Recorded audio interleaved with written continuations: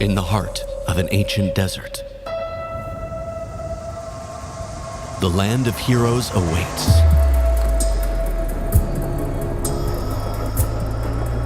Prepare yourself.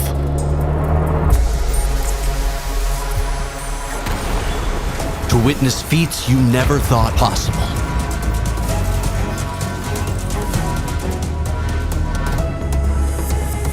Records will be broken. Legends will be born. And fortunes will be made. The stage is set.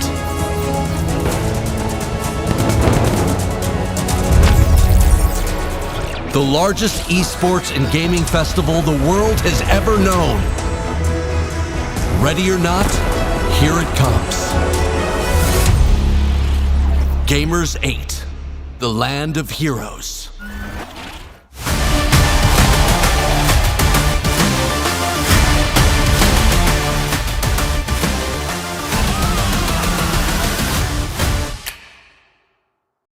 Hello everyone and welcome to DreamHack Dallas featuring Fortnite. I am Somebody's Gun, joined alongside Life with Panda. We're going to be taking you through watching the best Fortnite players that have traveled to Dallas around the world to compete here today in some zero builds, and I'm excited. I'm pumped for this. Panda, how you feeling?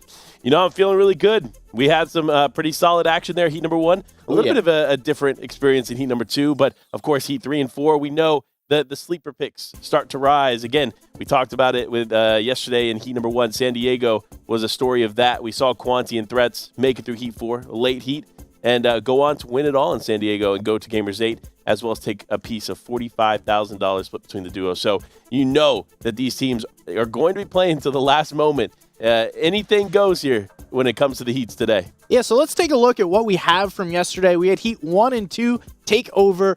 Lots of great plays coming through, so let's take a look and see what we got.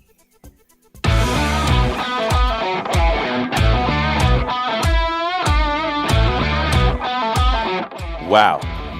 Have we had a day and a half?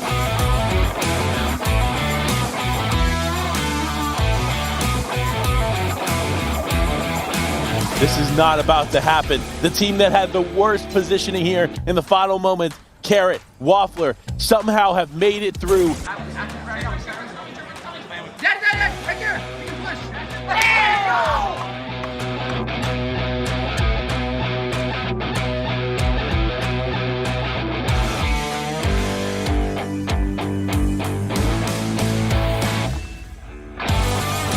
Who's going to go in and start the engagement, hit the shot, finish that one up, and that's a clean dunk.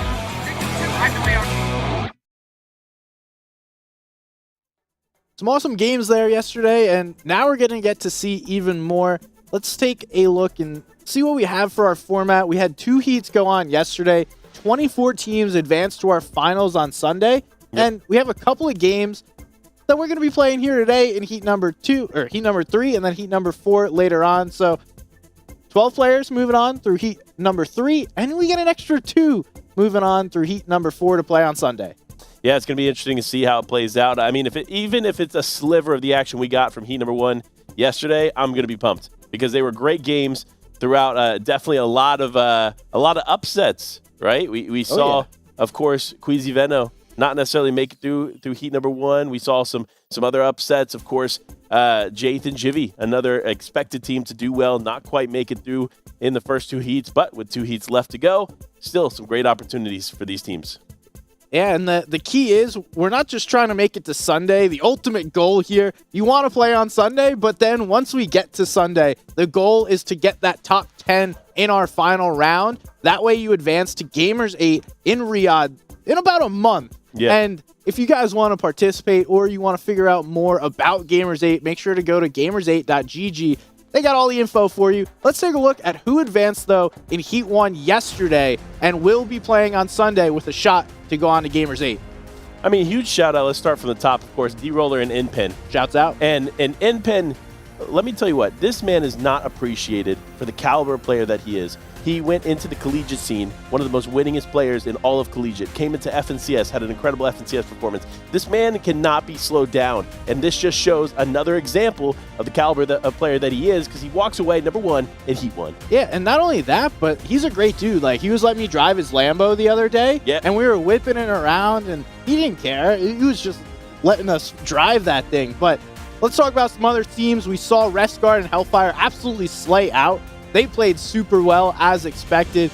Yamzo Paper, you said they were going to win, or I said they were going to win the last game, and then we saw Cease and Tragic, but both those duos go on to qualify. Here's Heat number 2, though, where we saw Nebs and Mr. Savage really take over. 4 straight wins from that duo.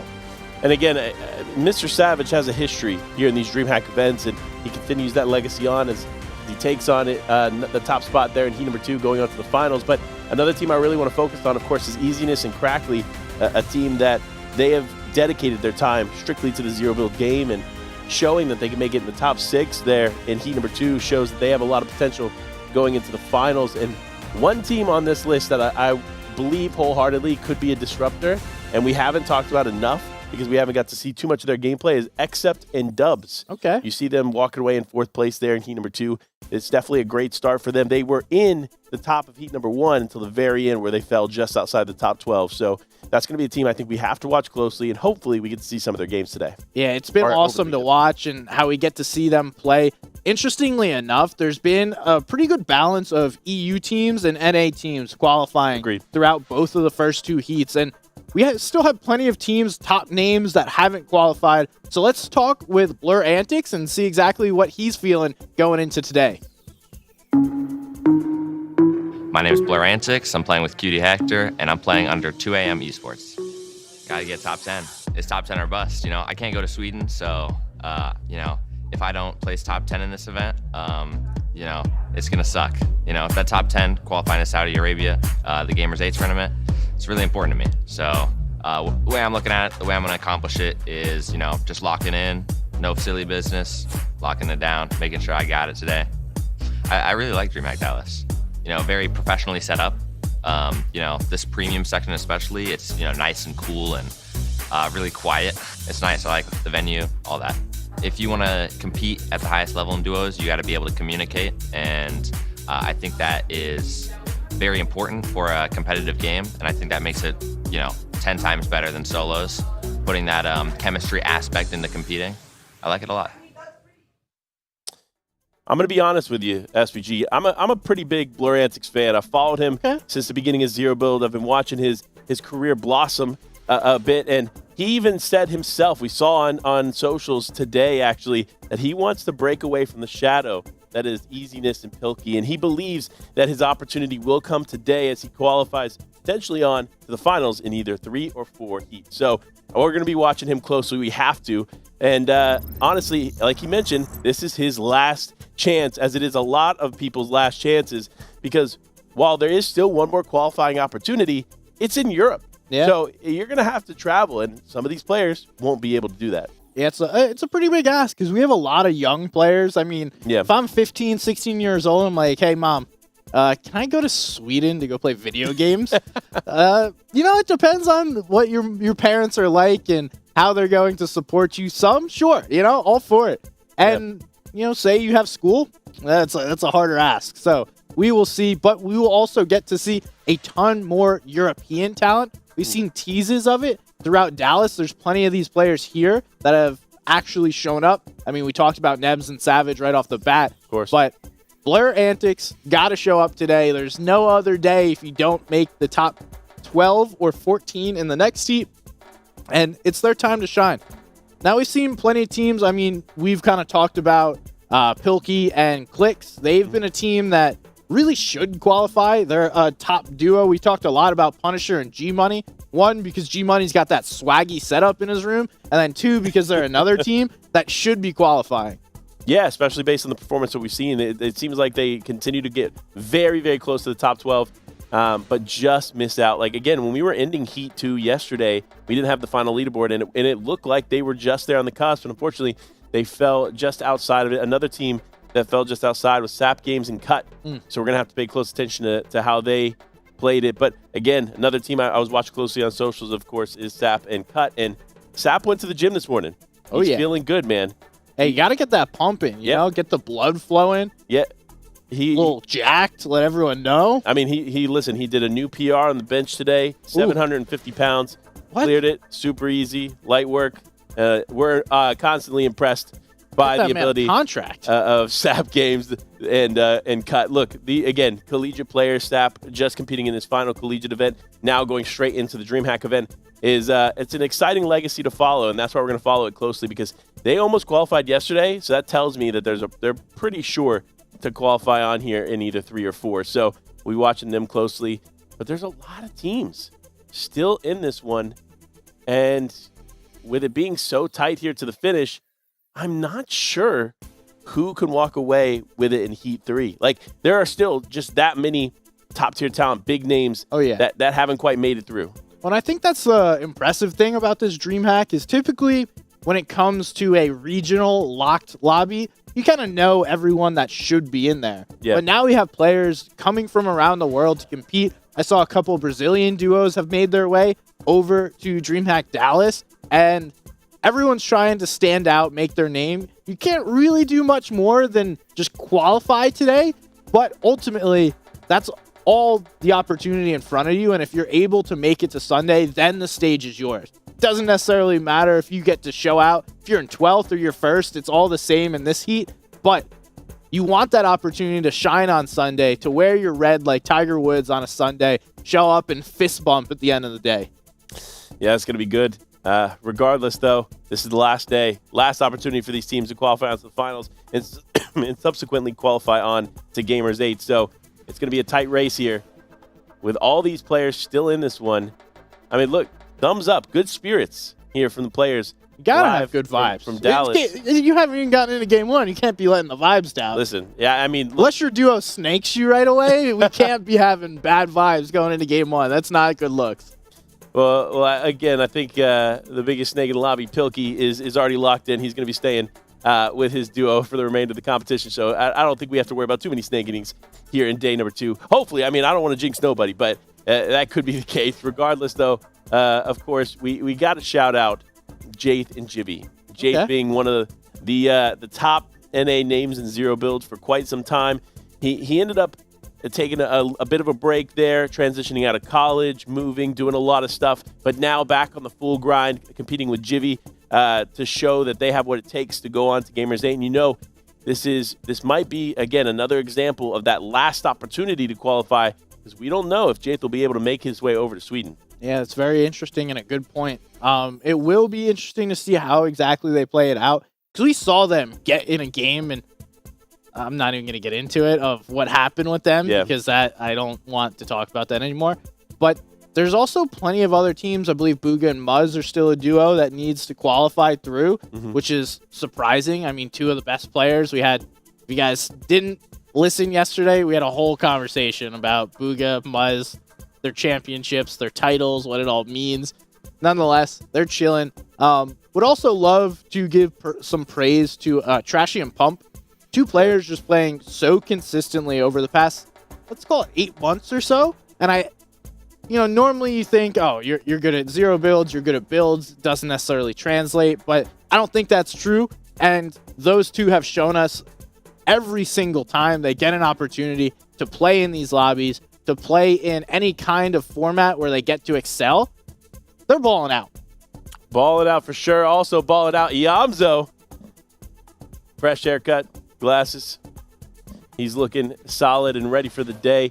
Of course, we got to keep an eye out for some of the big names. Again, shout out to people on the floor, too. A lot of people active and streaming their POVs of the games today. So we're going to be watching closely how this continues to play out. And shout out to them. Of course, Deck right there. He's going to be competing here. Look at him getting some insight in the competition. I like that. And I saw a tweet from Destiny Jesus yesterday. I was this little kid just hanging out behind Booga, watching him play. And I think that's one of the coolest moments is it really makes these players real. A lot of the times they're just this cartoon character on a screen.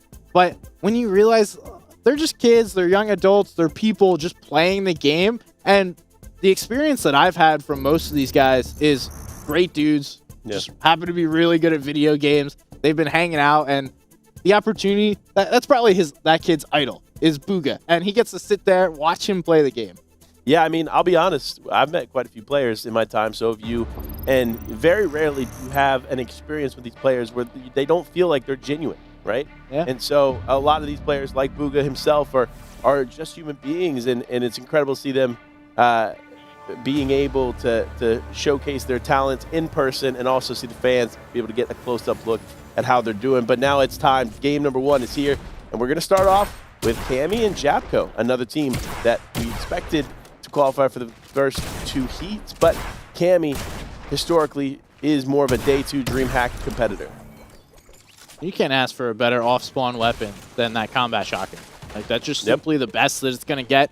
So we see Cammy taking advantage of it. Him and Japco taking down 2 elims right off the rip, and they're going to feel cool, calm, collected, and comfortable getting into game 1 just like that. I mean, taking almost no damage in return. It doesn't get any easier than that. Now taking a look at the map, we have a couple of players there at Mega City. Naughty Nets looks a little more con today, so someone might have been hearing that. Fights going on at Kenjutsu, and looks like Shattered Slabs is uncon, so whoever is over there should be able to get that vault hopefully quick enough before we see those players to the west of them rotate over. And again, we saw the evolution of Slappy Shores as a POI just changing. And it's funny because, again, this was a top drop in Season 1 of this chapter. You had Booga going head-to-head with Acorn and Cold. These 2 teams fighting for that spot. Now we're tuning in, and no one's there. Just hanging out. That seems to be the spot. But now we're watching some fights happen here. The N-Star duo gets taken down. That is coming for Jackson J. Able to take that one. An up-and-coming player. Kind of got his feet wet in some FNCS finals and then showed out. And seems to be a pretty regular grand finals style lobby player. Respected. It's good to see him competing on a main stage like DreamHack, even outside of FNCS. Potentially looking to do stuff as him and his teammates survive, but now Alec just trying to survive here, trying to get away from this team, but no, unfortunately, that's going to be a tough rotate. At some point, you just either have to continue to commit to the ODM or hide, because one shot was all it took to convert, and that's what changed that fight for him. But here it is, Queasy Veno, another team we didn't anticipate seeing here in day number 2, but they are here, and they are looking to make a statement. They are not a rely on last qual team by any means. Definitely not. They were the most consistent team in Europe during the FNCS. So during qualifiers, they were the best team. During finals, they were the best team. So expect to see them be able to move through. They are getting a little more aggressive. Could get into some issues because we're able to see a team is behind them, and Queasy is going to get beamed up. That'll be it for him. I doubt he lasts long unless he makes a special play. Now Vino's going to be playing for the reboot. This could work out well if he's able to get some third parties, but it doesn't look like that party is going to happen. Everyone's leaving early, giving a little Irish goodbye. And Clicks and Pilkey now turn their attention over to Vino, decide, all right, dude, you want to take some shots? We can take some shots. Also, Vino flexing that FNCS pick at us. I mean, you love to see it, to be honest. And there was a good debate on socials about the pickaxe not too long ago, and it was when they retire a version of the pickaxe, do you think they should put that version in the shop for people to buy one time only? What do you think? Absolutely not. They didn't. No, you didn't win it. You can't just buy the trophy. I wholeheartedly agree. So I'm glad we could have that quick debate. But this is going to be a not-so-quick fight as Veno now going up against Clicks here. Big shots rain through, and Clicks going to absolutely obliterate Veno in that moment. And this is not the way you would anticipate to see that fight go, and especially with how strong Veno has been playing throughout the year. But Clicks, man, you can never count him out. He is just so good. Yeah, he's been playing really well over the past couple of seasons. It's interesting. Also, one thing I always wonder is, is Vino's name Vino or Veno? Because I've definitely heard him pronounce both of them. And Queasy calls him Veno, but then on an FNCS interview, when we were asked to plug your socials, he said Vino on Twitter. And I'm like, okay, I don't know. Well, in his story that was done for the last season's Media Day content pieces, it was Veno. He said it himself as Veno. So that's why I started leaning into Veno, but nevertheless, that's one of those mysteries that you'll never really get solved unless you ask the source directly. But speaking of the source, Clicks is the one. Can he convert it? And he does. Sure enough, saving Pilkey in this situation and taking out Bolt and Thoric in the process. And here's a duo we saw W-King their brains out yesterday. Yeah. Just anyone and anything that moves, they were shooting at, and then ODMing or Spider-Manning over, just getting right in there. And both these two seem to be playing super aggressive. Didn't work out super well because they always tended to go down before a lot of the placement points kicked in. So hopefully they noticed what went wrong yesterday, have a new strategy. Yeah, I do hope that works out for them. I mean, look, you can be aggressive, but I feel like they were finding success early game, mid game, falling. And that was just a consistent trend for them. And so you know as well as I do, placement is everything here. So if you're relying solely on those eliminations to carry you on, it's just not going to work in your favor. So that's one thing they need to work on. They need to effectively make it to the mid and late game. And now, speaking of mid and late game, it looks like Sizlucky could lose this one, and he does. Him and Dejan going to be out here in game number 1 as Artur and Mixon clean it up. Some of the biggest risers of the European scene over the past few seasons, Artur and Mixon really putting themselves in the conversation to be some of the top duos in Europe. Showed that this last FNCS, trying to show that here at DreamHack Dallas, and they've seemed to do a good job of it thus far, at least here in game number 1. Now we're taking a look. That team that was getting shot at is Cammy and Japko. Still looking to qualify. It's first time since 2004 Seti and Cammy are not playing together. And now both playing with different teammates. Seti has already qualified. Now it's Cammy's turn.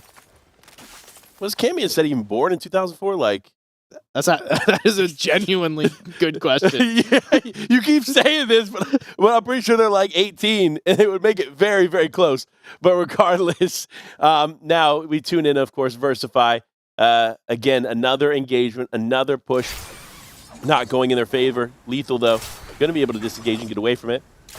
Looks like Versify could have actually went down to fall damage there. It's hard to tell. It does look like he appeared to still have shield, but now another fight going on. It's Edgy and Duke. The half Dignitas team, maybe a full Dignitas team. Three-quarter, with the uncertainty of whether or not Edgy is a part of Dignitas is great. But that's a pretty good meme, though, if you think about it. How many times has that now been mentioned on a broadcast where you're talking about, is Edgy actually on Dignitas? Yeah. And then they get even more mentions about Dignitas because we don't know whether or not Edgy is actually on the organization. Yeah, we continue to have the debate. I mean, we talked about it on Drop Spot. We talked about it here yesterday. Of course, we're going to talk about it again today. Is Edgy really on Dignitas? That's the answer. All the people at home want to know. Yeah, let us know in chat. Is Edgy actually on Dignitas, or is he just a Dignitas fanboy? Yeah, I mean, hey, listen, he again, remember, in the bio earlier this year, he did have Dignitas cheerleader. So it could just be that, but we'll see. We'll see how it plays out. Now, this is a team that's going to be interesting. Kika and Kenzo are not an easy team to take out. So for Duke and Edgy, if they are going to take this fight, they got to be aggressive. But no, they're going to actually choose to disengage. Smart play, in my opinion, because it's such an awkward position to take the fight. And with Kenzo and Kika having those ODM gears to get away, now they can just retreat to Anvil Square, heal back up, get in a better spot, and continue the game on. Yeah, they needed some of those heals to take into the end game and actually find a little more than they would have even expected. Yeah. A little bunker right there, and decision time. Are we taking shield bubbles? Are we taking bumpers? Bunkers. Shield bubbles. I think with the existence of the breacher shotgun and with some of the other weapons in the game that help weaken those bunkers quickly, they don't make them as reliable as the shield bubbles are. Now, the shield bubbles are limited to time, but you're guaranteed not to get tagged up, just like you're guaranteed to potentially run into a chicken. You might. Could fry it. Good fried chicken. A little of a paprika, salt, pepper, garlic powder. That's your chef SPG segment for the day. Oh, you got to put a little... So here's a secret. Secret. If you're going to bake some chicken, you want a little crispiness on it. Mm-hmm. A little bit of cornstarch in the seasoning mixture will give you that just a little bit extra crispiness. And you can get not a fried chicken in the oven, but you will get a more crispy piece of chicken in the oven. So just in case you guys were looking for it, make sure you know. And that's cooking with SPG. I'm always cooking, whether it be on the broadcast or at home. So don't worry, we got you guys. If you want to know in particular how to make something, love talking about food. I can talk about food all day, every day. So, yeah, let me know. I'm going to be honest, I've learned a lot about cooking from this man to my right.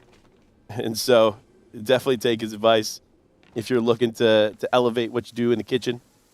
We're looking to elevate what they do here in this heat.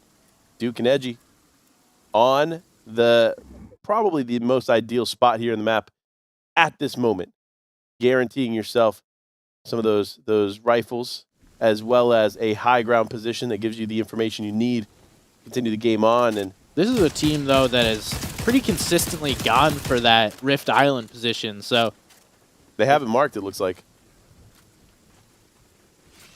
they'll wind up making their way over there. Sometimes you can't shoot the chickens. You just got to scare them away. Pacifist. Taking an easy approach against the chicken. Yeah, they have 0 elims. They're going the no elim challenge. I like it. I like it. Back in the day, Bizzle, you remember him, man? Who's Bizzle? The goat, the land goat. Bizzle qualified with Cooper yesterday. I know. He did an interview with his sister. I feel bad. His sister was asking good questions, and he gave one-word answers. You know, Millie is a very, very talented. She's, if you don't know at home, she's casted some Fortnite events as well, so definitely good to see the family in the biz. Yeah, Bizzle, if you're listening, you got to help your sister out. Some better interviews. You are the Lanimal, known as Bizzle, so you got to make sure you help out family, right? As Dom Toretto would say, family. And that's all I got. Don't really have anything else after that one. Now we're checking out this team over at Brutal Bastion. Looks like they were able to claim the vault loot, but kind of kicking somebody out of it. It wasn't free. It's not like they just walked in there. Kinzo and Kika decided, all right, yeah, we're going to take that. Thank you. Now, Duke and Edgy still chilling up there, up on that Rift Island, exactly where they want to be. And that's going to be the team that Kinzo and Kika are going to have to worry about, and we see immediately going in a different direction. They're like, bro, I ain't going through this. We're going to go in a different direction, find their way in the zone, and it's a good rotate. If you ever learn something, that right there. You got a team on Rift Island right in front of you in zone, go around. It ain't worth going through them. You know, one thing that map shot revealed for us is that Clicks and Pilkey going to play the edge zone and potentially result in holding Cam and his teammate out. So it could be a tough fight there to proceed here in a little bit, but now the focus is on Bucky, who is such a interesting character in the space. Of course, again, we talked about his history in Fortnite, his debut in the World Cup, and his subsequent success ever since, and now he's competing here in the DreamHack event. I'm always curious the players that he ends up playing with, because he does seem to find some of the best talent in the space that no one's talking about in the moment. Kind of like Chap. Chap and Tifu were both very good at that, too. Very good. In the past, like, they've been some of the best talent scouts. I mean, Tifu, Kanata, Scope, those were two of his old teammates, and then Chap. He was the one that kind of brought AV more onto the big scene. Yeah. And then played with Duke and, Duke and Justice, I want to say. Was that trio? So, yeah. Chap has an eye for talent, and so does Tifu. Apparently, Bucky is now that guy.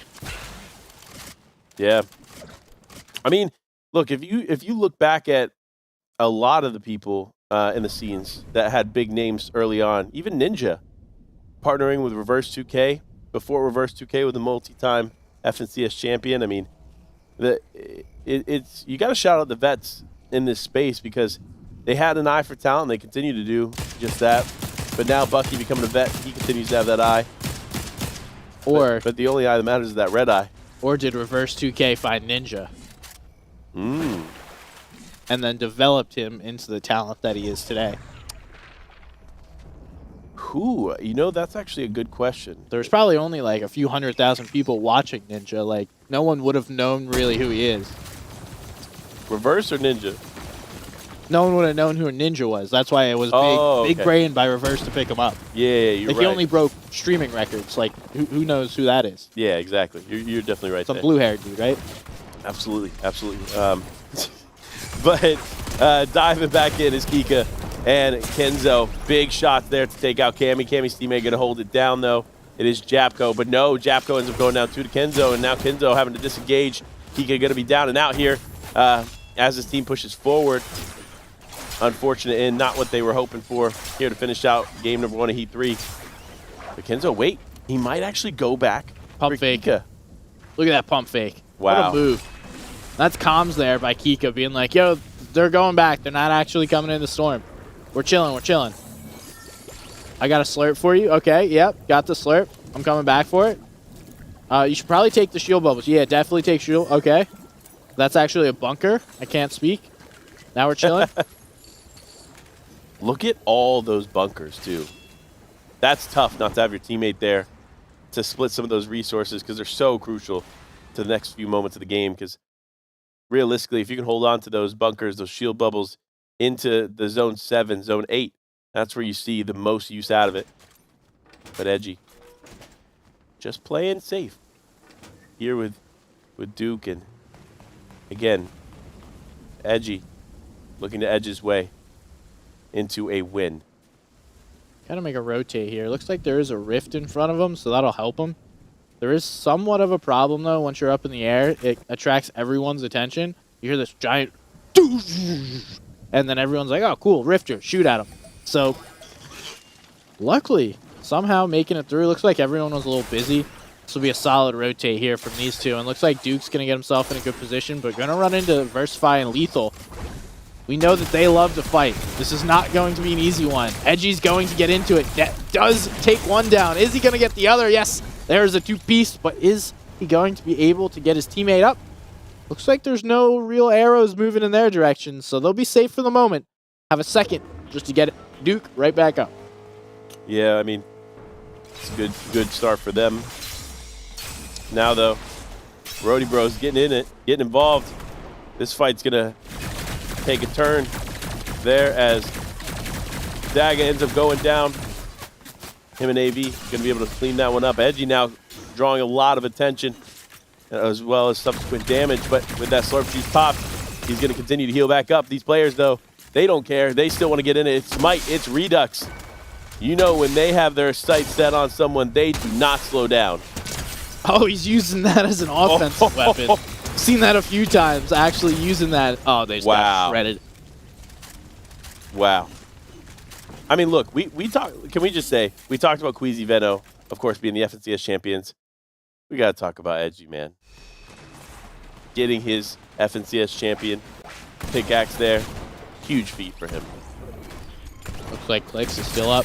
Definitely a huge feat by those two. We're not, I would say, in my expectations, the team to win FNCS. They did win FNCS, but they weren't the team expected to win FNCS, I guess is the best way to put it. Yeah. So being able to see the success from them, and they played super consistently. I did not expect them to play as well as they did on a regular game-to-game basis. So it's cool to see.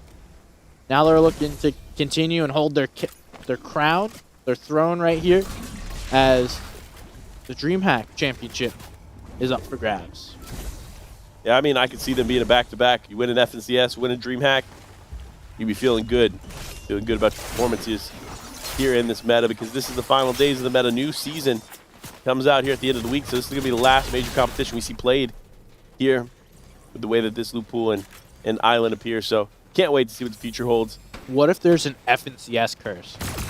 because both of the teams that won FNCS in EU and NA haven't qualified yet. So there's now an FNCS curse. So if you win FNCS, you can't win DreamHack. Ooh, that would be tough. I mean, yeah, that would be tough. I mean, there's only one way to find out. That's watching the rest of these Fortnite games. Let's see who breaks the curse. Yeah. I think both of them have a shot. Good shot. It's also a very different type of game that we play during heats than is going to be played on Sunday. Sunday's going to be stackers. The best of the best going up against it. No one really wanted to get too involved in fights because they're all trying to hang out, find their position.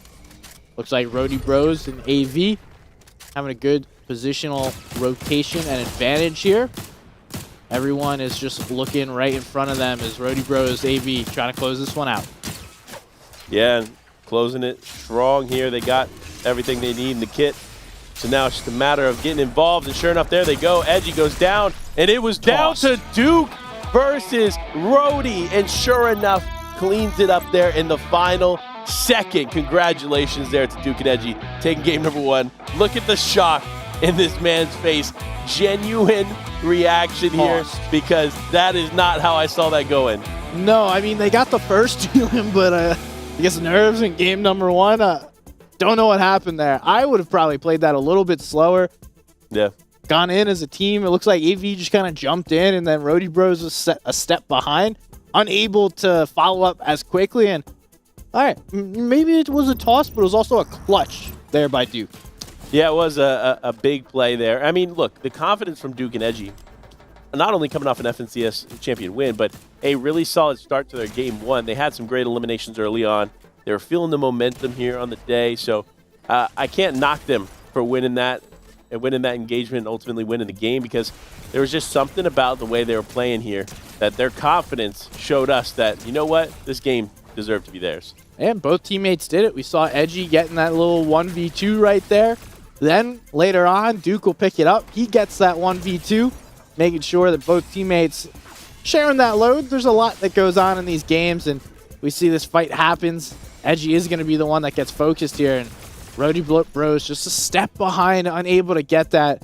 And, you know, sometimes it does come down. It could have been the controller that wasn't able to get that shot off fast enough. We see he kind of cycled through the weapons. Yeah. It's one of the reasons why everyone loves playing keyboard and mouse, because you just press a button and boom, that weapon or heal comes out. Yeah, I mean, you kind of have to play to your strengths, right? Play the way or the input that you know, and sure enough, they know their input, man. FNCS champions, potentially DreamHack Dallas champions. It's too early to tell as of now, but of course they walk away with that sweet, sweet victory royale to start it off. And no more deserving team in that moment. I mean, we saw 2 FNCS champions, current FNCS champions, in the same game, and one walked away with the win, one walked away back to the lobby pretty early.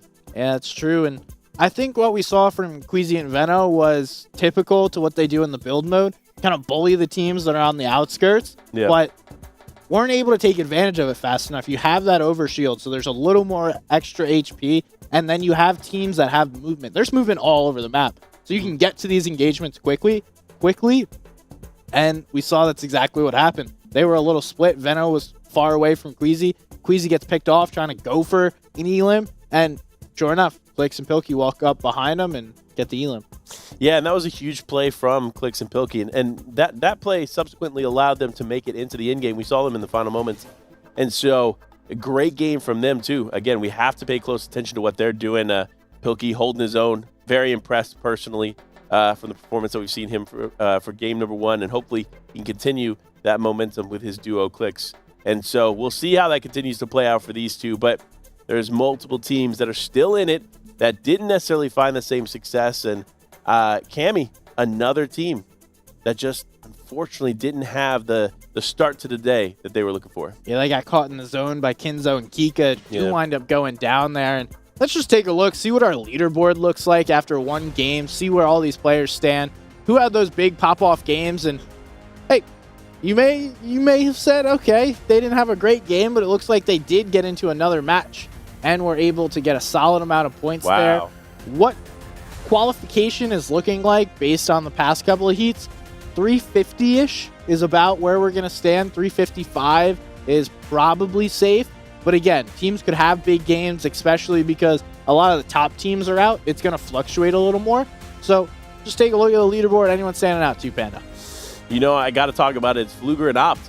They won in San Diego. They took one of the top 4 spots to go on to Gamers 8 there in the San Diego event, now competing in Dallas, feeling a little bit more native to the land as Fluger living pretty close to the venue. So the ping that he's experiencing now is the exact same that he's experiencing in his home. So he's definitely probably feeling a little bit more comfortable and confident. And Fluger and Opt, they were a late qual last time too, so, or a later qual, I should say, not necessarily the latest. But we'll have to watch them closely. Interestingly enough, we have 3 teams that have already qualified for Gamers 8 on this leaderboard. So Kanata and Agers, Source and Notch, and then Fluger and Opt, the teams that you were talking about. So last DreamHack, they finished top 10 in the finals, and that's exactly what everyone's trying to get to today. We're playing heats to try and get to the finals. So then when we play finals tomorrow, you're looking to finish top 10 in order to qualify for Gamers 8 in Riyadh and play for a massive prize pool. Then also to show off to your peers, like, bro, I'm the best. You're playing against me. I'm better than you. Yeah, I mean, look, again, we talk about the Gamers 8 event because it is such a massive event to be a part of, and it's what is driving a lot of people to compete in these events too. But you can't overlook the $250,000 on the line here for this single event, and this is the second of 3 $250,000 events. So these players who are committed at the highest level, the names that we continue to see time and time again, they're competing not only for that opportunity to go to Gamers 8, but that share of what is one of the biggest prizings throughout the entire year that we've seen. Yeah, I mean, if you stack $250,000 in singles between us, I wouldn't be able to see you.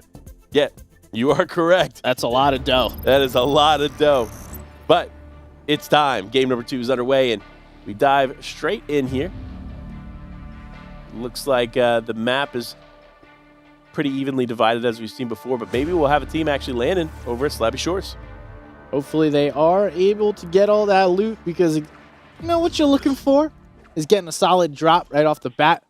The 3 big POIs have been Shattered Slabs. I almost just put them together. Mega City, and then Brutal Bastion. Those are the 3 places with the vaults and the heavy hitters when it comes to those mythic Havoc Pump shotguns.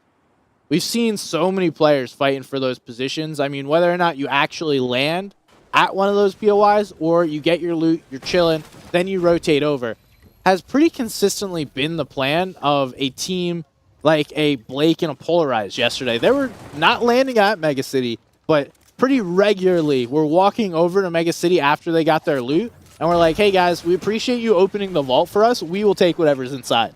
Yeah, and they did it. I mean, literally every time we tuned in, they were able to clean up the team that ends up opening the vault. So that could be a play here for some of these other teams that aren't necessarily sure of how their gameplay is going to play out. And looking in the elimination feed, Girl Dad Kim, your buddy, unfortunately going to go down to the hands of another player. So it's definitely going to be a tough start for them, but also another tough start. We talk about all these teams and major names. Tayson and Merstash. You say Girl Dad Kim? Girl Dad Kim did go down. Best player in the world. Okay, you know what? I'm not getting into this with you. But Tayson and Merstash, after what looked like an incredible Heat #1 performance, did end up falling just outside of the top 12 in Heat 1. Didn't make it through Heat 2, and now are here in Heat 3. Do you know Jonathan Plays carried me to my highest 0 build placement ever? You know, Jonathan Plays is another player who underrated, spent a lot of time in the collegiate scene.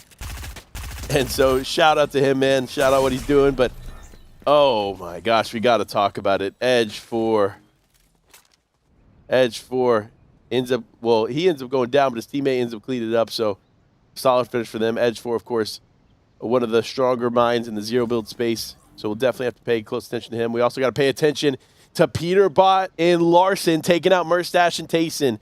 That is a massive shift there in that fight. Bro, we talked about it all yesterday, and we'll bring it up at least once today, and this will be the at least once.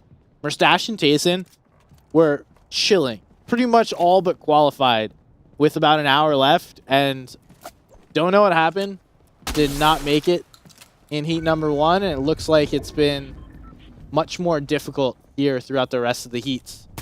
As here in game #2 of the day, Peterbot and Larson are taking them out, and Foil making a slight mistake here, laying his own builds on fire, giving them their high ground up, but he's going to go out. And now they're just looking to put pressure on the Solar duo down below, Floki and Clement. Good pressure here, but they're going to end up using all their flares here to try to burn them out. And if they're not careful, they could end up losing the fight as well. You see his teammate taking a lot of damage. Voyle just trying to hold on here as a solo. No shield left in his inventory or on his person. So third party coming. This is tough, man. This is what happens in these fights. Just if you spend too much time in one location, you end up getting lit. And unfortunately, this is going to be a tough end to the fight here. Voyle trying to hold on, takes a lot of damage, ends up going down. And it's all of his teammate 0345, 0436, 3634, and he's going to be out. Do you like correctly read all those? I did, yes. That's impressive. I would have tossed that.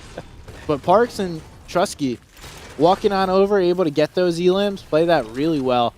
Able to get 3 out of the 4 players, and that's really all you can ask for coming to third party fight. That's why those off spawns are so difficult, especially in zero build, is because when you get stuck in one of those stalled situations, you're not getting any more loot. You're not getting any more resources. And then a team that is just looting up right next to you is hearing the shots go on. They know how long this fight has taken. They're like, dude, let's just go over there. This is free elims. We have the ODM gear. We can just clear it out. You hit your shots, and that's an easy, quick 3. Could be. ODM gear is something else, man. I think it's definitely been one of the more exciting items throughout the last few chapters added to the game. And so we'll see how it continues to play out here in the remainder of these games. But it makes me wonder, again, with Chapter 4 Season 3 right around the corner, what will be the quote-unquote ODM gear of the season? Because I don't think the ODM gear is going to carry over.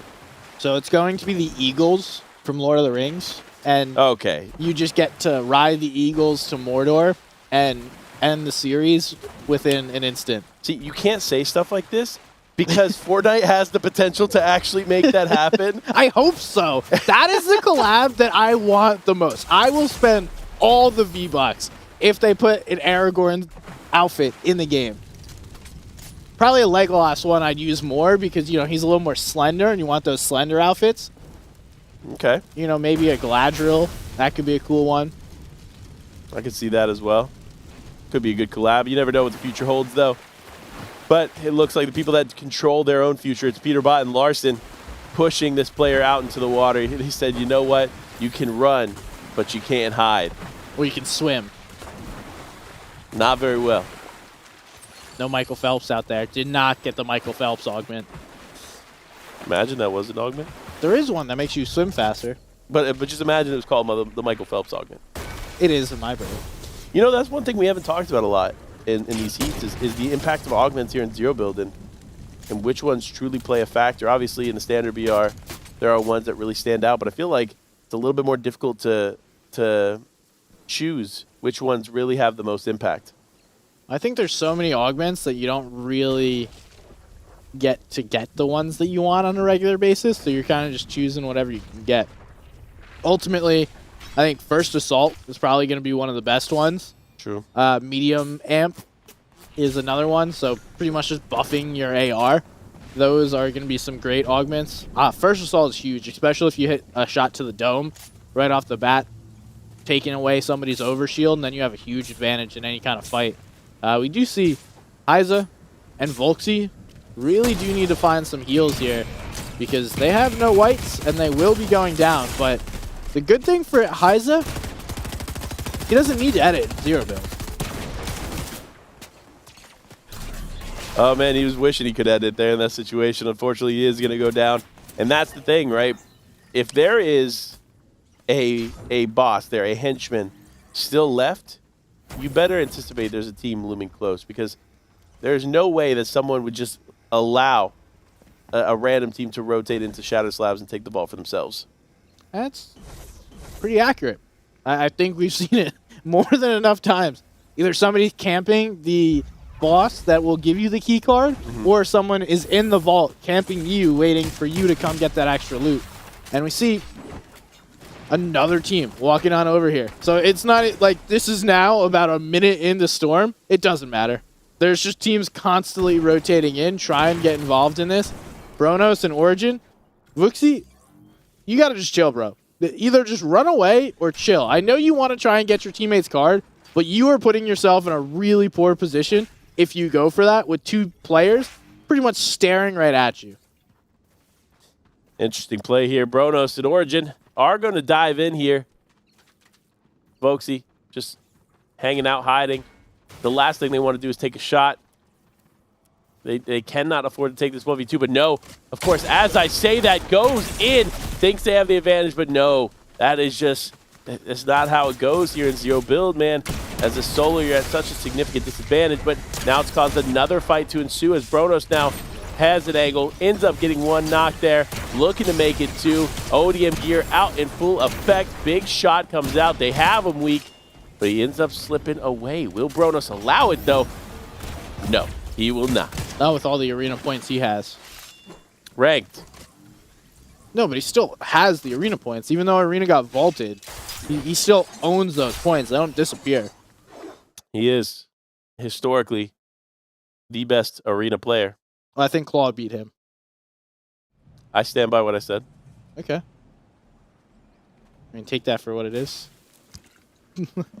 Don't know how much being the best arena player means, but for him, it's actually turned into a solid streaming career. Yeah. He might be live now, so you can check him out, Bronos, on Twitch. Definitely a possibility. Yeah, someone else that it's, I would bet is live is Swearing. The man. Always streaming. He's such a good dude, too.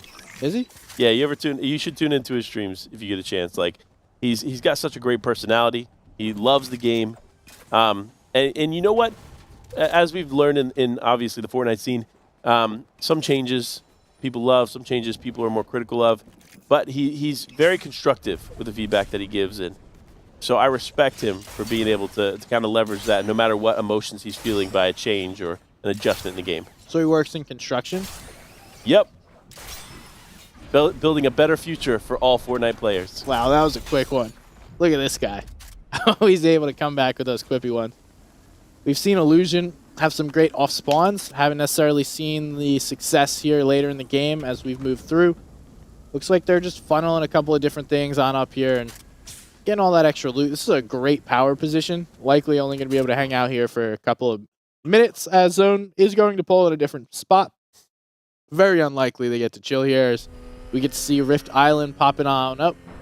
And the Slap Factory. It's open for business. I'm glad to see players now playing for this because literally what was moments ago, no one was here. And now we see some players shaking it up. Of course, one of them being Professor Shake. And King Shake. And King Shake. Man. Shake it off. Hey, they must be T-Swift fans. Shout out to the Swifties. Here as the game continues on, though, it's Professor. Now, do you think King Shake is 16? Or he just likes the number 16? You know, that's a good question. I'm going to say because of the average player base here in the game, I'm going to probably say he is 16. All right, another question then. Mm-hmm. So, you got to pick any number 13. for like your Fortnite jersey. What number are you wearing? 13. Okay. And you know why? So in traditional sports, 13 is not a number that they give out because it has a bad juju around the number, right? And I tried to fight in high school. You fought someone? For that number. Oh. Do they not have it in your high school? They refused to allow. I literally was like, and at the time I was like, I was a hustler, man. I was out there making my money. And I offered to pay for them to design the jersey full-fledged. They refused. Well, then you would be the only one with a New Jersey on your team. It'll get used in a little bit. Like. Yeah, I guess you just go roll around the mud, be like, yeah, it's not clean anymore. Exactly. I didn't clean my jersey at all when I played high school sports. It's bad luck. True. You wash it. You wash out all the luck there. Yeah, you keep the same socks. That's why a lot of people in the arena today, same jersey as yesterday. That's probably a good point. You can smell it too. Now, though, one illusion has not been broken, and that is the skill and the high ground that Fallen and 2X Illusion have as they hold it down here. one misplay, you just happen to accidentally touch that tire, and your game is ruined because you're flying off this hill. No, they got the ODM gear. Yeah, but you have to react quick, man, because those tires will push you fast. All right, let's see what kind of arm he has. Looks like he's thinking about throwing that bunker because I think they want to pick up some of the heals or the shield bubbles that they have down below. Now this decision is, where zone do I have a cannon? No, you are not Patrick Mahomes. You are not throwing it that far. So, okay, so this might be the play here, too, is get a little bit further out, then yeet one into zone, and then come back for what you got left over. I mean, again, you have the ODM gear, so you can do exactly that. Place some of these bunkers out, and it looks like that might be what they end up doing. So we'll see regardless. A lot of big names, though. Epic Whale and Reeds here still in this game, which is a great sign. Them finding some success out of Mega City. Great sign for them. I want to see them continue to do well in this game. Love to see them. Looks like Fallen and Illusion able to make that rotate in. Sam, Talix, now going ahead, just chilling in their vehicle. I think they're having a little bit of difficulties to understand how doors work. Able to get in there without issue at this point, though. And going to make their rotate in. I'm interested to see where they're deciding to move because we saw them in zone. In their position, they had a bunker. They were already in zone. Now they're driving to the middle of zone. Sam gets knocked. And it's all Ogre. Huge play there for Epic Whale and Reed as they clean up almost clean up the full duo. Talix holding on with what is a sliver of hope and dreams to stay alive, though, popping the slurp juice. Good play. Reed and Epic Whale having to back up as they become the focus of another team. And this is that part in the game where you have to be careful. If you do decide to take a fight, you have to not only guarantee that you get the winnings of that fight, but you also have to expect that you can win a third party. And that's what's happening here is a lot of players start the fight, realize they have an advantage, and then another team presents themselves, and it just becomes a struggle. So great plays here from Bronos and Origin, playing a little bit further outside of zone, which allows them to not only take that fight, but to survive following the fight with no other teams lingering close by. Ooh, yeah, that's a fist bump after you win that one. For sure. Now you're trying to get that game-winning fist bump. That's a little more, like, there's levels of fist bump. Getting that Elim fist bump, that's probably about a 2. Winning a match here, I'd say that's about a 6. Winning the Heat, probably about a 7. Winning DreamHack tomorrow, Grand Finals at 12 Central Time, 1 p.m. Eastern, 7 p.m. Central European Standard Time. We have 6 games tomorrow to decide who is going to be the champion of DreamHack Dallas, so make sure you tune in. We also have a special surprise for you guys early, so if you're up, you're awake a little early, tune in as well. DreamHack FN on Twitch. Well, you guys know that if you're already here. Regardless, we got lots of fun games to be played as Reet and Epic Whale are chasing down this Elim, trying to get Talix able to get his teammate earlier, and yes, are going to be able to get that one, send him back to the lobby, and he's going to be looking for something else. This game, the strategy, unsuccessful, run it back next time. Yeah, they're definitely feeling good after that one. They wanted that elimination. They are not the team that just allows for players to slip away from their grasp, and so that's why Epic Whale and Reed continue to hunt, and sure enough, now they find themselves at the hand of Bronos and Origin. And if I had to take a team in this fight, I'm going to have to take Epic Whale and Reed because they are just a powerhouse team. Epic Whale getting on to Origin. Epic Whale does go down. Reed now left as a solo to fight. But no, Reed ends up going down, and the upset comes through as Bronos cleans it up and clutches it up. I don't know that I would call it an upset. I feel like controversy? Not really. In zero builds, I feel like Bronos and Origins have shown us more than Reet and Epic Whale. Okay, Epic Whale was top 5 in Gamers 8 last year in zero build. Just saying.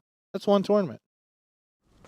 Over the course of a career? I mean, I'm not going to take away zero builds last year. That was also super early on in the tenure of zero builds. But, who knows? I also don't see them play zero builds a ton, so that True. just could be, a lack of experience. Nonetheless, that fight also did come down to who got third-partied more and some shots that came in. Yeah. Bronos and Origins hit their shots. Reet tried to scatter on out of there, but didn't happen just yet. I've been seeing the Yoked Master, Sap Games himself, picked up an Elim earlier, and here's another team you got to watch out for is Rotten Twinkies and Jack is Godly. Another grinder in the zero build space. Having some solid games and hoping for qualification here today. Yeah, definitely some solid zero build duos here. Of course, that being one of them. Another one, of course, Agers, Kanata. They're an all-around great duo, world-renowned. Already qualified to Gamers 8, looking to take a sliver of the prize pool here in Dallas, as they did in San Diego. So it'll be good. It'll be good to see if they can continue that on and make some plays. But X-Spawn, Oink. Wink. I wasn't going to say it. Wink, wink. Yeah, Oink. that's exactly what I was not going to say. Wink, wink. But I come from Pig County. Not exactly. so a question for you. Do you think he's playing with Somerset? Or is Somerset Meow someone else? If I speak, I'm in trouble.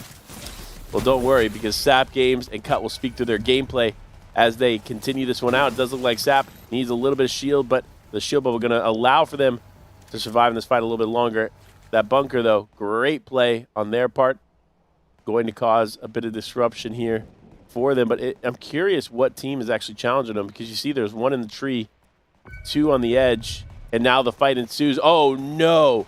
You see the flare gun go out, which means it's shade up there in the tree, no longer safe. It is shade. I was confused. It might not have been shade, but it is shade. So he's hanging up there in the tree.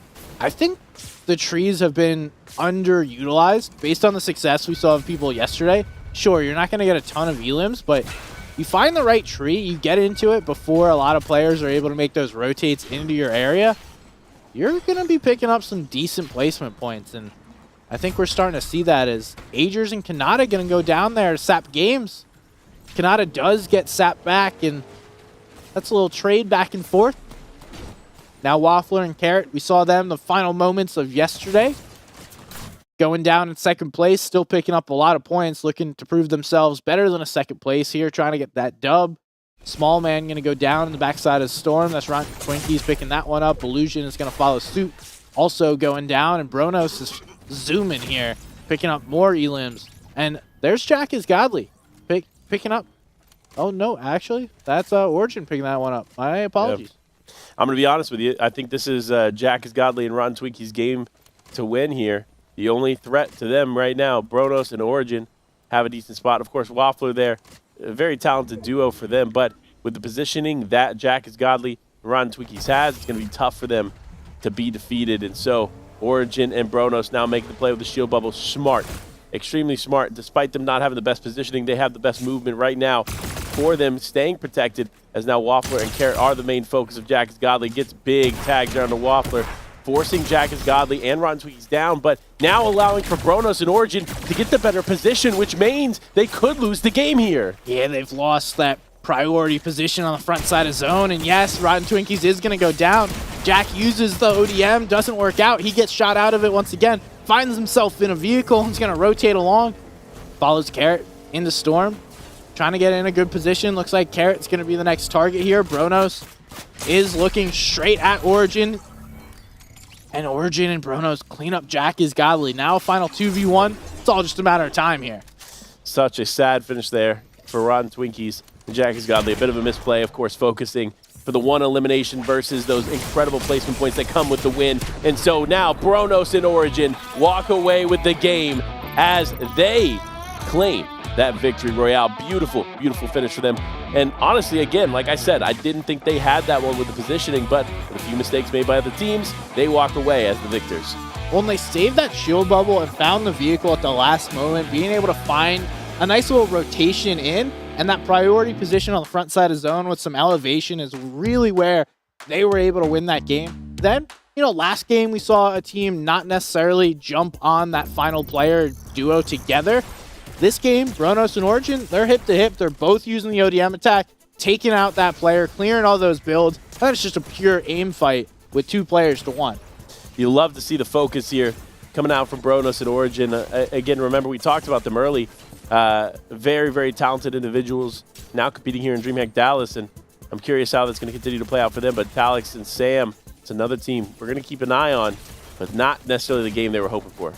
Yeah, it happens. Still early. Able to get about a top 15, top 20 out of this game. Solid placement. Bronos and Origin also slayed out. They had 15 eliminations, which is a really good game. I mean, I think 69 was the most we've seen in a total heat yesterday, and that was by Hellfire and Resguard. Yeah. So you drop 15. Well, actually, that puts it even more. Oh, okay, 14. Sorry. But like that puts it even more into perspective. 69 eliminations. You play 6 games. Let's say 7 in the 3 hours. You're averaging 11 elims per game. Remember, the best of 5 is what counts here throughout these games. So it really depends. Will you be able to get those high elim games, and will those be the ones that count? Nevertheless, we'll find out. But honestly, this game's been great. Yeah, it has been. We're going to take a quick break, but we will be right back. So stay tuned.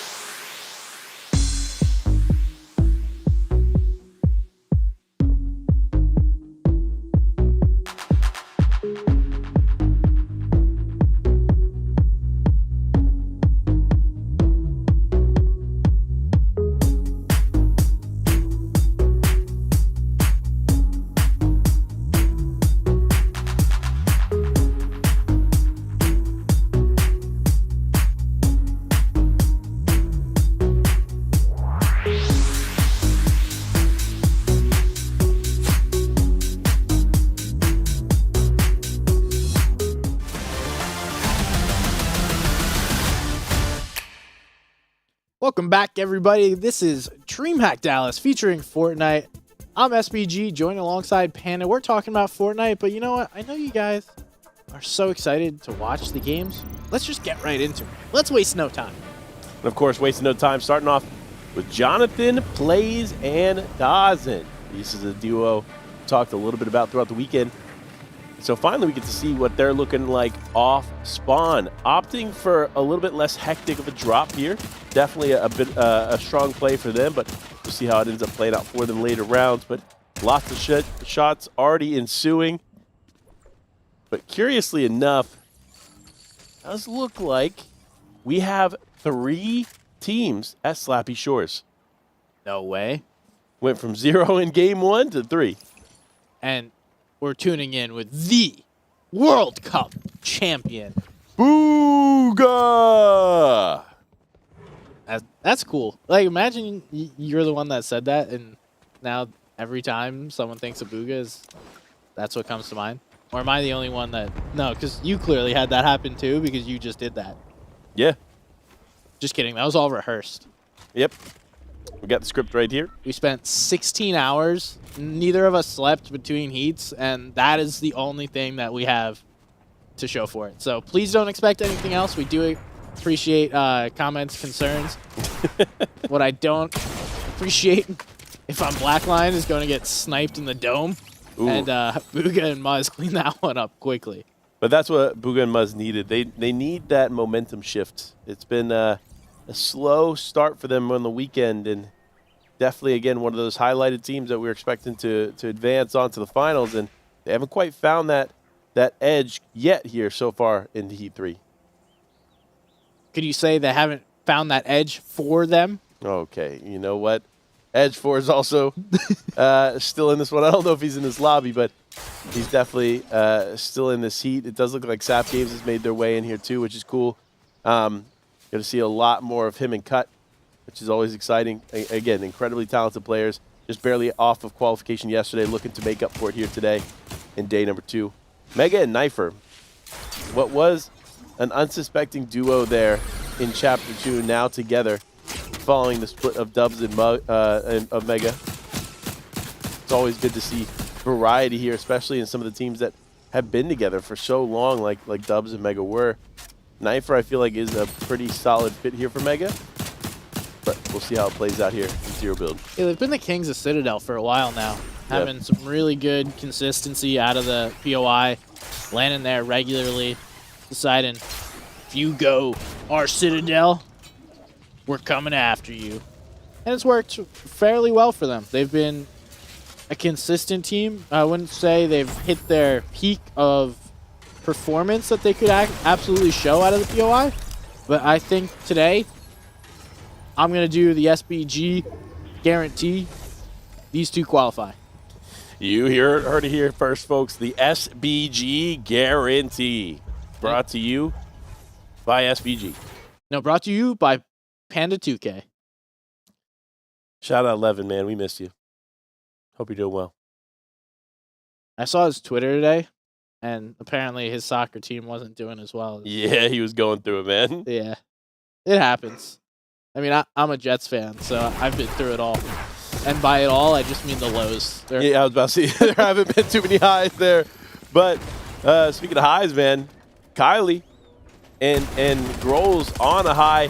Started the day strong. We saw them at the top of the leaderboard at one point here in heat number 3, but unfortunately getting into a fight that isn't going in their favor. Kylie taking too much damage and unfortunately does end up going down, and that's going to be Gloomy, who ends up cleaning it up there with Recomin D1.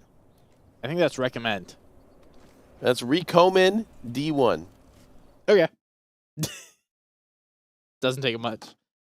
Here are nouns, Mojack, and origins. Where's verbs? No, it's just nouns. This is actually one of the Brazilian teams that I mentioned playing. The boy Zanko, the Fortnite manager for GXR, posted a picture hanging with the legend Mojack. It's cool to see. Love it. Yeah, love to see the support from Fortnite players around the world. A little bit of crossover, EU, BR, coming together, taking some pictures. That's one of the cool things about DreamHack is regardless of how the games go, you get to meet some people. You know, if like I get to meet my idol at the games, if NPen shows up, I'm gonna go over and like scream at him and try and get an autograph. And I think it works well. It's worked 2 out of 2 times.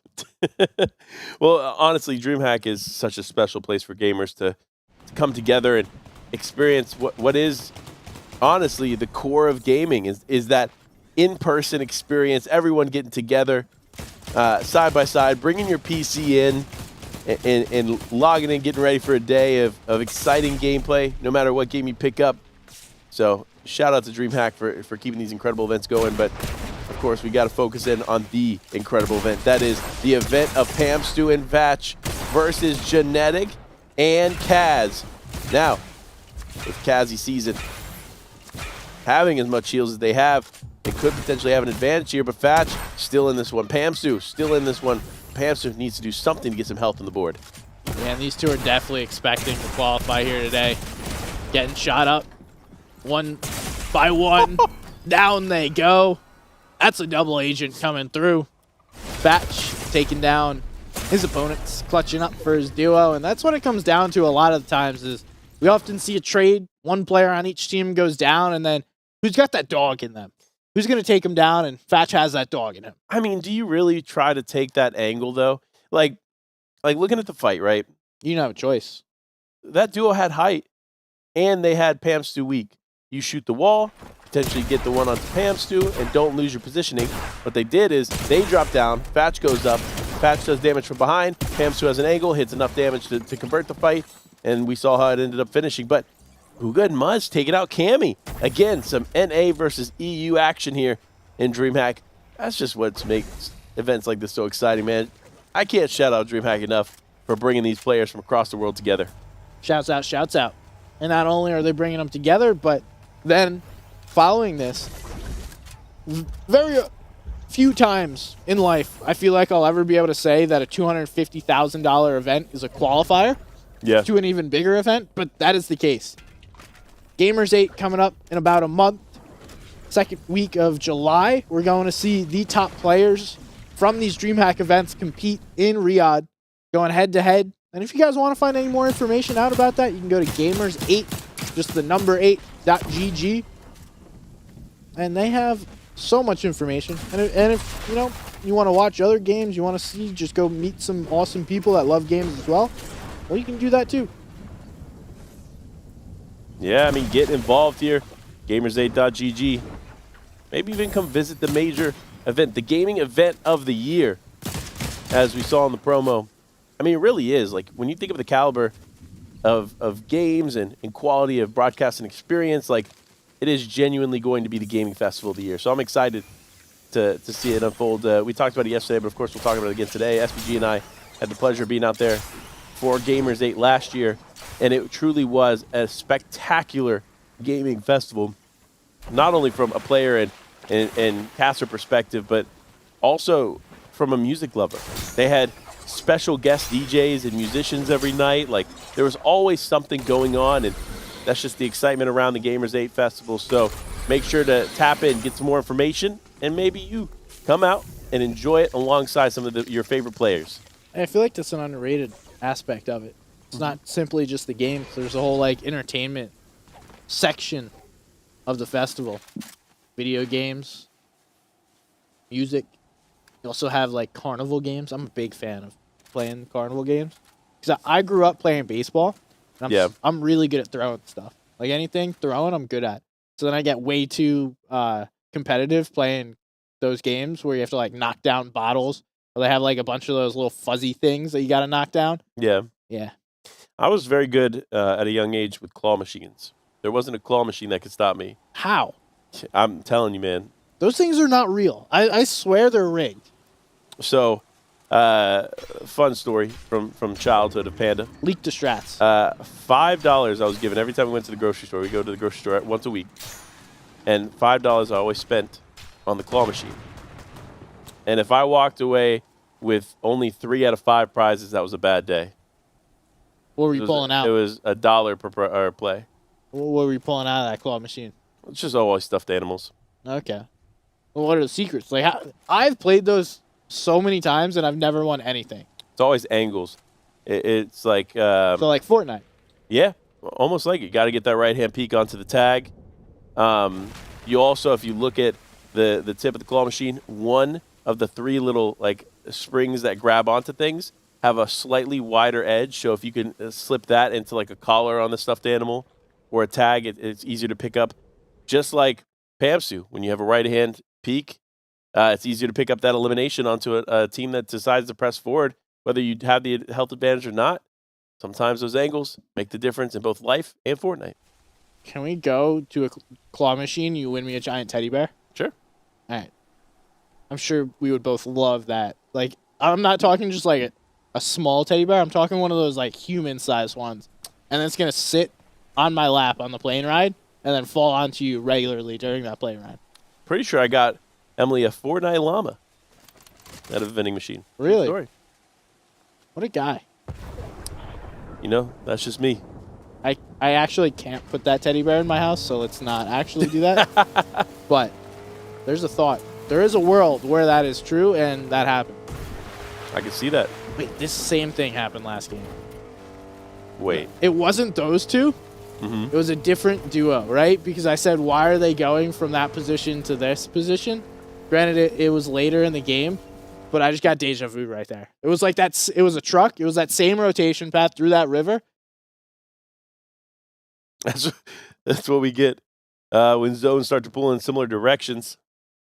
You can see similar plays made, but it just shows you great minds think alike. And, of course, some of the greatest minds in all the heats this weekend, of course, Kanata and Agers. These two, just special individuals in the Fortnite space. And honestly, they continue to surpass expectations for me. I know Kanata really wants that FNCS win, but like his consistency is just something genuinely meant for the history books. It is. And Fortnite's such a winner, go home kind of game. To celebrate the person. Yeah, but still, I think even the players feel that way. It's like you either win or you did poorly. And I don't think that's actually true. No. I think we talked about it yesterday. Top 5 or so, you should be happy with that performance because a lot of things can happen within a Fortnite game. And like you mentioned, I think Kanata's worst performance over the past 2 years, not just like over the past couple of tournaments, over the past 2 years has been a top 9. Isn't that wild to think about? He's already qualified for Gamers 8, which means he placed top 10 in San Diego. Second in San Diego. Second in San Diego. Came out here to Dallas looking to repeat that same energy. And his worst placement in the last few years, 9th place. Like, come on. Who else is that consistent? Nobody. There's literally nobody. No one. Because everyone has like a kind of a dud FNCS every once in a while. Because there's so many things that could go wrong. You get contested off spawn. You have internet issues day of. Like, just enough days of playing the game, something will go wrong. But for Kanata, it doesn't go wrong. I don't know what it is. And it might, I say 9th, but I want to say it was like past 3 years is like top 15. Because last year, he got like a 4th, a 5th, and a 6th, 4th, 5th, or 3rd, something like that. Played very well. Just narrowly missed out on qualifying for the Invitational last year. I need to see. Where did he finish this most recent FNCS? I don't remember off the top of my head. Interesting. I'm trying to think. He was definitely a favorite for me to win it. But with Kanata being contested off spawn, made for a different experience than what they were anticipating going into the grand finals. But nevertheless, a team that unfortunately has faced some hardships but still been able to overcome adversity. That is Fatch and Pamstu. So 12th.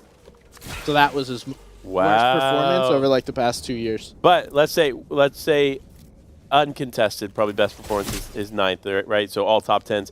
But contested in what was an unsuspected contested situation for Kanata finishes 12th. So still spectacular.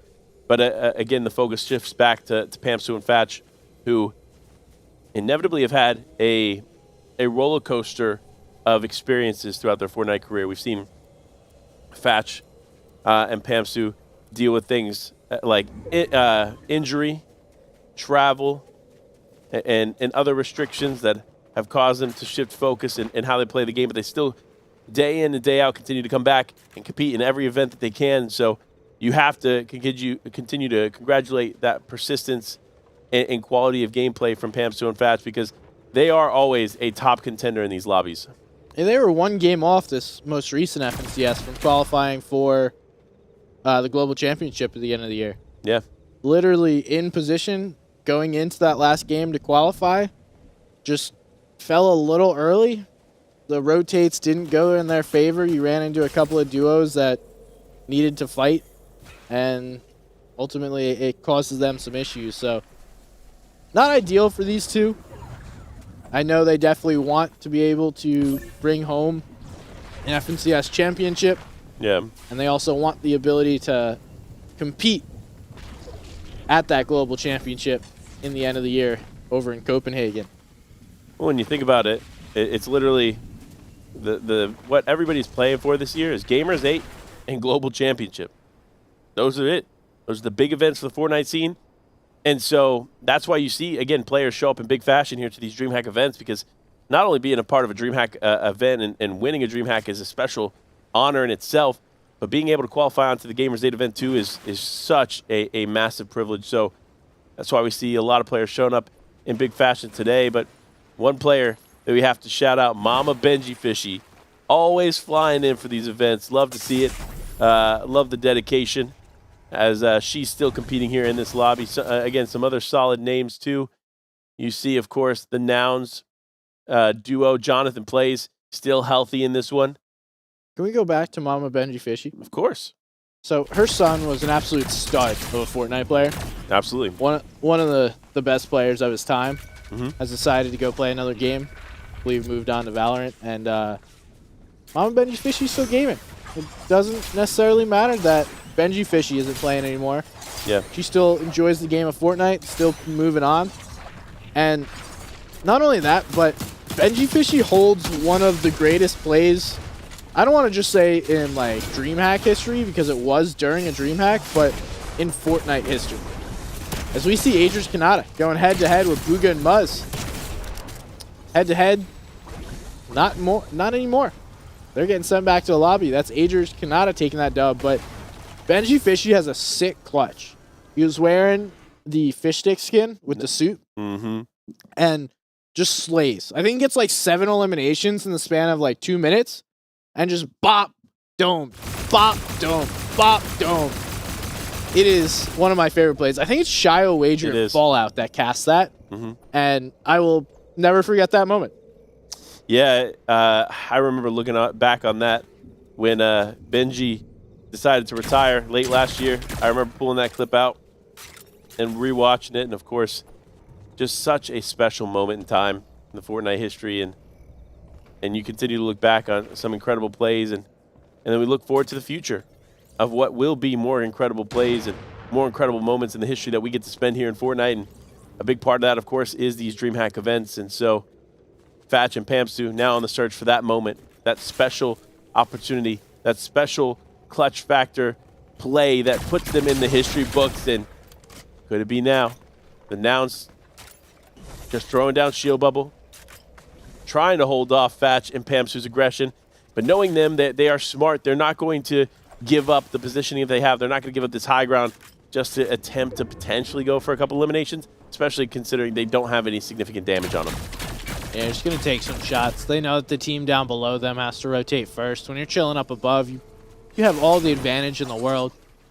So these two just going to use their rotations on the side of zone. Looks like K-Bird is going to get taken out once again. Sparebow was able to get his teammate back out.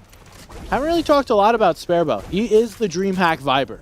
He is. That is how Sparebow came onto the map. I believe it was DreamHack Anaheim. And Sparebow was just vibing out, blasting music, qualifies while streaming the entire thing. Yeah. Again, talk about moments, that's a moment to remember. I mean, shout out Sparebow. Definitely one of the best personalities in the Fortnite space. Long term, has done it all. Definitely a man of many hats, many trades. And shout out to him. But oh man, What just happened? Deleted. Kanata and Agers fall at the hands of Fatch and Pamstu, and that's just another duo finding themselves victim of the aggression and the plays that Fatch and Pamstu put forward. I put a challenge on them moments ago. I said, look, they're looking for that memorable moment and the memorable finish here in this DreamHack event, and this is just the start. I love this momentum shift for them. Yeah, they're chilling. And they have all this loot too, so they're trying to use it. Trying to play off of all this extra loot just to know what's going on. It's also really smart to use those flare guns to see where every player is before you make these rotates. Use that chug cannon. It's not really a weapon that you want to hold. A lot of players might pull that or buy it, but you don't necessarily want to hold it. And I don't think these two have... Oh no, it looks like Pamstu does have some cover if they need it. So he's going to throw that down. But these guys are in a good position here. Backside of zone are going to be able to use this old bunker. Sin gets knocked. That's another elim. Huge. Batch picking them all up. Just literally taking every single one. Pamstu gets nothing this game, but don't worry, Pamstu will clutch up at the end. This is a teamwork, makes a dream work kind of situation where Batch and Pam just staying together, shoulder to shoulder, doing exactly what they need to do. I mean, the chemistry is off the charts here for this duo, spending most of their time playing together. Always exciting to see them compete in these events, and of course, when they go up against players like Gloomy and Rico Min, D1, you always have to have faith that Batch and Pamstu will find a way to clutch it up. Big shots come through to disrupt the bunker there for Mega and Knifer.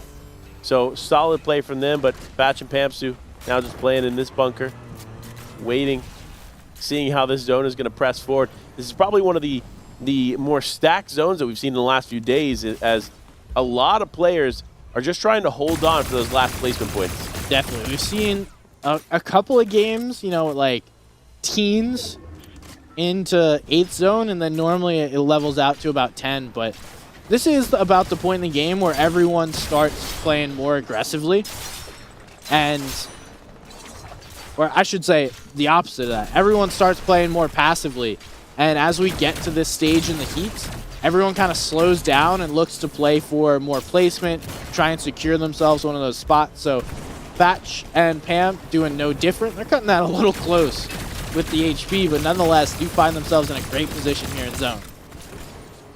Big shots there with the pulse rifle.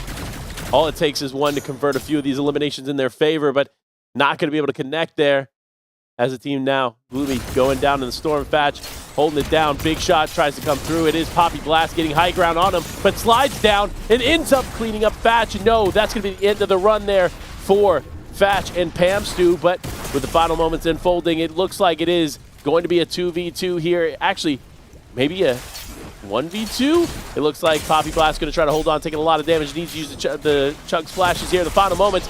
But no, Knifer going to be able to clean it up in a big finish there for Mega and Knifer. We talked about how special the chemistry was for them two. It's good to see them walk away in that same game we had that discussion as the Victory Royale champions. Yeah, thanks for making me look good, guys. And thanks for making yourselves look good. Having a great match right there where they're able to pick up the dub, several eliminations, and that pop-off should put them up there on the leaderboards. I would highly expect them to be in that top 12 when we get a chance to take a look at that leaderboard here in a second.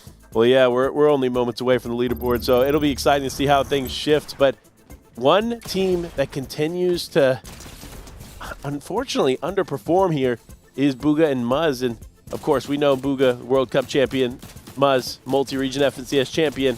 But we can't expect the same results here, as it is a totally different game mode for them to play in. It really is.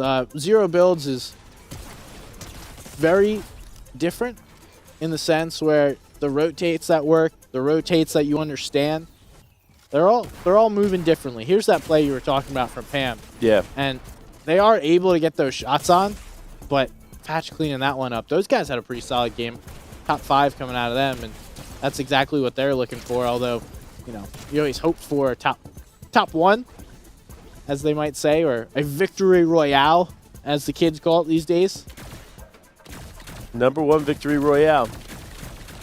Yeah, Fortnite, we're about to get down into the details of Fatch and Pamstu's beautiful finish to this game. And again, it wasn't necessarily the win for them, but solid aggression, picking up quite a few eliminations along the way, and a lot of them led by Fatch there, but it was Poppy Blast that ended up turning and disrupting Fatch and Pam Sue's shift, and then ends up going down in second to Knifer and Mega.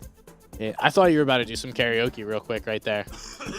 We can do karaoke after the heats behind the caster booth. Karaoke later on. So, what is your karaoke song? Go to Karaoke song, of course, is I don't have a karaoke song. I'm gonna be honest. All right. Who cares about karaoke? Let's take a look at the leaderboard. Ooh, it is Tayson and Mustache up there at the top of the leaderboard. I will not say any more words about that because we jinxed them yesterday. Moo and Tax in second place. The GO duo, Vox and Kaizen. Oh, it's updating as we speak. So there are our duos in Lethal and Versify. We've seen a lot of them playing super aggressive, finally making it work today. Yeah, definitely working out in their favor as of right now, but we got to talk about it. Moo and Tax and Kanata and Agers, both teams that have already qualified on to Gamers 8, could be disrupting some things for some teams here in this lobby in Heat 3. So if you're not careful, you need to make sure you're watching out for them because they are going to be some top players competing for the opportunity to go into the finals. Now, I know you mentioned it, man, but Mustache and Tayson. Nope. Same position as we saw in the first heat of day one. Now we see it again in the first set of games in the first heat of the day, and it seems what was a repeat performance hopefully doesn't have a repeat end. Yeah, Mega and Knifer were able to get themselves in the top 12 after that victory. I know you want to try and do the jinx, but not doing it. I'm way too stitious. One might call me superstitious when it comes to those kind of things, so I am not going to get involved. I would like to see Tayson and Mustache play on Sunday and qualify. So good luck to them, and hopefully it goes well. Now we're jumping right in. These games are going back to back. Look at that. That felt so quickly. So you don't have a karaoke song? You know, I do. I do. But it's a secret song.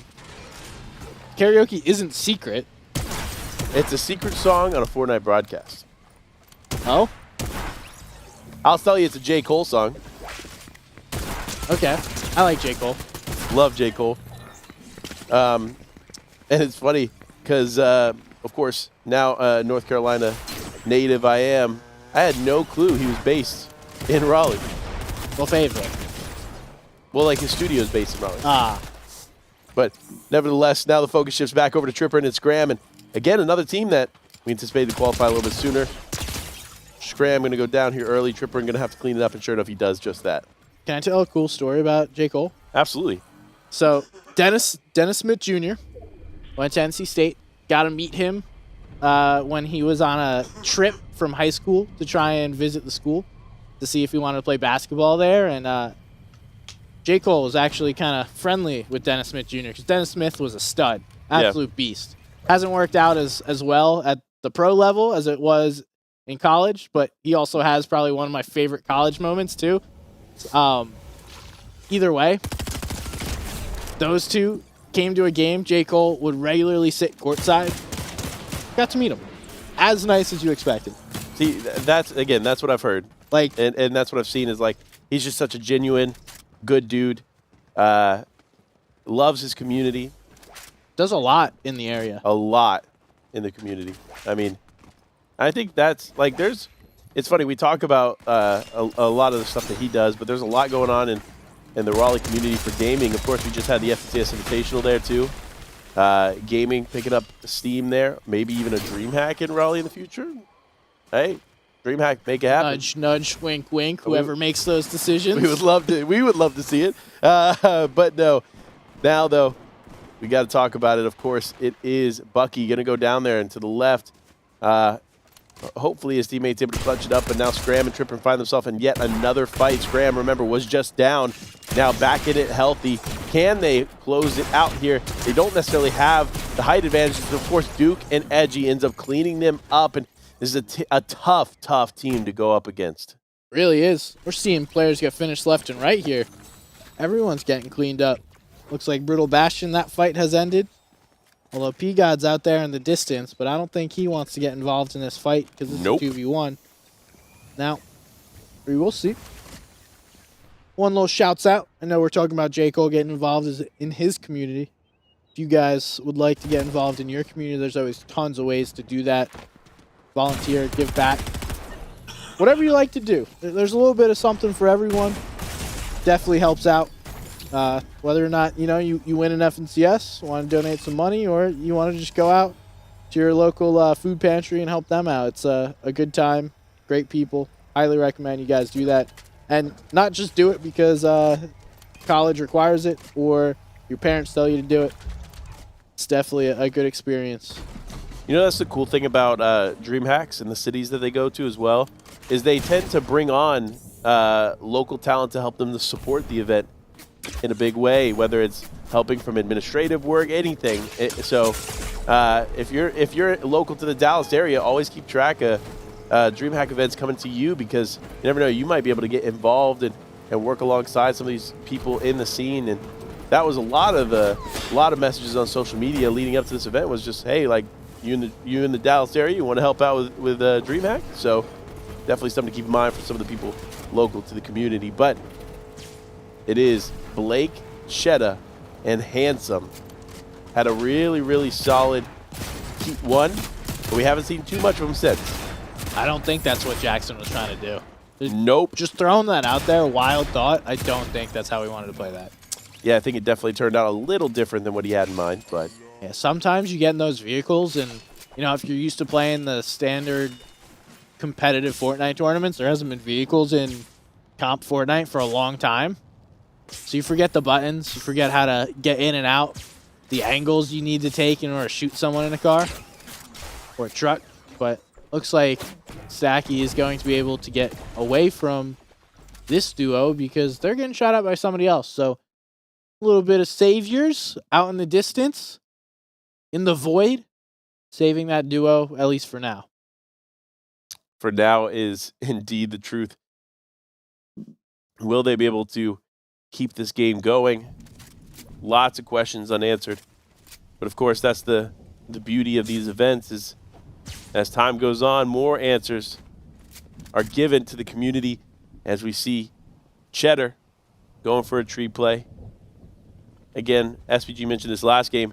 What we saw in Heat 1 was a lot of ODM plays into the trees, and it seemed to work extremely, extremely well. Not something we anticipated seeing early on in Heat 1. But then Heat 2 and Heat 3, we have seen less of that. So I'm curious if more tree plays will come out in the second half of this competition as we're here in day 2. But nevertheless, it's going to be big as Vanilla's hanging out. Wait. Waiting. Is this was Zuki playing with Vanilla's yesterday? I could tell you random facts and some random Benji Fishy. It's not random, but like some Benji Fishy clutch from like 2 years ago. I can't tell you who these two were playing with yesterday. I feel like they weren't playing together, but I could be wrong. So take that with a grain of salt. But hold on, I have the Heat 2 pulled up. I will see who he was playing with yesterday. All right, bet.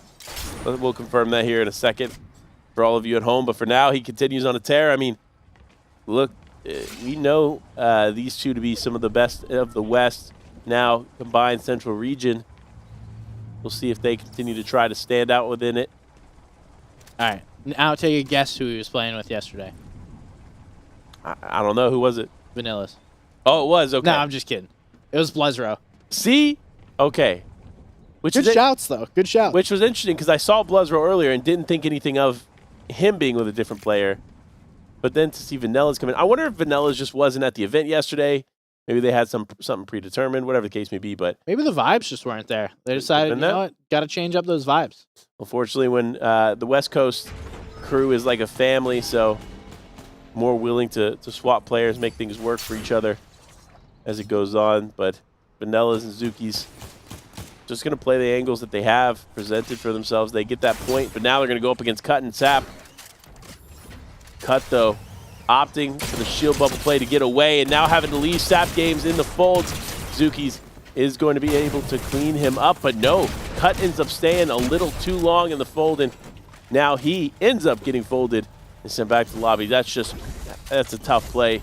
You want to stay with your teammate. You want to try to make something happen to save him, keep him in the game, but sadly, it's not going to be the case here. This was a really solid play there by Zuki's and Vanilla's. able to put themselves some damage on to engage that fight, and then once they get that damage off to start it, they're like, all right, we're going to take advantage of this, get the high ground.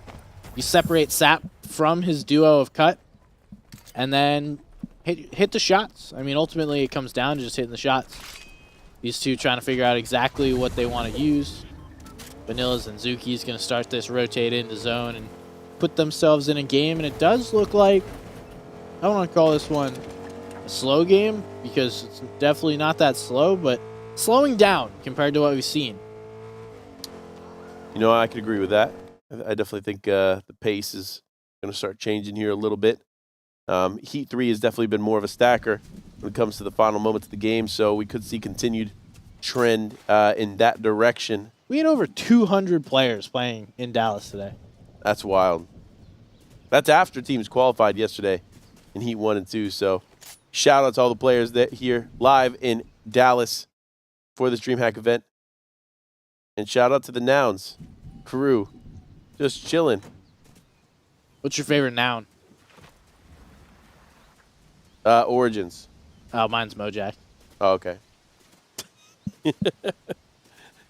You know, got to shout out the players when we can. And, of course, throw a dad joke along the way. But Zone 3, you know, one thing we haven't really talked about is the zone changes and the difference that these players have had to overcome and learn here throughout the season. And it has been pretty massive, going from 9 zones to 12, and what was a core structure to these zones being dramatically changed. How do you think that's impacted the games today? I don't think there's really any impact. You think there's zero impact? No, I don't think there's zero. I think it's insignificant compared to what we've seen. Okay. Because I think the pacing of zero build is much more natural to loot up, fight. Either you're fighting off spawn or you hear fights nearby and you're trying to search for them. And it has less to do about zones forcing you to move certain ways, whereas like you deciding how you want to move. The only thing is we do have the dynamic zones, right? Because those were implemented in the middle of this season, and we don't really see them in the stackers, but we do see them in these games that have less players, so they are speeding up just a little bit. That plays a little bit of an impact based on like that natural rhythm and timing you have in the back of your head. Now, whether or not that actually is a massive factor, I'll leave that up for the judges. I can see that. You know what? Some impact for sure, but they've definitely had time to mold to it as well, as the changes have been pretty much all season. Yeah, the 9 to 12 zones was at the beginning of the season. Yep. And then we saw the dynamic zones later on, and then the moving zones changed a couple of times, but we're not really even getting into those moving zones to where it's making that big of a difference. Yeah, that I agree with. So, cool. We'll see how it plays out here for some of these. And Uprise Sin hanging out with his duo. Blake and Polarized still in it. You know, they were so close to qualifying Heat 2. Even though we looked at the Heat 2 leaderboard, I wasn't sure if they were going to be competing today because something in me believed that they qualified on yesterday. But no, they are still here fighting it out. It could potentially run into the hands of Knifer and Mega, which is one of our game winners from just moments ago. So it's definitely going to be a tough fight if they end up taking it. There's also some pizza in you.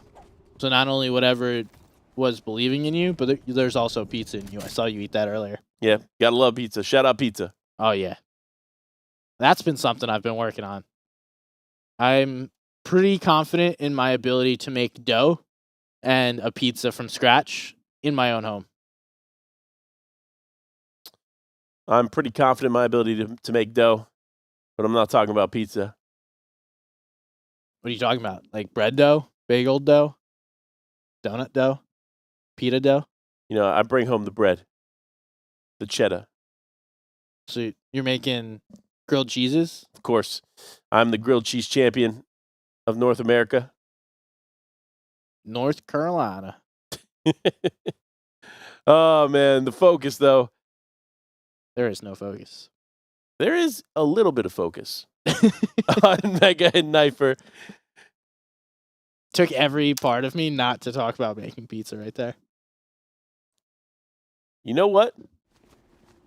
I think you have a moment where you can educate the community on how to make a proper pizza. All right, so now that I have your blessing, we have pizza that is made from a high gluten flour. That's what you're looking for. You got to start with the flour at first. If you don't have that high gluten flour, you're gonna get more of like a fluffy dough, and you don't necessarily want like fluffy pizza dough. You can get a little bit of fluff, but if you want that crust and a little bit of bite to it, you need a high gluten flour. So you're gonna mix that with water. My recipe for what I like to do is about 3/5 amount of water to flour. Nice.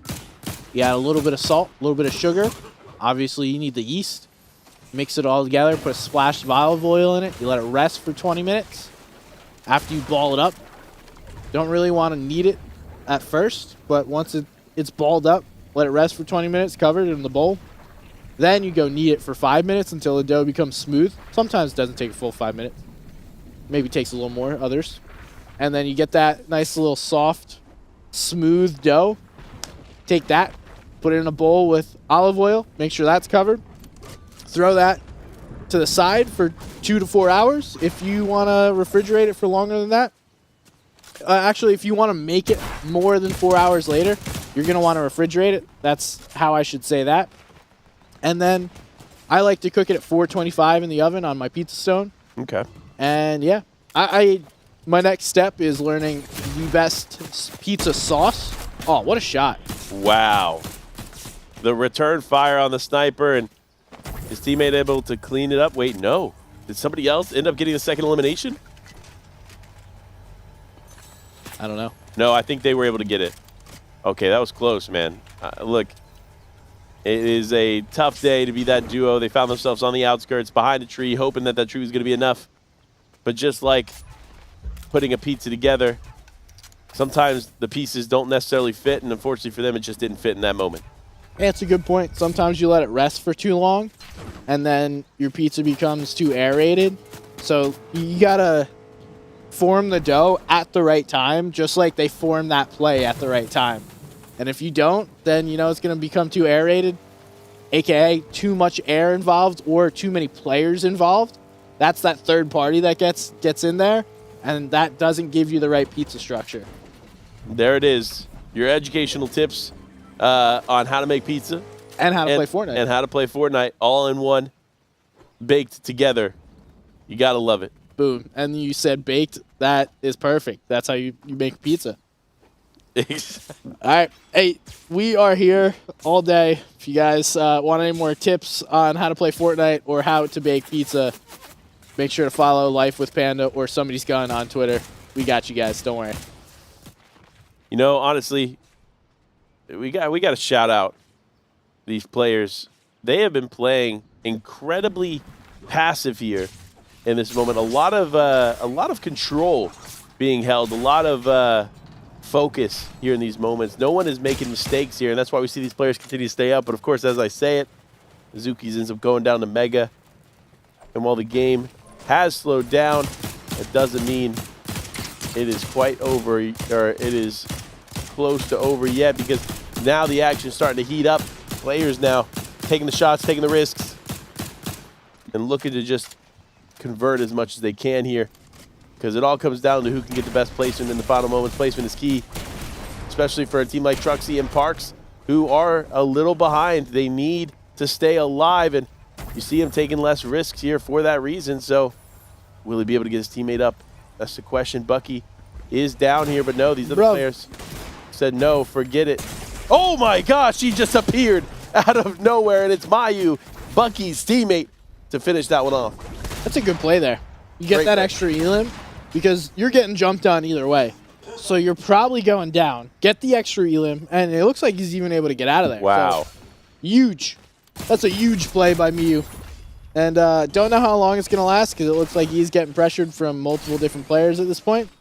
He might be able to get up all the way to this hill. I think he's just zooming around trying to stay alive. Not a terrible idea. Keep mobile.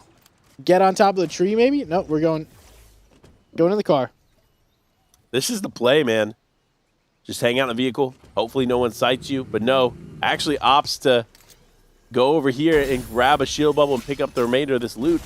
Definitely a risky play on his part. Now players going to be launching themselves in. It's Knifer. Was trying to get involved. Mega right there on the heels. But Mayu ends up getting away. Dude's quick with it. Just constantly moving around. You can't get me. I'm a gingerbread man. You can't get me. They can get me. Pilot right there, but Oh, man.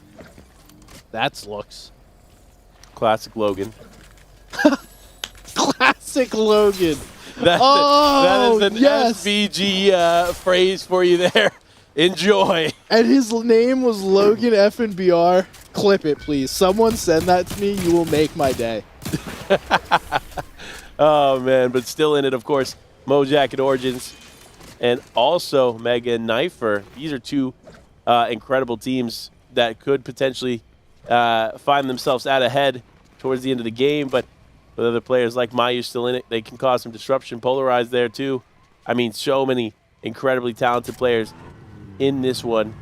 And, folks, this is just the heat. Imagine how the gameplay for the finals tomorrow is going to be. Crazy.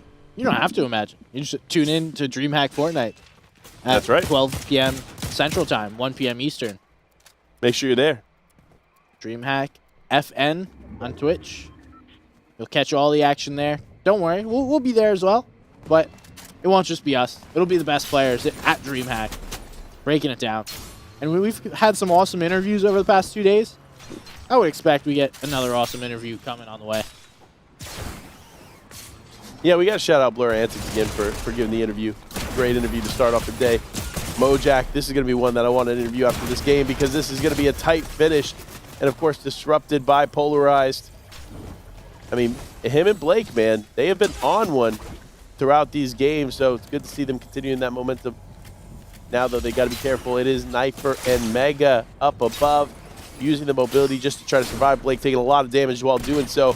I don't know that it's going to be enough. Polarized takes some shots to try to defend his teammate, but it is going to be slowed down as the storm causes some pain points. Polarized, though, getting a lot of shots there onto Mayu, ends up cleaning him up and staying alive, but a lot of health lost.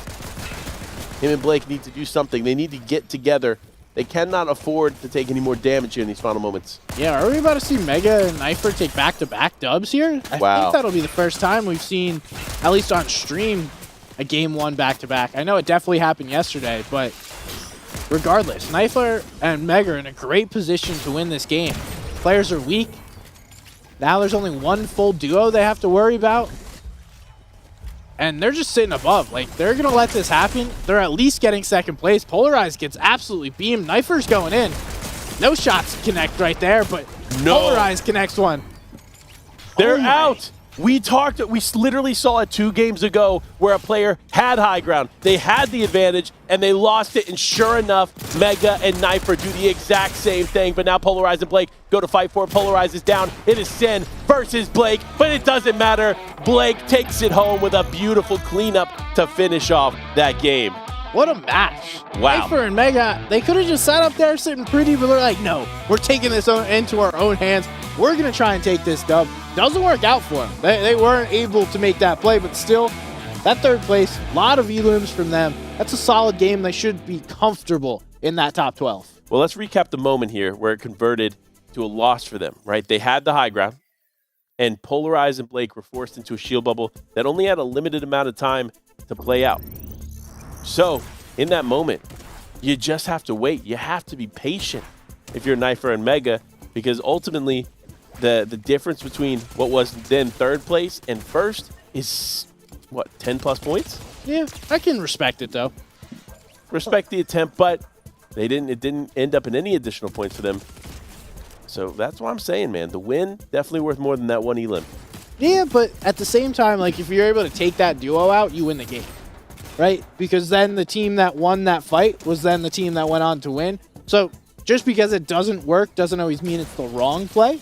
I think it's easy to say it's the wrong play when it doesn't work, but more often it's the missing of shots that's the issue rather than the thought or like the strategy involved. See, for me, I respectfully disagree. That final moment here, and we'll see it in just a second, if they just waited for the shield bubble to fade with no defenses left, Blake and Polarize would have been falling at the hands of them with little to no effort in comparison to the effort they had to put on when they slid down the hill and tried to play those angles. But nevertheless, still a phenomenal finish for Polarize, for Blake. And here it is, the moment that they decide to slide down. 50 HP, easy shotgun shot. You just shoot too early there, get it eaten by the shield bubble. But if you hit that shot, like both players are one shotgun shot away from going down. Well, and you see Uprise deciding to take the high ground. The only reason he did that as a solo is because he knew that the team went down. So That's look, true. there's so many different situations or scenarios. The safer bet, of course, take height. But, of course, the more aggressive play, it will be the one that's more often made in heats versus finals. We'll see. We'll see them make a very different decision tomorrow, but they got to make it there first here, SPG. They definitely do. I think like you just mentioned, in finals, they're going to try and do that. They're not jumping on there. They're going to let that all play out, figure it out, and then go ahead and play it a little more safe. But, I like the aggression in heats. Yeah. It makes for a little bit more exciting play for sure. Definitely. We're going to throw it to a quick break, though. We will be right back. There is tons of amazing Fortnite play, so don't go anywhere.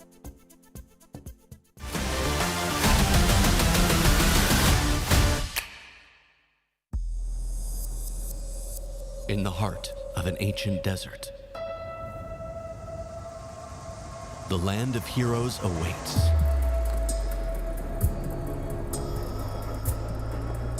Prepare yourself.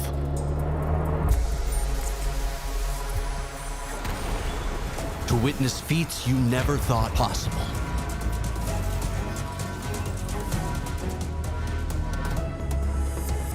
Records will be broken. Legends will be born. And fortunes will be made. The stage is set.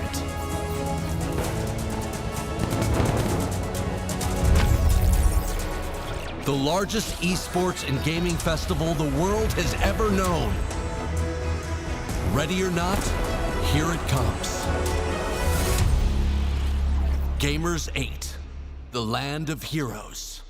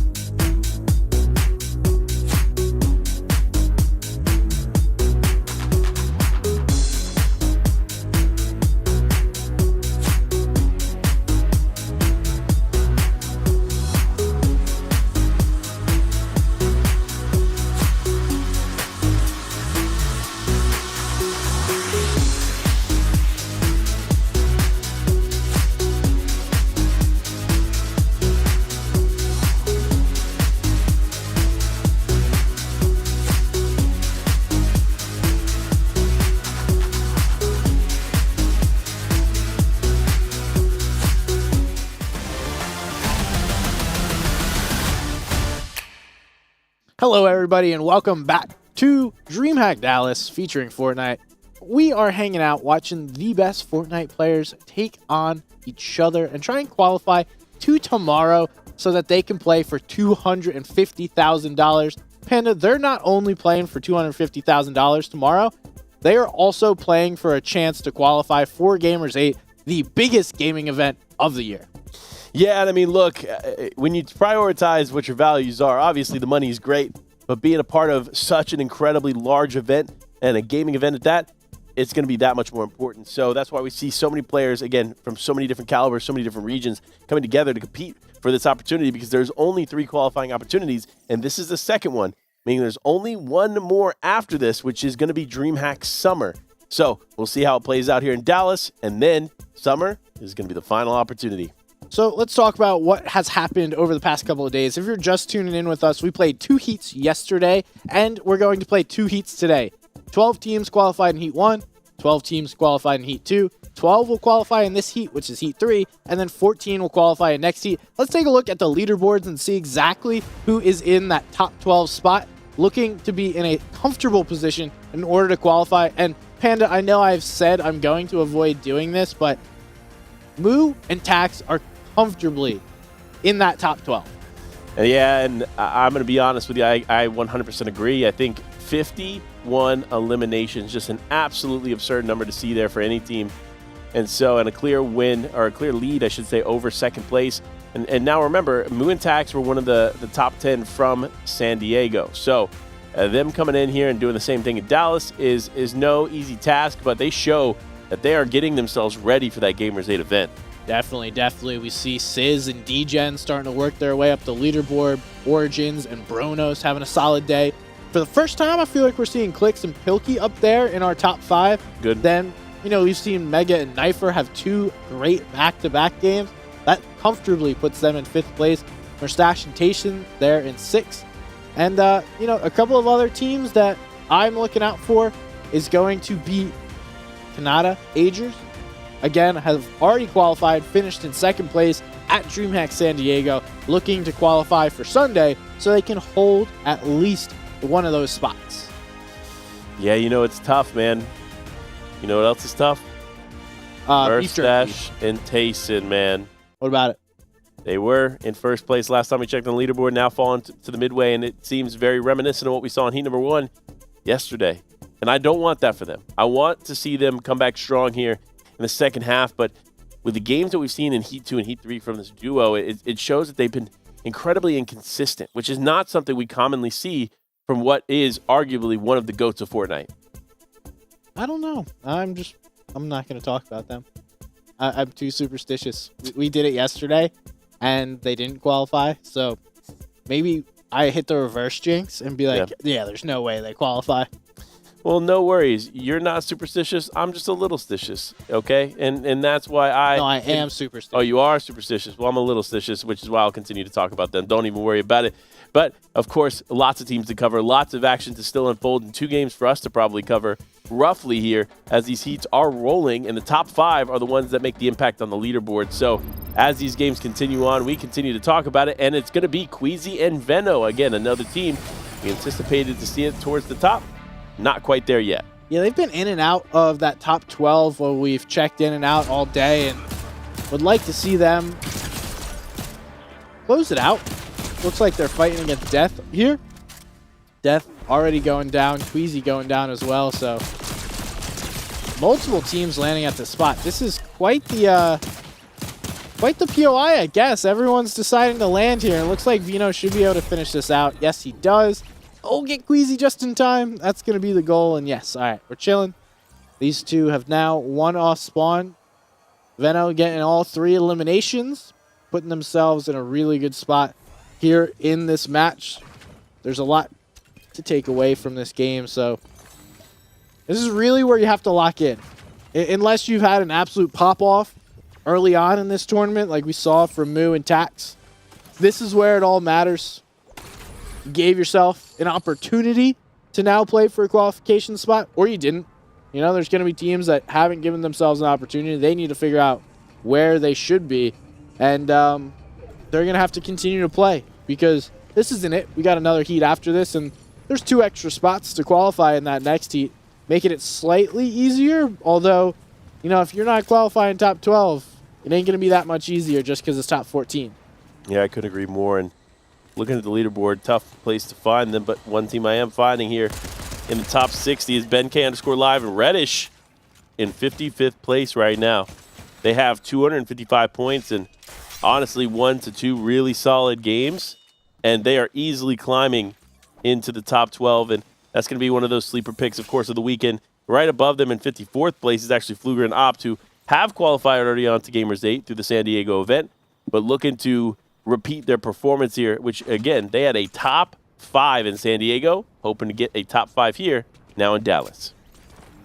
And a player we've tuned in with quite a bit has been Bad Sniper. Made some great plays, also made some not great plays.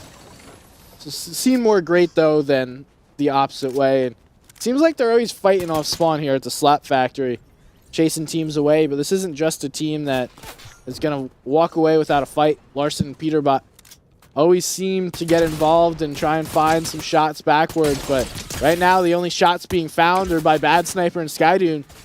Both these players putting on some big shots and then even more damage coming through. This fight looks like it's going to wrap up quickly if they can get it even close. And yes, there it is. You know, look, I'm gonna be a little honest here. All right, I'm gonna be a little bit direct, I think is the better phrasing for it. Peterbot is an incredible player, but his LAN performances have been a little bit weaker than his traditional performances. So it's good for him to be at these DreamHack events so he can continue to wean out the nerves that he must be feeling in person in comparison to being at home. Yeah, how many events has he played? Because he has this. In the Invitational. Yeah, is that it? I think so. And the Invitational was not the Peterbot that we anticipated either. So it's tough to say, and it could just be a LAN thing. I think that happens more often than not. Is players extremely talented from home. They get into an environment that's not necessarily comfortable to them, and they live and learn. And the more times you get into these experiences, the better off you'll be long term. And it's just another example of that for Peterbot. I think it's very easy to underestimate the difference between playing at home in your own setup and super comfortable versus having to travel first, set up on just a regular old table or desk, and then play in a room full of people that are your peers that, I mean, you may or may not know. It definitely provides an extra layer to things. And in Fortnite, a lot of these players have had the opportunity to play at home for most of their careers, but now as things have started to open back up over the past couple of years, we're seeing a lot more in-person events, some LAN events, and getting this experience is huge. Just being able to kind of check the boxes, whether or not you play well, just getting a feel for how these tournaments go, what it's like to be in the LAN pits, that's a huge benefit, and long-term will help you.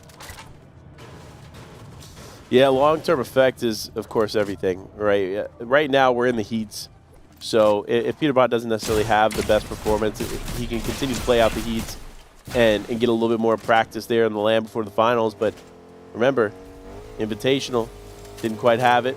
Now he's getting to compete here at DreamHack, not necessarily finding his stride. But by the time Global comes around the end of the year, if he ends up qualifying onto that or being able to compete in Global, he could have a little bit more of those jitters out here. So that's, again, another beautiful reason why competing in these DreamHack events are so important for the Fortnite community, because you get the opportunity to brush off what is otherwise a difficult experience to find throughout the year. Yeah, that's a really good point, Panda. It's just because you don't qualify here doesn't mean it's a total loss, because you have some nerves, some experience that you go home with.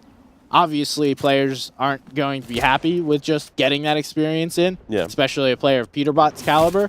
But at the same time, being able just to get a feel, again, for what it's like to play at LAN is a huge one. So shouts out to these guys for going out of their comfort zone and putting themselves in situations that aren't required, yet are still being had.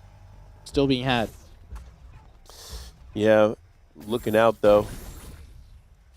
Kika doing some work there in the elimination feed, so you got to shout him out while we can. Anas and Pink, the zero build champions of Gamers 8 last year, still in the qualifiers to go in Heat 3.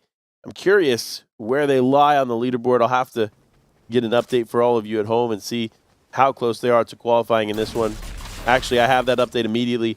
As of right now, they're in 32nd with 284 points, so a big game here and maybe one other big game played, and they easily qual. Again, that's the difference, right?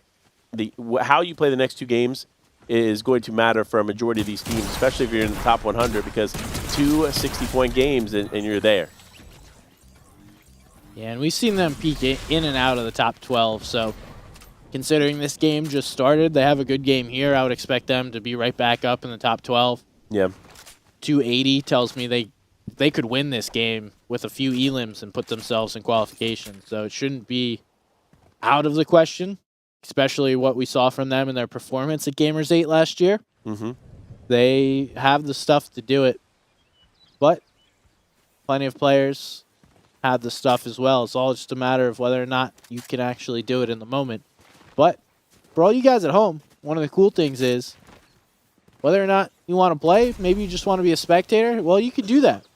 You can just watch, and you can go to gamers8.gg, follow everything along happening with the festival, see what's going on with the Fortnite events, check in, see if there's opportunities for you to compete, or even just go and be a spectator. Whatever you like to do, there is the opportunity to do that, and we do have at least one more qualifier coming out, and that's going to be in Sweden in a couple of weeks. So all you European viewers or players, that is going to be the best opportunity you can get in order to qualify for Gamers 8. Yeah, it'll be huge. Honestly, I think we've seen, of course, 2 qualifiers in NA, so a lot more NA players being able to openly compete for these opportunities. So to have one here in Sweden definitely adds a little bit more value for these European teams. So if you are a European team wanting to compete here for your opportunity to compete in Gamers 8, you got to take advantage of DreamHack Summer. That will be the last opportunity to qualify on. But you never know. There might be a few invitation spots open, but we'll see how it plays out. But Plix and Pilkey here, looking to continue to build chemistry. Remember, this is a newly formed team. This is not a team that's been existing for an extended period of time. And so for this duo, their focus right now is just getting better together. And so far it seems to be working, as here in day 2, they've had a considerably better day than in day 1. And you know what? For this duo, I think it's almost better for them to late qualify. Because if you qualified in Heat 1, you really have no games played together. You have no idea what each other do when things get tough. You have no idea how each other really want to play. So I doubt it's planned, because I don't think anyone plans to sandbag, but it could long-term be beneficial for those two just to be able to play more games together and have the opportunity to get a feel for how each other like to play the game and take fights. Yeah, I agree. I think, again, we talked about the impact of chemistry in both Zero Build and Standard BR and how it's a little different for both, but of course chemistry definitely adds a valuable layer in both game modes. So for them to get more experience, more time under the belt, could be beneficial. For Oliver OG and Justin, they just have to survive. They have to stay here and hope for the best. Oliver's org list for the first time in a long time. Crazy to think about. If you guys didn't know, PSG TNA decided to shut their doors. They were one of the premier Fortnite organizations in NA, won several FNCS championships, hosted a ton of the best players on their organization. So great things came out of them. It's unfortunate to see them go. Now it really just seems like the 2 premier organizations in North America are Elite Esports and Dignitas. Yeah, both of them making big moves recently. Of course, you know, Dignitas bringing on Aussie Antics, Uga, Dukes, Miro, Edge, unofficially Edgy. So lots of big plays there. You know, the one org that I feel like is going to make plays in NA here soon, but they just haven't quite done it yet, is Liquid. Galaxy Racer. Oh. which we see Queasy, GXR right there. I think they're an org that could step into the place, and I think it's all on the backs of how Queasy could do here, because he's got to showcase the Oregon style, as you see in that moment. 9 eliminations. This is a totally different team than what we were tuning into earlier. Yeah, with GXR, it's going to be interesting because they have 2 of the best players in the world. Malabuka and Queasy are absolute dogs. Undoubtedly. And they are going to continue to perform well. And I mean, Queasy's been a dog for a long time, but Malabuka's, I would say, is still on the way up. I don't know that Queasy can even go any further than he is at the moment. Like, just an absolute stud, putting out content. I love watching Queasy's YouTube videos after a tournament. Yeah. Kind of like a regular Monday morning thing when I'm having my coffee and breakfast. Like, all right, let's throw on the Queasy tournament highlight. Let's learn something today. You learn something every day. And Malabuka, pretty much from, I want to say Chapter 2, Season 8 on, has really just excelled to a whole nother level of player. Like, clearly taking himself to that Tier 1 top player in the world, being a very, I want to say competent, but I don't think that's a powerful enough word. Yeah. But a top IGL as well. Exceptional. Wait, exceptional. There you go. You got Stand out. You got the words for me. I got you. That's what I'm here for. But both of those two. So, you know, in NA, I don't know that any of those top players are available anymore.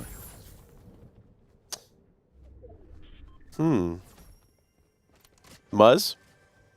Oh, yeah, I guess he is available now because he's on PSG TNA. Yeah, Muzz, obviously a heavy hitter. And Muzz qualified on with Bully to Gamers 8. Something to keep in mind here for the people at home. So definitely some big value for one of these orgs to step up and grab. I think Pamstu, another big name. Fatch now being picked up was huge, but Pamstu still needing a home for himself.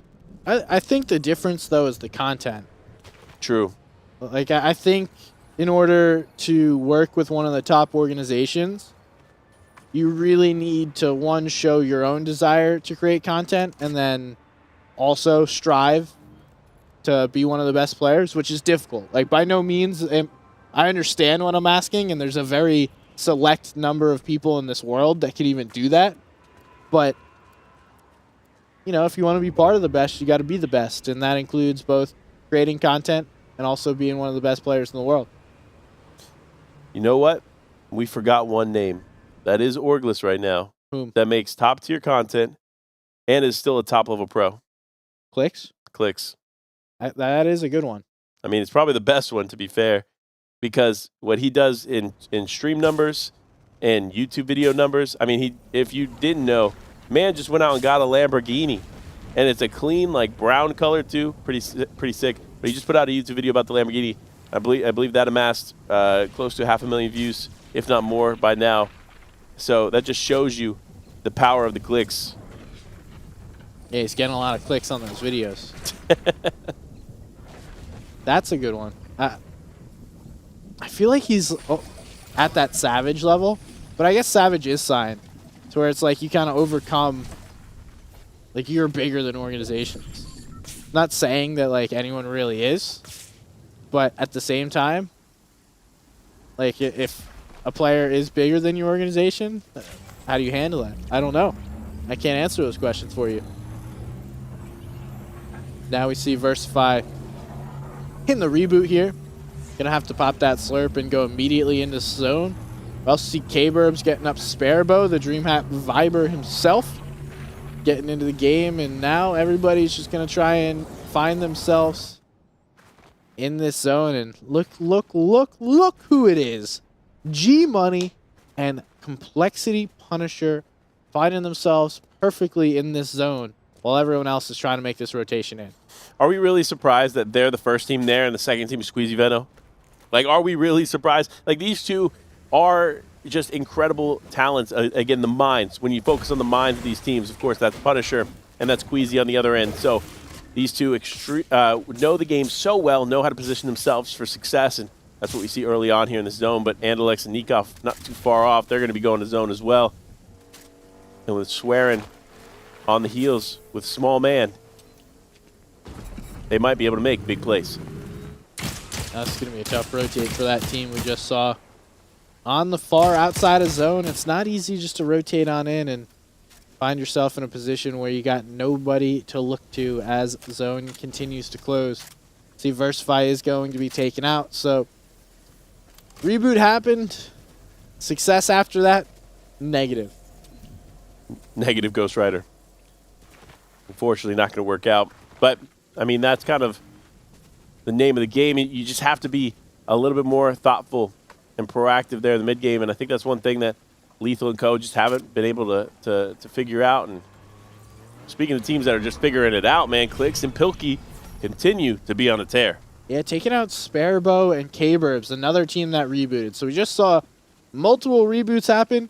Neither team able to make it to the zone, so some difficulties happen. When you get rebooted, it sends this giant horn that alerts everybody. So it is definitely not an easy feat to come back after you get rebooted. It's a little bit easier in zero builds because it seems like there's a ton of extra loot that gets left around. So you don't necessarily have that difficulty finding a loadout. But nonetheless, still not easy to come back from, as we just saw both teams rebooted, quickly taken out. Now it looks like Nikov and Andalex trying to make a play here, hold this side of the zone, and they should be able to make an easy rotation in up through these hills and find themselves in a great spot in zone once again. Looking at it, you see Andalex and Nikov playing it so just patient, so thoughtful. They're not going into zone early, just in case there's a team already established, and they're waiting for some of the teams that they know are out there in the distance. Unfortunately for Queasy and Venno, that team happens to be them. So if they're not careful, Andalex and Nikov could connect some shots that could be devastating to the flow of their game. Either way, though, everyone's going to have to start moving here soon, and if Andalex and Nikov spend too much time here, they're going to be finding themselves not only late rotating, but probably the last to make it into the zone, because look at how proactive all these other teams are right now, and they're just getting in. And someone that's getting out is going to be Sin. He gets removed, but what you see from Andalex and Nikov, that's just called holding space. As you do that in the regular build mode, the zero build mode, whatever it may be, all you do is keep players off of you and hold that space. So you keep everyone on that bottom side of zone, force them from a different perspective to rotate away from you, and then hopefully you are able to find yourself into zone for free. In their case, it doesn't work out that way, and I think they're really hurting right here because they don't have any protection anymore once that shield bubble goes away. Remember when we talked about the value of shield bubble versus bunker? Yes, sir. You see it there, bunkers and shield bubbles coming out, but which ones are more important here in these moments? Of course, it is the shield bubbles, and Queasy's going to go down here. Venno left alone to try and clutch it up, and Nos and Pink getting in the fold as well. Needs to be careful. No, Venno ends up going down, and Nos now left by himself. Wait, no, Pink's still in this, actually. A little deceptive and sneaky way. Must have been rebooted. See it, but he's back in it, back in the fold. Now, though, taking focus on Oliver OG and his teammate, Jatton, up top. And that play from Nikov and Andalex to go all the way across the water with the vehicle while it's still shield bubbled, that looks like it's going to pay off big time because they're the only team on the front side of the zone, plus everyone else has to cross this gap of water. So they're in a shooting gallery. Everyone's going to come flying across, and Anas going to have to pop the slurp and then make a rotate through. He's got no movement, so he's going to left foot, right foot it into the Michael Phelps Express, and he's got nowhere to go. This is a tough rotate to make. You don't really have any protection, just an open space, and everyone's beaming them through. That's Nikov that's going to take down Anas. Andalex putting pressure on as well, so these players just trying to make these rotations through. There's nothing clear. There's nothing to find, and all that space is being taken away. We have 4 duos left. Clicks is getting taken out there by Nikov as well, so Andalex and Nikov were really strong to take this game. Yeah, and it looks like Pilkey, Pink, going to be out of this one. Nikov, Andalex, what we thought was a bit of a tougher spot to find themselves in. We talked about how rotating late could play in their favor, how it could not play in their favor. And sure enough, we see the result. It did play into the hands of Andalex and Nikov as they now have the high ground.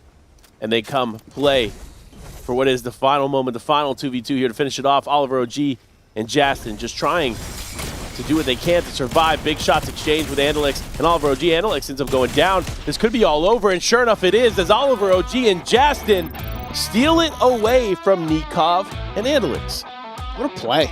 I thought Wow. they had that for sure, but well-placed shield bubble gives them some room to get up closer and then just hit their shots. I mean, Yeah. what it really came down to is that shot by Oliver OG was bigger than the one that came out from Andalex, and see who takes the dub. Nonetheless, great game by either of those two. Those are solid points in that match. Yeah, I couldn't agree more. I mean, look, even if you walk away in second place, you got to love how that finished out. But regardless, the games aren't over.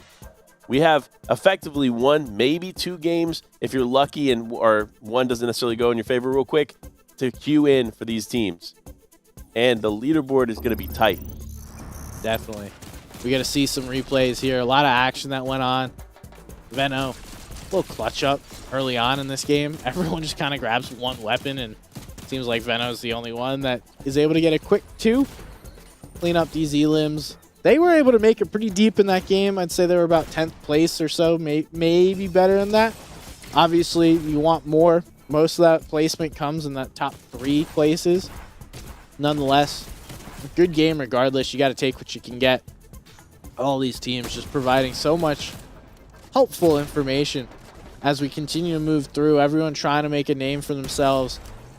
Heats are getting close, man. If I'm outside of the top 12, I'm getting nervous, and I do not want to have to play Heat 4. You know, we may have said, okay, cool, they're just trying to get that extra practice. I don't want to be playing Heat 4. Even if I was playing for extra practice, I want to qualify here, so that way I can chill, relax, don't have to play when I'm going to be super nervous in that last heat. Well, in all honesty, Fortnite has so many variables that are uncontrollable, right? Especially once you get to Heat 4, because desperation sets in for a lot of these teams, and they're more likely to make plays that otherwise would warrant precaution, which could disrupt. It doesn't matter if you're Booga and Muzz. It doesn't matter if you're another top team. It could disrupt the flow in Heat 4. So Heat 3 is the last opportunity to really make it through comfortably. So do you think there's going to be any big names that might not make it through in Heat 3? That don't make it through in Heat 3? Mm-hmm. I think we'll even see teams that don't make it through in Heat 4. True. Like, there's just too many good players at this event, and you know this. Inevitably, there's going to be teams that we didn't expect to qualify that qualify, and then there's going to be teams that we expect to qualify that don't qualify, and that's just the way it goes. I mean, you can't play perfectly every single time, so that's the way it is. It's the way it's going to go here as we get ready to figure out how these teams play out in these final game. I mean, honestly, it really is going to come down to this, man. Oh, 100%. Let's take a look before we go into one of our last matches of the day. See what our leaderboard looks like. See who's sitting in 12th or better and who has put themselves in a position. And okay, so it looks like our top 4, maybe top 5, have solidified themselves into our finals tomorrow on Sunday. Everyone else, that is a lot. Look at those names. Look at literally everyone from 6 down. Those are some of the best players. I mean, just crazy to look at this list here. You see, of course, Booga Muzz right there in 7th place. Clicks and Pilkey there just below them.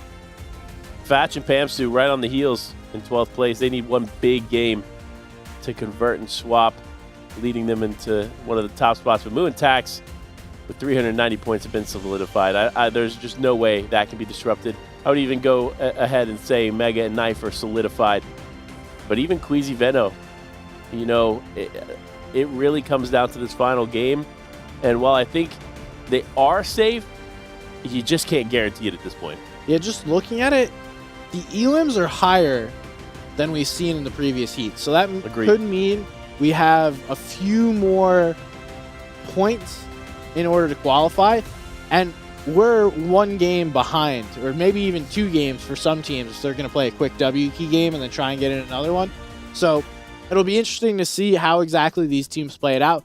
Do they think they're comfortable, especially that top 5 or so? Do you feel comfortable? Do you feel ready Or are you going into these last couple of games with zero strategy, just like, we're chilling. We got this. You know, that's the thought, right? Is I think a lot of players, and we saw this a lot yesterday, they go into this game that we're getting ready to go into now, and they're hyper aggressive, right? And in their mind, they're like, okay, if we get a ton of eliminations and we survive, we play it out, we go for the win. Right. If they go down, they try to queue in for another game afterwards and hope for the best there. But typically those games that queue in after are stacked because everybody has the same mindset. So without further ado, let's get into the final game that we get to watch here in heat number 3. And we're starting off, of course, with Andalex and Nikov. This duo, of course, one of the teams that we definitely anticipate to go on. European superstars of Andalex and Nikov find some comfort in the area that they're landing. Doesn't look like there's too much congestion on their route out, but you never know how these other teams decide to rotate. Yeah, it's not always about, like, right off spawn as we've seen. Look at the left side of the map. There are so many players over there.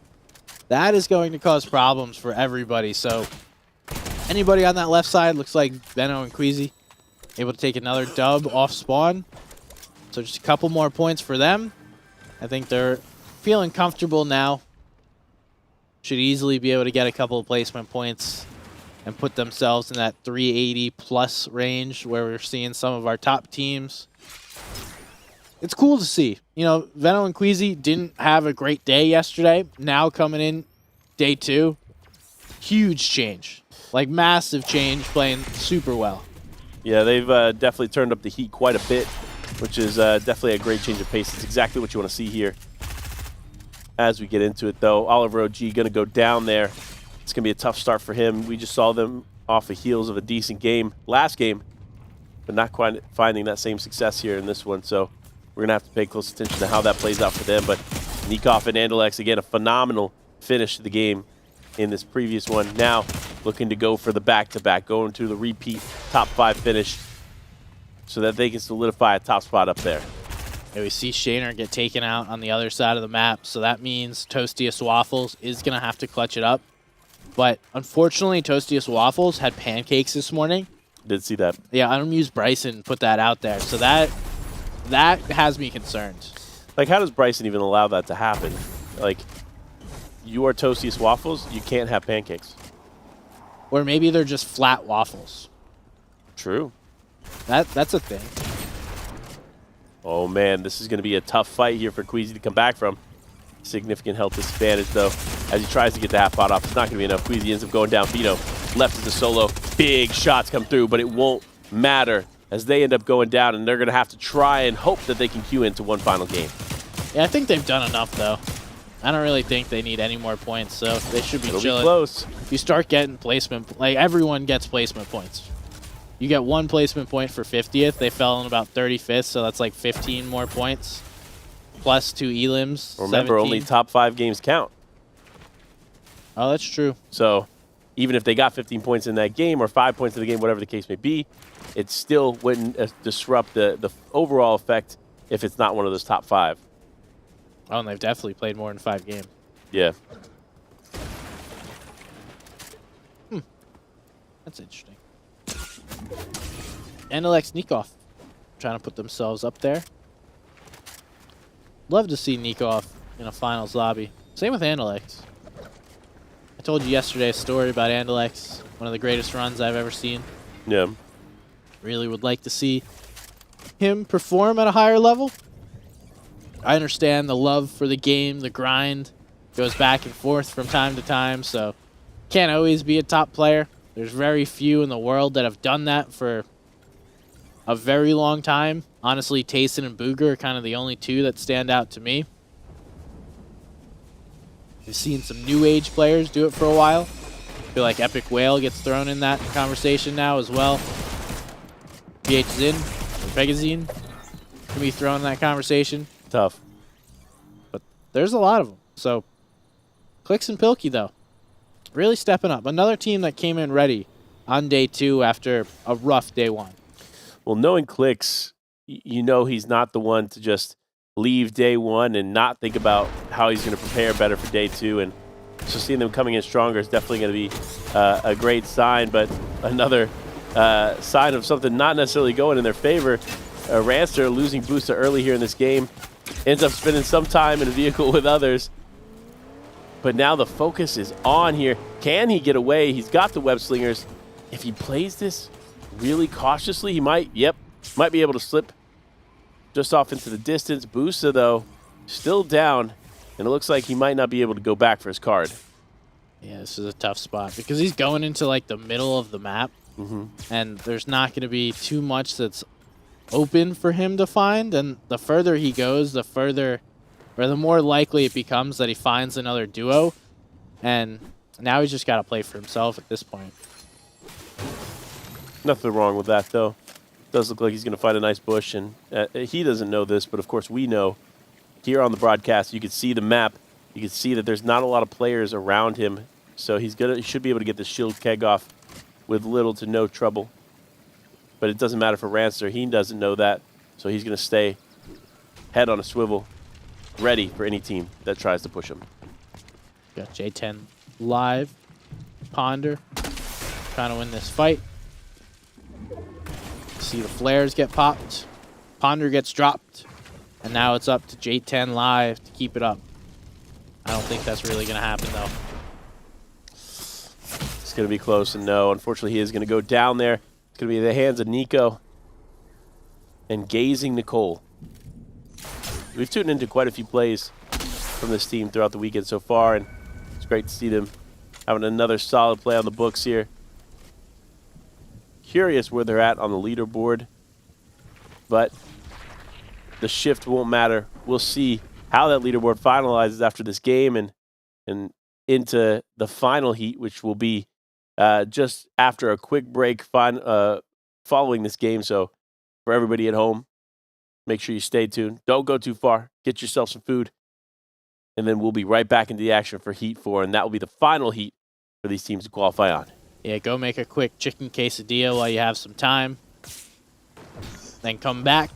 Get ready for the last heat.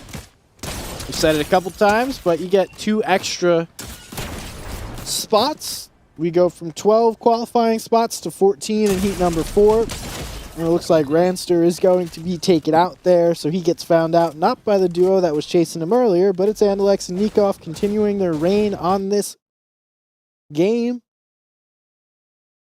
Both of these two playing super well, at least at the moment, and soon enough, we will know all our 12 teams. We will get to see who's joining, those that have already qualified yesterday, and then we get to determine the last couple of teams that get to join us on Sunday in heat number 4. So lots going on here at DreamHack Dallas. I hope y'all are having a good time, enjoying it. Whether you were there in person, whether you qualified, you're hanging out with us, watching the games, or, you're just at home trying to support your favorite players, your friends that are playing in these heats. We got you. Wish we could see some more Girl Dad Kim, but I don't think we've been able to get into his games after that first one where we saw him just be goated, doing some great stuff. I'm going to challenge you with something. And I don't want you to look at the leaderboard, all right? All right. So Andalex and Nikov, we know they've had some incredible games. They've won a game, went on to win another game with 6 eliminations and 5 eliminations, and then got a second place with 10 eliminations. Where do you think they are on the leaderboard? 11th. No. 18th. Ooh. With 330 points. So, despite them having 3 incredible games, they are still outside of the qualifying range, which tells me that this game is going to mean a lot for them, and that's why they are doing everything in their power to hold on and try to get some points on the board before things are finalized. Yeah, they have to be aggressive as well, because clearly if those games that they're having good placement but not a ton of elims are happening, there's some players absolutely popping off in some of these games. So you got to slay out. And I guess we saw that from Moo and Tax. Yeah. They've been slaying out, and that's why they're at the top of the leaderboard. And we've seen some big games by Queasy and Veno. So no surprise there. No surprise at all, but one surprise that came through. I saw Sap Games going down here. That's not what you want to see from the collegiate duo of him and Cut. Losing Sap is going to be big, and of course, there it is. Cut has gone down as well at the hands of Bolts. I believe Bolts and Thoric were able to pick up both of those, but for Bush Wookie and Fishy W, they're just going to play this a little passive, not doing too much, not over aggressive, just trying to play for the placement. Do you think the Bush Wookie is a Wookie that has like bush coding, or do you think it's just a normal Wookie that lives in a bush? See, I'm thinking this is a Jabberwocky with the Wookiee outfit on, with a bush over the Wookiee outfit. You're welcome.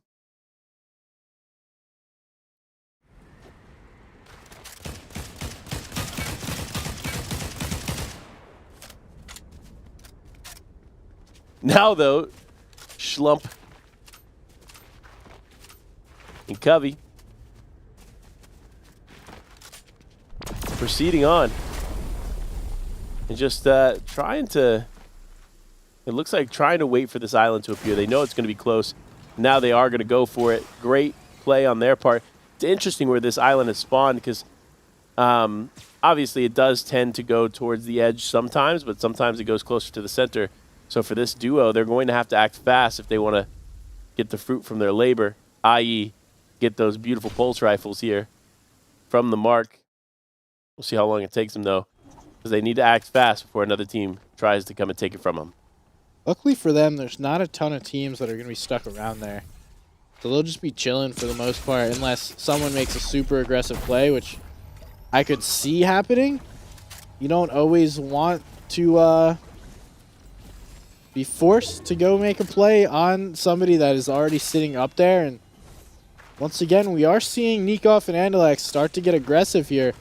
This is a fight that I wouldn't necessarily take 90% of the time, but knowing the position that they're in, needing a big game, needing a lot of elims, and plus that placement, it does make sense why they started to get aggressive there, but smart enough to know it's not worth it to continue to take shots, try and take this fight, and they're just going to wait, play this patiently, find a safer rotation in the zone, and Pilkey needs to be careful because he's got a couple of players staring him down. If he sits still for just a moment, these two are going to take shots, but it also looks like they've left their other side exposed to Pilkey, just the tree in the way, and finding the right angle, clicks, and Pilkey will shoot right back. So now it looks like Milks and Kiwi going to go inside, take a knee. Well, I mean, here's the deal, right? Pilkey and Clicks knew that there's probably going to be players rotating towards them, or there's a chance of it. So them taking that position on the edge, they don't have to move. But Kiwi and co, they have to. So that's going to cause some issues for them as they try to rotate, because Pilkey and Clicks, when they're on one, and they do not miss. So for Milks and Kiwi, they are just going to go ahead and move around. Actually, I'm curious, where did Clicks and Pilkey go? Oh, Clicks and Pilkey tried to push it, causing them to lose their advantage, but Clicks now going down. Pilkey left as a solo. The health advantage here for the full duo, but can Pilkey hold it together? No, and sadly, that is going to be the end of the run here for Pilkey and Clicks in this game. They may be able to queue into one final one, but remember, they were on the top 12, but by the hair of their chin, so that loss could cause them to go down completely. Yeah, that's a good point. There's both youngins, too, so there's not much hair on those chins.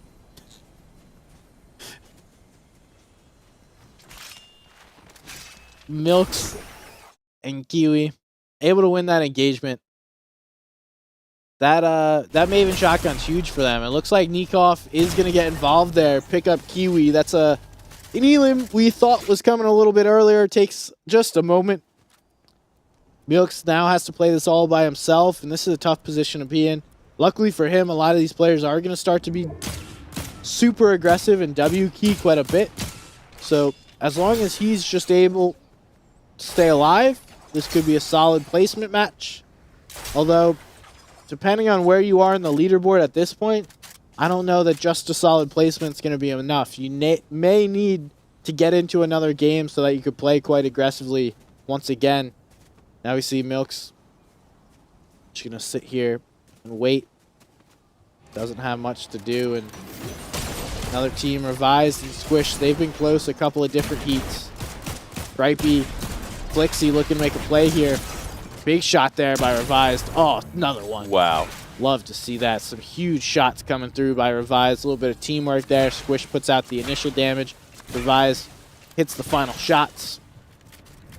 Able to take that victory home. And this duo, solid success in the heats just outside of the top 12 a couple of times. So it's got to fall eventually for him, I would expect. Quick update here from behind the board. Clicks fans, rise. He's going to need your help, as him and Pilkey have fallen to 13th with 347, meaning that they do, in fact, need that other game. So hopefully they queue into one final round before it is all over for the day, and they're going to need to make that round count if they want to qualify onto the finals in Heat 3. Yeah, we got one more heat. So if you're watching for Clicks, just know there's one more heat where they have a shot. Bro, they keep cracking whoever's down there. Someone just lost an aim duel. They didn't even actually hit any shots. Whoever's in that bush, I hope they only have an SMG. Hey, listen, when you're exchanging with Revised, man, like, he is nutty. Especially with that red eye. I understand that. But the amount of damage that was sent one way and not returned. What's going on here? What's going on is Finalist and Nikov. Remember, they're another team that still need a big game. Found themselves in 18th going into this. One more game solidifies them into the top 12. And that game needs to be a top 5 performance with some eliminations sprinkled in. And realistically, that will be enough to solidify them in the top 12 and qualifying through Heat 3. But again, for the players who aren't necessarily in qualification as of Heat 3 right now, don't worry. One more heat to go, just 1 hour after we complete this one, and more action will be ready for you all at home. So stay tuned, because after this one, we'll be back with even more Fortnite action for you to watch. But speaking of action, it's of course Revised getting involved, getting in here. A big shot comes through. Can he finish it up, though? The man just doesn't miss, as Nico now is out. Yeah, but this is going to be a tough rotate. Luckily, they're focused on Squish. Revised is going to be able to get some shots off there, so that's going to be big enough to allow him to make a rotate in. Going to play for the launch pad, go to this left side of zone. Ideally, you go right side, but with all the teams that are flying around, with everybody in this lobby, you are really only left with this one choice to go where they are now and then play for another rotate. We'll see if they're able to make this one. And again, big games needed. It's not simply just making it this far. It's big games that are necessary.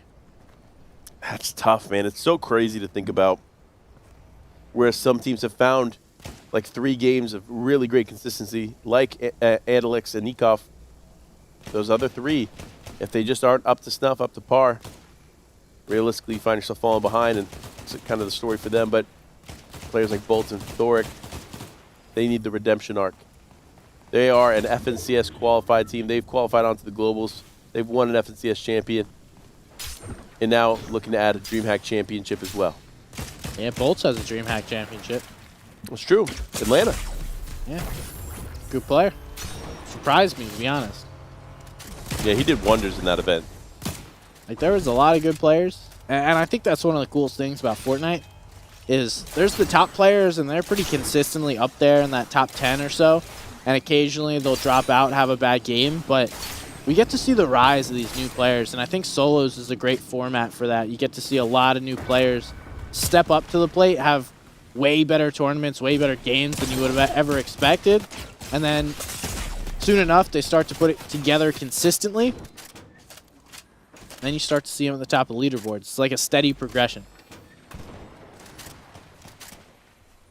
Progression indeed. Progression needed. Revised needs to get out of there.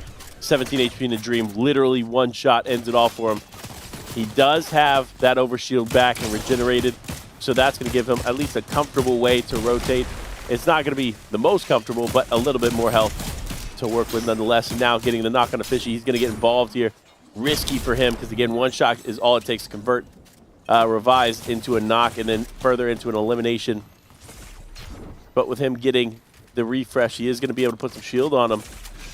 And now also for the team, going to be able to pick up that breacher shotgun. Wait, is this a different shotgun? That's the one that breaks walls. Okay, that's what I thought. Just wanted to confirm. Nice little play there to shoot that out. Surprised no one's looking at them. Like Honestly, they're just out in the open. Yeah, how do you get away with this? The one tough thing here for Revise, though, is like a lot of the successful plays we've seen later in the game have come. Oh, I don't think he cares. Oh my goodness. Okay. Okay, we're just gonna do that and run away. Okay, I see you, Revised. The man literally said, "I'm him," and then left. Just like, yo, what's up, dog? How's that feel in the dome? All right, cool. I'm gonna go join my teammate. Thank you. Wait, remember what I said about Andalix and Nikov? They need a top 5 and a few eliminations to solidify them, and here it is. 6 teams remaining, and one of them happens to be Andalix and Nikov. And we see Knifer going down. Knifer and Mega are one of those teams that have pretty well secured their spot in the zone, so Mega's still alive. Looks like they're going to get taken out by Nikov. So that's a big one. Another one to add to that tally that you're talking about, Panda. And now it comes down to Revise and Squish, Andalex and Nikov. And then we got one other duo lurking. So 3 final duos. A little bit of team play going on, and that's Kuvi over there looking to make a play. Slump trying to rotate in. And I mean, for all these teams, this is a solid play regardless. Solid game that has happened here at the tail end of heat number 3. You know, the tail end seems to be where the most action unfolds as Revise tries to make a big play. There it is. Andalex that's going to be victim of it. He's going down. Nikov now left as a solo. And, of course, Slump as a solo. Revise and Squisher obviously in the best position in the lobby. And all the lights are on them. Will they be able to hold on? Will the solo clutch come through, or will Revise and Squish be able to do it? And sure enough, as you expected, the numbers were what got them the win, and the full duo of Revise and Squish walk away. The final victory royale we get to watch of the day. Cleaning that one up. That's a solid game by them and putting in the work. That's exactly what you needed. I think that'll be enough by Andalex and Nikov too, because you said a top 5 with some elims. They did you even better. Yeah. Top 2 with some elims. Yeah, and that final little conversion of the placement for them should be enough. That is a miraculous finish for them, mind you. First place, second place. Like, That's swaggy. that's awesome. Yeah. I mean, placement warriors maybe. Okay, you know what? I like it. Yeah, we've seen from them in the past a great knowledge and understanding of the game previously. And I feel like those players that were really good at Fortnite in the early days, that's the players that have that natural understanding of zero builds and can really take over. So Andalex, Nikov definitely have that understanding of how the game works, and now just putting that into play, and that's why we see all these great placements coming out of them. Yeah, and the plays don't stop, man. But that's one team that we just saw there that went down, and that is Plix and Pilkey, who were on the cusp of getting one of those last few spots here in Heat 3. And while they were in the top 12 going into this game, they could potentially fall out depending on whether or not they got into another game and how that game goes for them. So we'll definitely make sure to give you all the official updates before the beginning of Heat 4, as that will be the final final qualifying opportunity for the finals here at DreamHack Dallas. Finally, we're going to be able to get to the finals tomorrow, and the final heat, like you mentioned, there's so much going on where everybody's trying to close it out, put in these last games, and I would expect the nerves are in there, especially for the teams right on the cusp of qualifying here in Heat 3. There's a lot that goes on.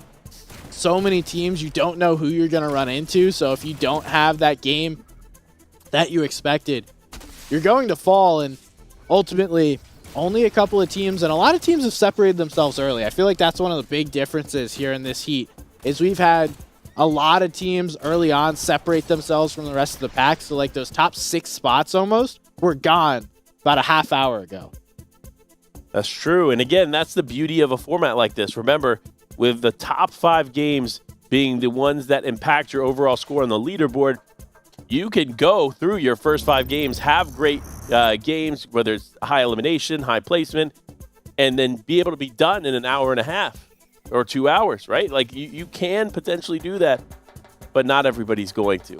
Oh, no. I mean, it's easy to say that that's how you should play the tournament, but when it comes up to it and you're facing a great player, it's really difficult to run through great player after great player. But let's take a look at the leaderboard before we close here for heat number 3, see exactly what we're looking at. And a little bit of a switch up, but again, we are seeing a higher point threshold in heat number 3 than we've seen the previous ones. I mean, currently in 12th place, 363 points. That is the current qualification threshold. And look, I'm going to be honest for you all at home. 8th place to 12th place, while there are still games going on, is not necessarily safe quite yet. So we'll have the official update for you, of course, at the beginning of Heat 4. But as of now, the top 5, I say, are solidified and qualified onto the finals. Yeah, a couple of teams that I'm liking to see is Sizzlucky and DGen. You got Booga and Muzz, Knifer and Mega. Murstache and Tayson, I don't know how close they will be.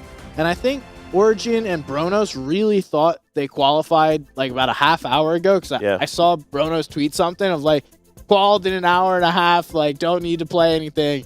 And now they're not sitting pretty anymore. No. They are qualified, but it's not like it's set in stone. Yeah, I mean, look, it really genuinely can convert there in the final moments, especially when you look at the bottom of the leaderboard and the people that are just outside that qualification threshold. There are a lot of top teams that could disrupt Bronos from going through, so we won't know until we get into E4, and man, it's going to be an exciting one. We won't know at all. We will bring you everyone that qualified in heat number 3. We're going to take a quick break, let the players take a break as well, and then we will queue for heat number 4, give you an update as far as who's moving on. We'll be right back. Stay tuned. See you guys soon.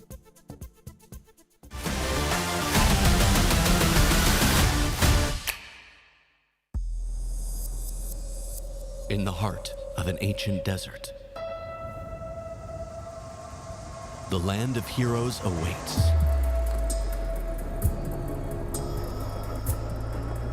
Prepare yourself.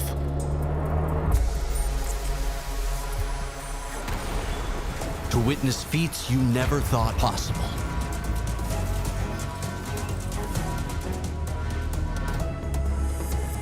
Records will be broken. Legends will be born. And fortunes will be made. The stage is set.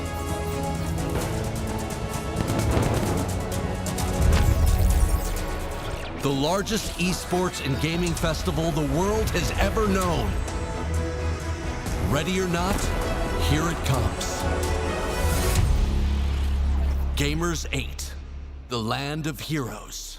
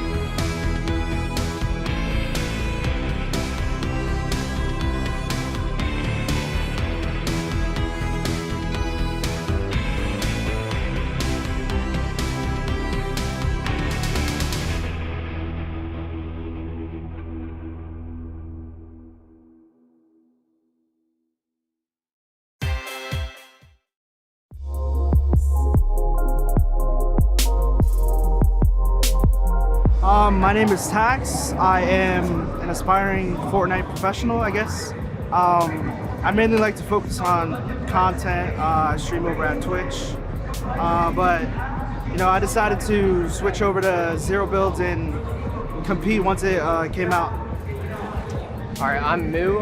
I'm like a competitive player in builds usually, but I've been playing no builds with Tax for a while, and yeah, we just dominate. Honestly, I'm just looking forward to traveling. Traveling is something I love to do, and I've never been to that side of the world, so it's gonna be, you know, something nice to experience. And this is also gonna be my second professional event. To prepare, I think we're just gonna go over our VODs, see what we did wrong, see what we can improve on, and just come back better. My favorite moment was just meeting everyone, you know, meeting all the EU players, just yeah, interacting with everyone.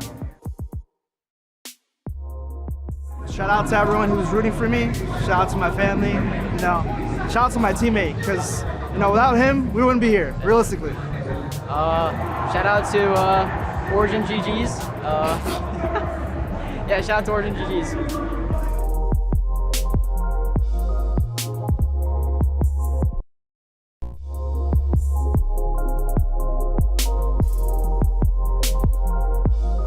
I'm Man City Threats. I'm Kwani.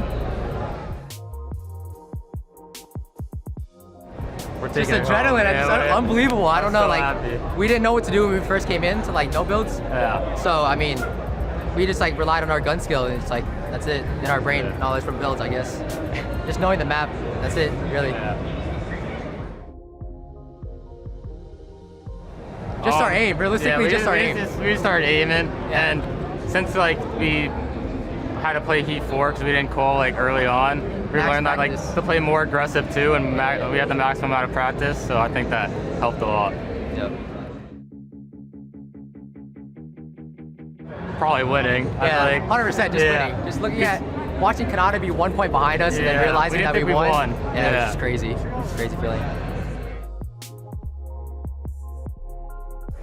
I mean, we're just gonna like VOD review and just keep on like working on our aim, because that's basically, yeah, you just know, aim train. Hopefully get our spot on con, you know? Yeah. That's literally it. Shout out my boy Threats, of course, you know what I'm saying? Shout out Man City for like flying me here and paying for everything.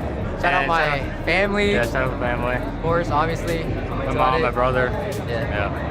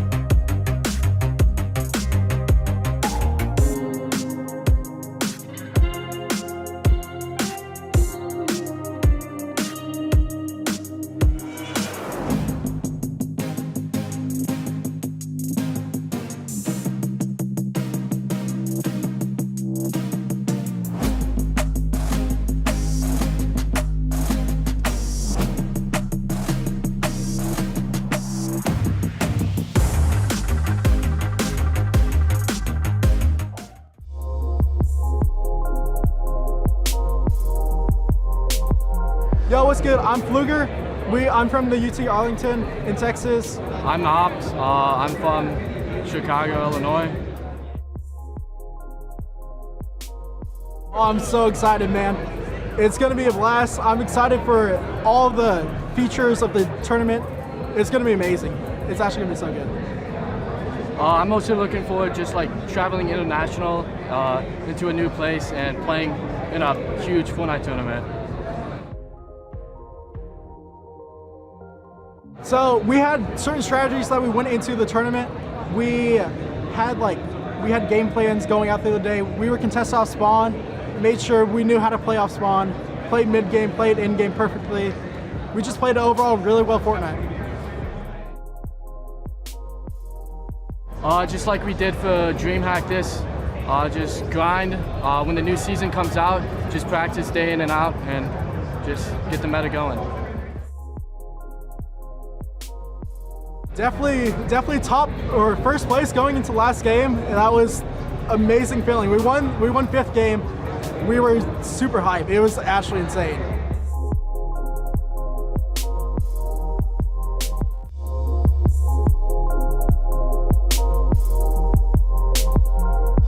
I'm Sons. I'm Alex. I'm looking forward to trying to top 5 at Saudi and put OC on the board. Our key to success was eliminations. In our last game, we dropped a 14 kill win, which bumped us up. My favorite moment was last game, dropping a 14 kill win and getting up to 5th to qualify Game as 8. We'll do a lot of a bit of voting and try to find good rotates and play a lot more center zone than edge. I want to give a shout out to my boy Tui and a shout out to Power and Cartez.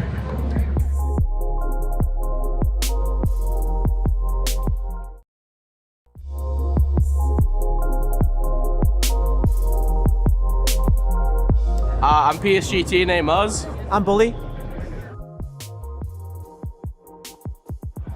I'm looking forward to the LAN experience again. The last big LAN I went to was the FNCS Invitational, so it's gonna be hyped to play there. I mean, the key to success was just playing off my teammate. Trusting everything he does. Even though I'm the one who's leading all the rotates and stuff, he still has he's so smart. So I just have to listen to him. We just play together, trust everything we do, play as a duo. That's it. Probably the ending. Dude, the ending. Because we were it was 9th place. We were 9th place, and there was 2 teams underneath us with a game left.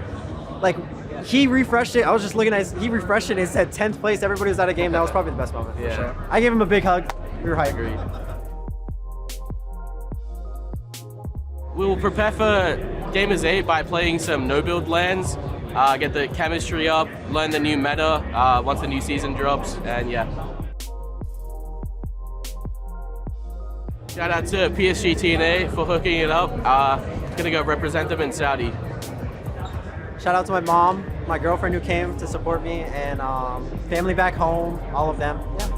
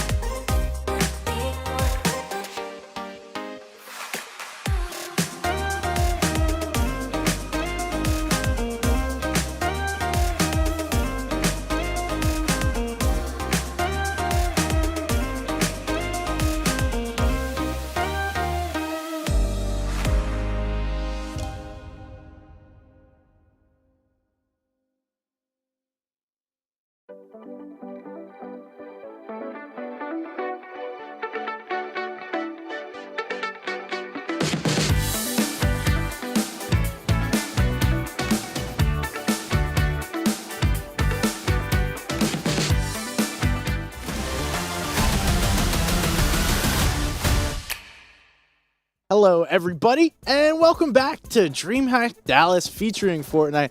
I'm SBG, your Somebody's Gun, joined by Life with Panda. We just watched heat number 3 out of 4. We're about to play heat number 4. What did you see in that last heat, and what do you expect to see in this final one? You know, I saw some shakeups in the leaderboard that took place in the final moments. I mean, look, we talked about Bronos and Origin, right? They put on socials that they felt confident. They felt like they had it. They dropped to 11th. It was very, very close to it. It's not just like a solid 11th. No, it was like a few points could have converted it. So definitely need to be a little bit more careful if you're going into Heat 4 with the same mentality. But another team that I got to highlight, of course, is World Cup champion Booga and two-time FNCS regional champion Muzz, making it in third place. A big, big change of pace here for them because in the first 2 heats, they weren't really moving and grooving. All right. Hey, you teased it, so let's take a look at that leaderboard. Let's see the top 12 teams that are qualified and moving on to play tomorrow. Redux and Smite having a solid day today. They won't be playing in heat number 4. Just so you guys are aware, all these teams that qualified, they're removed from the player pool. They get to chill, relax, watch the rest of the games for heat number 4. We had Mustache and Tayson qualify. We had our first OCE qualifier. They're in 7th place of Vortex M and Jace. Yeah, I mean, look, on top of this, we got to talk about right there at the bottom. It is High Sky and Cam Nuts. Cam Nuts, obviously the #1 Unreal Zero Build player in the world, partnered up with the FaZe Clan legend of High Sky, the young man who has devoted quite a few years into this Fortnite game, 5 to be exact. So it's cool to see them competing together. And, of course, the last but not least, Queasy and Veno have made it through in 10th place with what was a close call. Again, you see the point difference between 11th and 12th is not much. And you can imagine 13th was not much more different. Oh, definitely not. And this is the highest threshold we've seen for qualification so far. And I expect that to continue just to rise. As we've seen, it almost seems like each heat gets higher and higher because you lose some of the players. So there's some more understanding how the format works, more understanding how every player is looking to play within these lobbies. And then you also start to get a feel for, okay, you know, I'm just a dog. I'm the best. Everyone else, they're terrible. I'm going to run through them. And that's that mentality of these top players. And we've seen so many elims go through from all those players. I think Queasy and Veno put up 66. We saw a lot in the 50s up there, a lot in the 40s as well. So I expect to see the same. There's a lot of names that we both expect to qualify that haven't yet qualified. And I think we will see them here in this final heat. Yeah, I definitely agree. I think one thing we do have to talk about is obviously the shift from day 1 to day 2. So in day 1, it was a little bit more passive, more focused on the placement. But here we saw Andalex and Nikov had a first place, second place. So 4 out of their 5 games that counted were top 2 games with 5, 6, 9, and 10 eliminations, right? So on paper, that sounds great. But the one game that held them back was a 17th place, 5 elimination game. And so that's the format, right? You have to understand that your top 5 games are what's going to count. And even though you got first place, second place, you're not necessarily guaranteed to go in. Yeah, and that's just the format. You have to understand, I mean, 4 good games is not going to be enough. You need to get that top placement or have those huge pop-off games with 20-plus elims. But, you know, it seems like there's a lot of people having fun out there in Dallas. So let's tune in with Reddish and see how her trip is going. Hi guys, I'm GXR Reddish. I'm a content creator for GXR. I came all the way from Romania to complete a DreamHack here, and my duo is Ben K. All I wanted to do was have fun. I wanted to meet a lot of people, so I'm here not necessarily to win, but to hang out with people from my org, with people from the community. I also met people from my Red Squad, like my own community, but also from the Fortnite community. So I'm here to have fun. My duo partner, we actually met because of DreamHack. I made a tweet. I was like, guys, I need a duo. Who should I play with? And I got a few vouchers for him because we have a few mutual friends. And we just met here for the first time and we just played our first tournament ever. It was fun.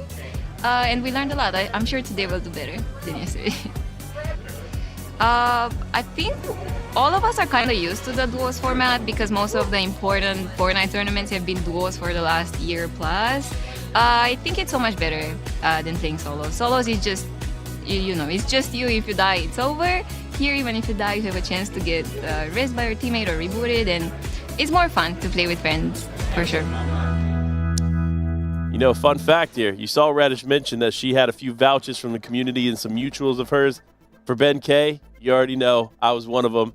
And because I'm a big believer in Ben K. When he is on and it comes to zero build, he is on. And that's why in heat number 3, it was a different situation for them than it was in heat number 1 and 2. They had their best placement so far right there in the top 60.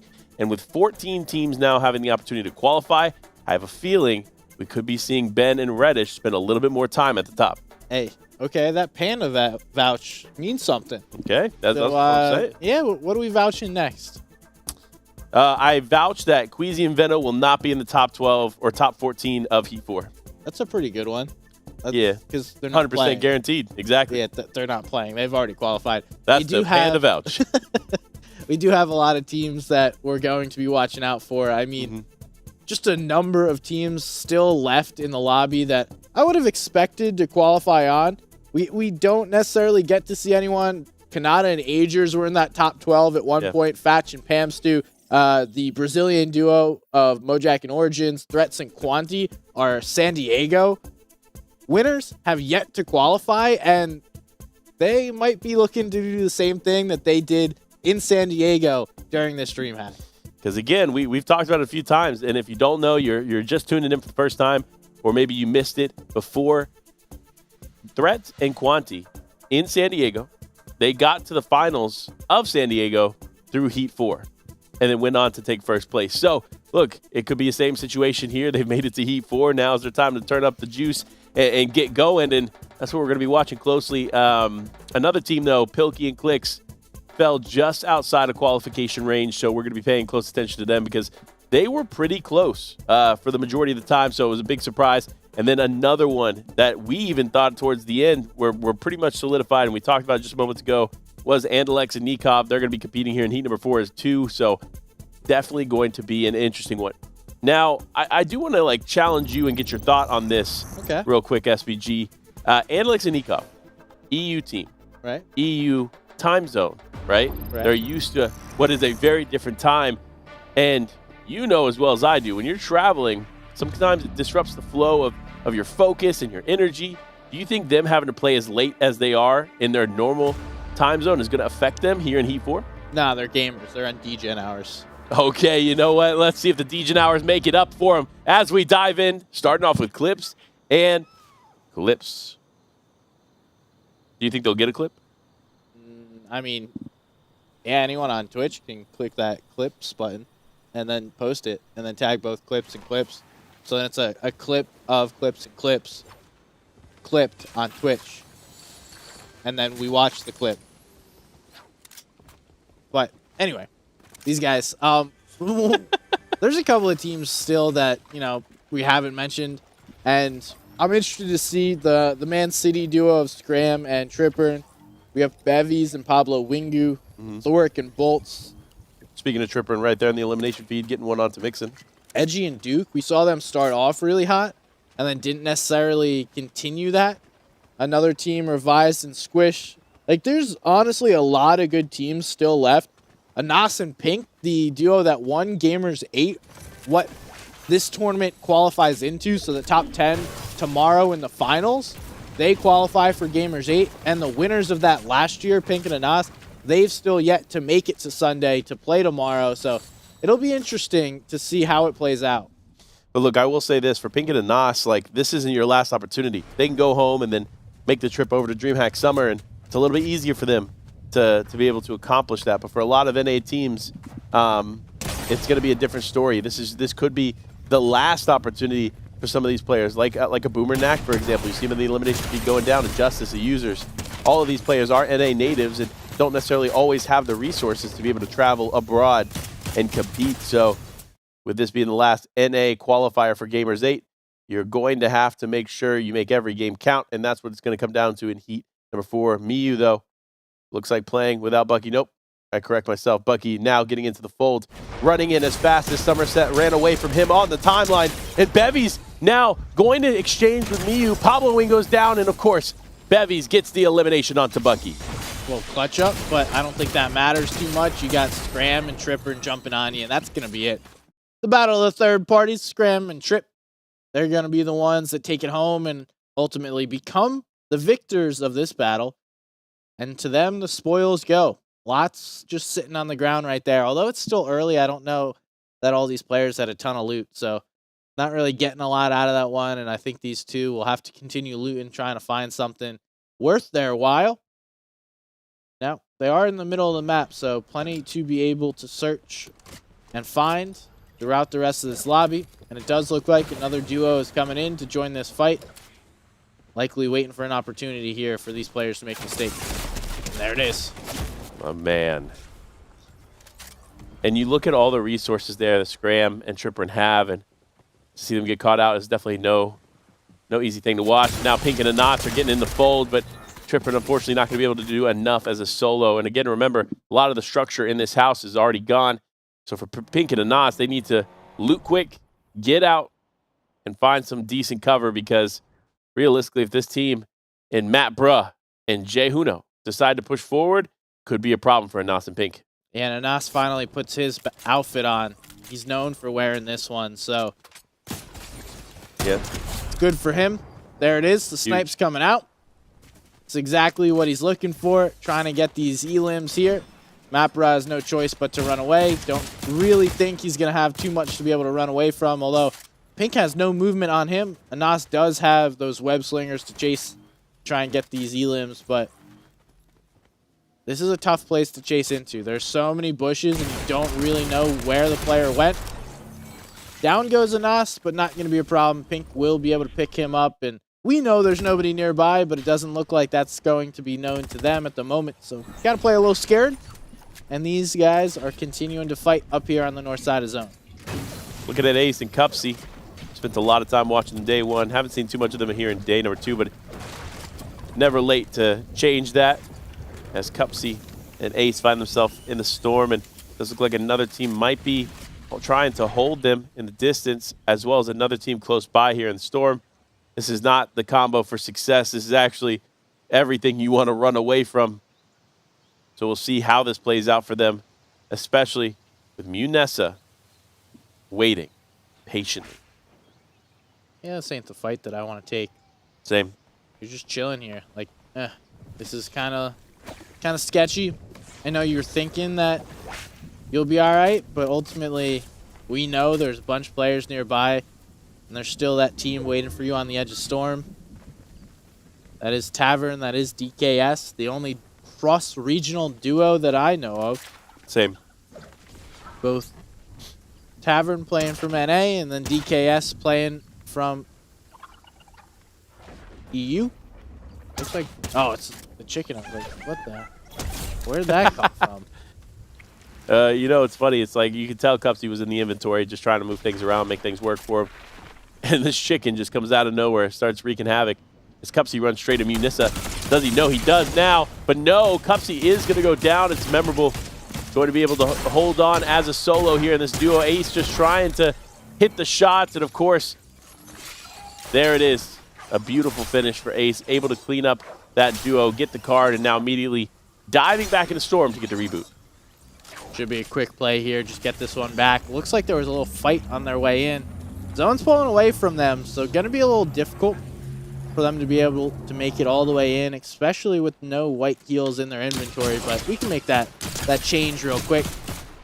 Clips is getting a big beam here onto Dagshi. That's going to start the engagement, but doesn't look like Clips is going to try and finish that one out. With 2 a.m. Clips far away from FaZe Clips. Now they're going to have to play this a little more slowly. The other team knows they're there, so not exactly how you want this fight to continue, although we'll see if they get to make a play at this moment. Plays can be made. The positions can't be restored, so Clips and Clips going to play a little bit of a height here. Try to maintain a bit of a push. You see them slightly separated in a way that could allow for pressure to commence, but now the exchange of height and Clips moving forward has taken place, and this other team has taken high ground from them. However, Clips and Clips should be able to completely disengage because, unfortunately, this other team probably just doesn't realize where they're at. Yeah, this is a good spot to farm metal if we're playing Build Bug. This is true. This is true. Where Acorn and Cold farm their metal. Fun fact. Another fun fact, Clips and Clips are looking to farm here as well. Just eliminations, not the medal. I don't know, are they? They had a big beam onto a player and decided to back off. Looks like they're chilling for now. It's just got to make sense. I mean, you know as well as I do. We've seen it time and time again where these players get an advantage of the fight. They take the fight, and then ultimately the fight doesn't go in their favor. So sometimes the risk isn't worth the reward unless you get a little bit more guarantee with that. But now Anas and Pink going to be in Mega City, cleaning it up, and that's actually going to be Crims going down. Unfortunate, but again, Crimsky, if you didn't hear us talk about it yesterday, best story in Fortnite. The ability to overcome the things that he did was just incredible, overcoming cancer and competing in Fortnite events from the hospital. I mean, he is genuinely just an inspiration to myself personally. I'm sure many others in the scene. So it's great to see him competing here today. It is. Dude's a dog. Not just in game, but also in real life. He's harder than 99% of us, so shout out to you, Crims. Keep doing you. Looks like Anas did get into a fight there over at the vault.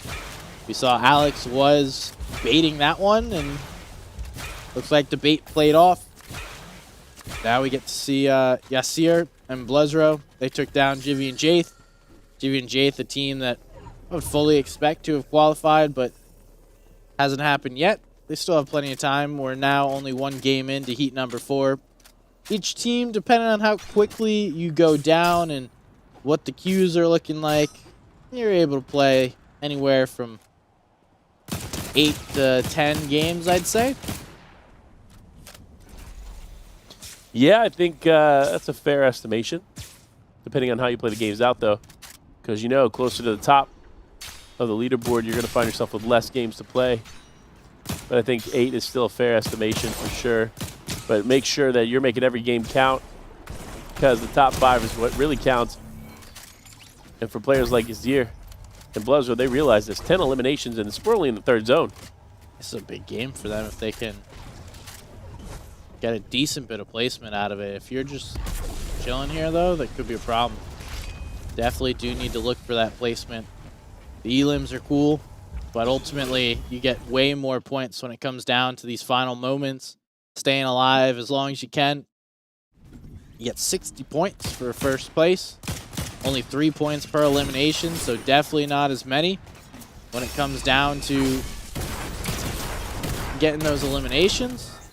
Yasir and Blezro getting another 2. So playing quite aggressively here. You see Blezro trying to steal all the loot he can on the ground. He might not call it stealing, but I'm pretty sure Yasir would say that. He's like, yeah, bro, that's my loot. What are you doing? I'm the one that clutched up. That's kind of how it goes. A little fun fact, I know this is really, really early, but can confirm that Blezro and Yasir have the most eliminations combined at the start of this competition. So for them, they got to feel confident, right? This is the momentum that they need to carry out what is going to be a potential qualifying opportunity for them in Heat 4.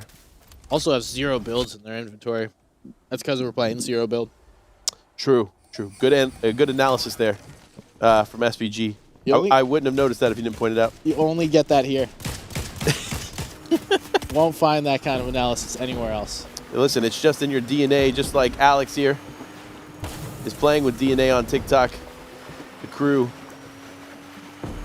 definitely playing a bit of a risky play here with this vehicle. Now, you and I both know back in the day, the initial introduction to 0 build, the car was always the way, but without the repair torch and that limited health on there, it could cause you end up taking a lot of damage, especially when you go into a big place like Mega City. But Cammy and Japko jump into a fight and find a straggler in the distance, a nice elim for them to pick up. And Cammy, Japko, 6 eliminations on the board. Beautiful game here, folks, as they need a big one to qualify on.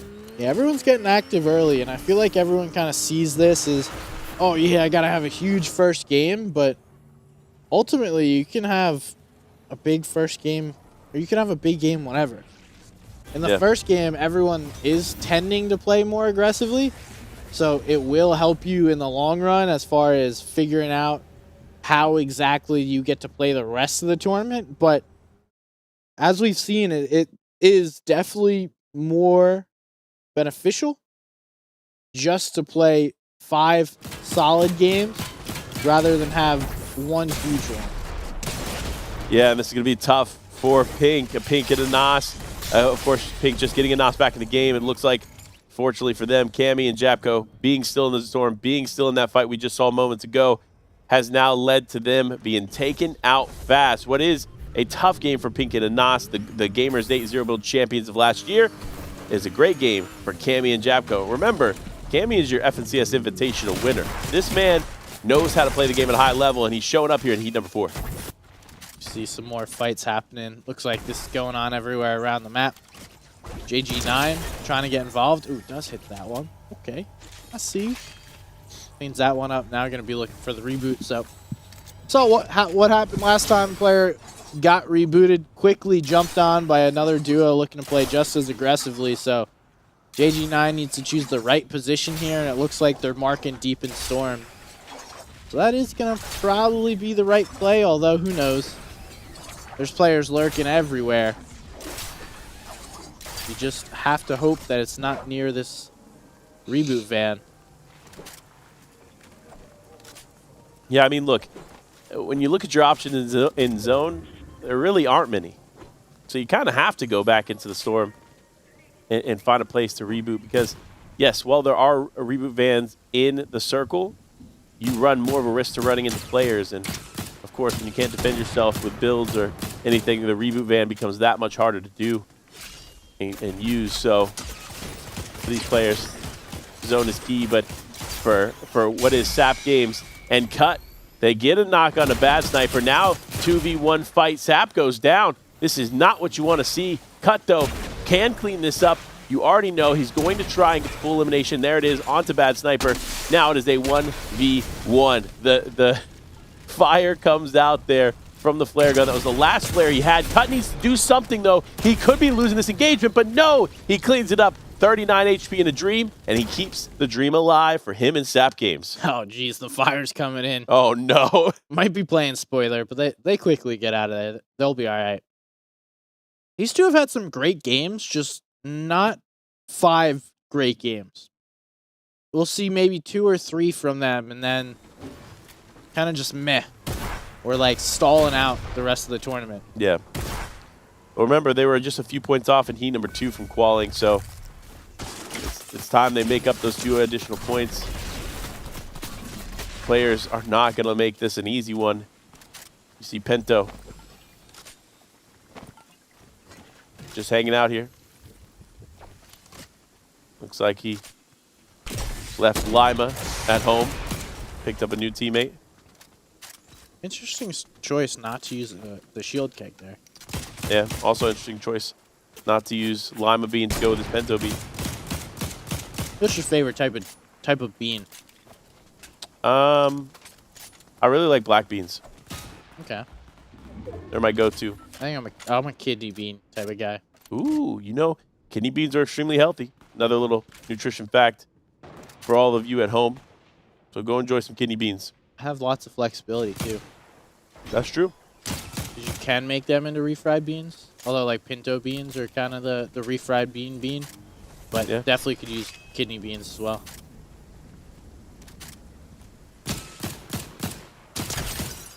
I guess you could really refry any beans. You could make like a refried black bean if you want. It's true. All it is like cooking it down until it's mush and adding butter. And whatever you want. Whatever else you want. The more you know, people.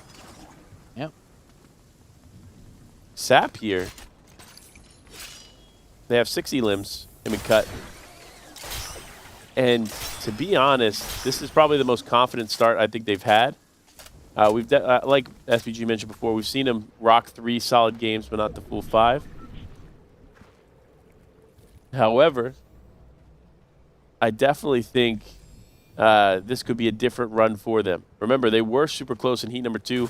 This is the second heat of the day, last heat for them to qualify, so they know all is on the line in this moment.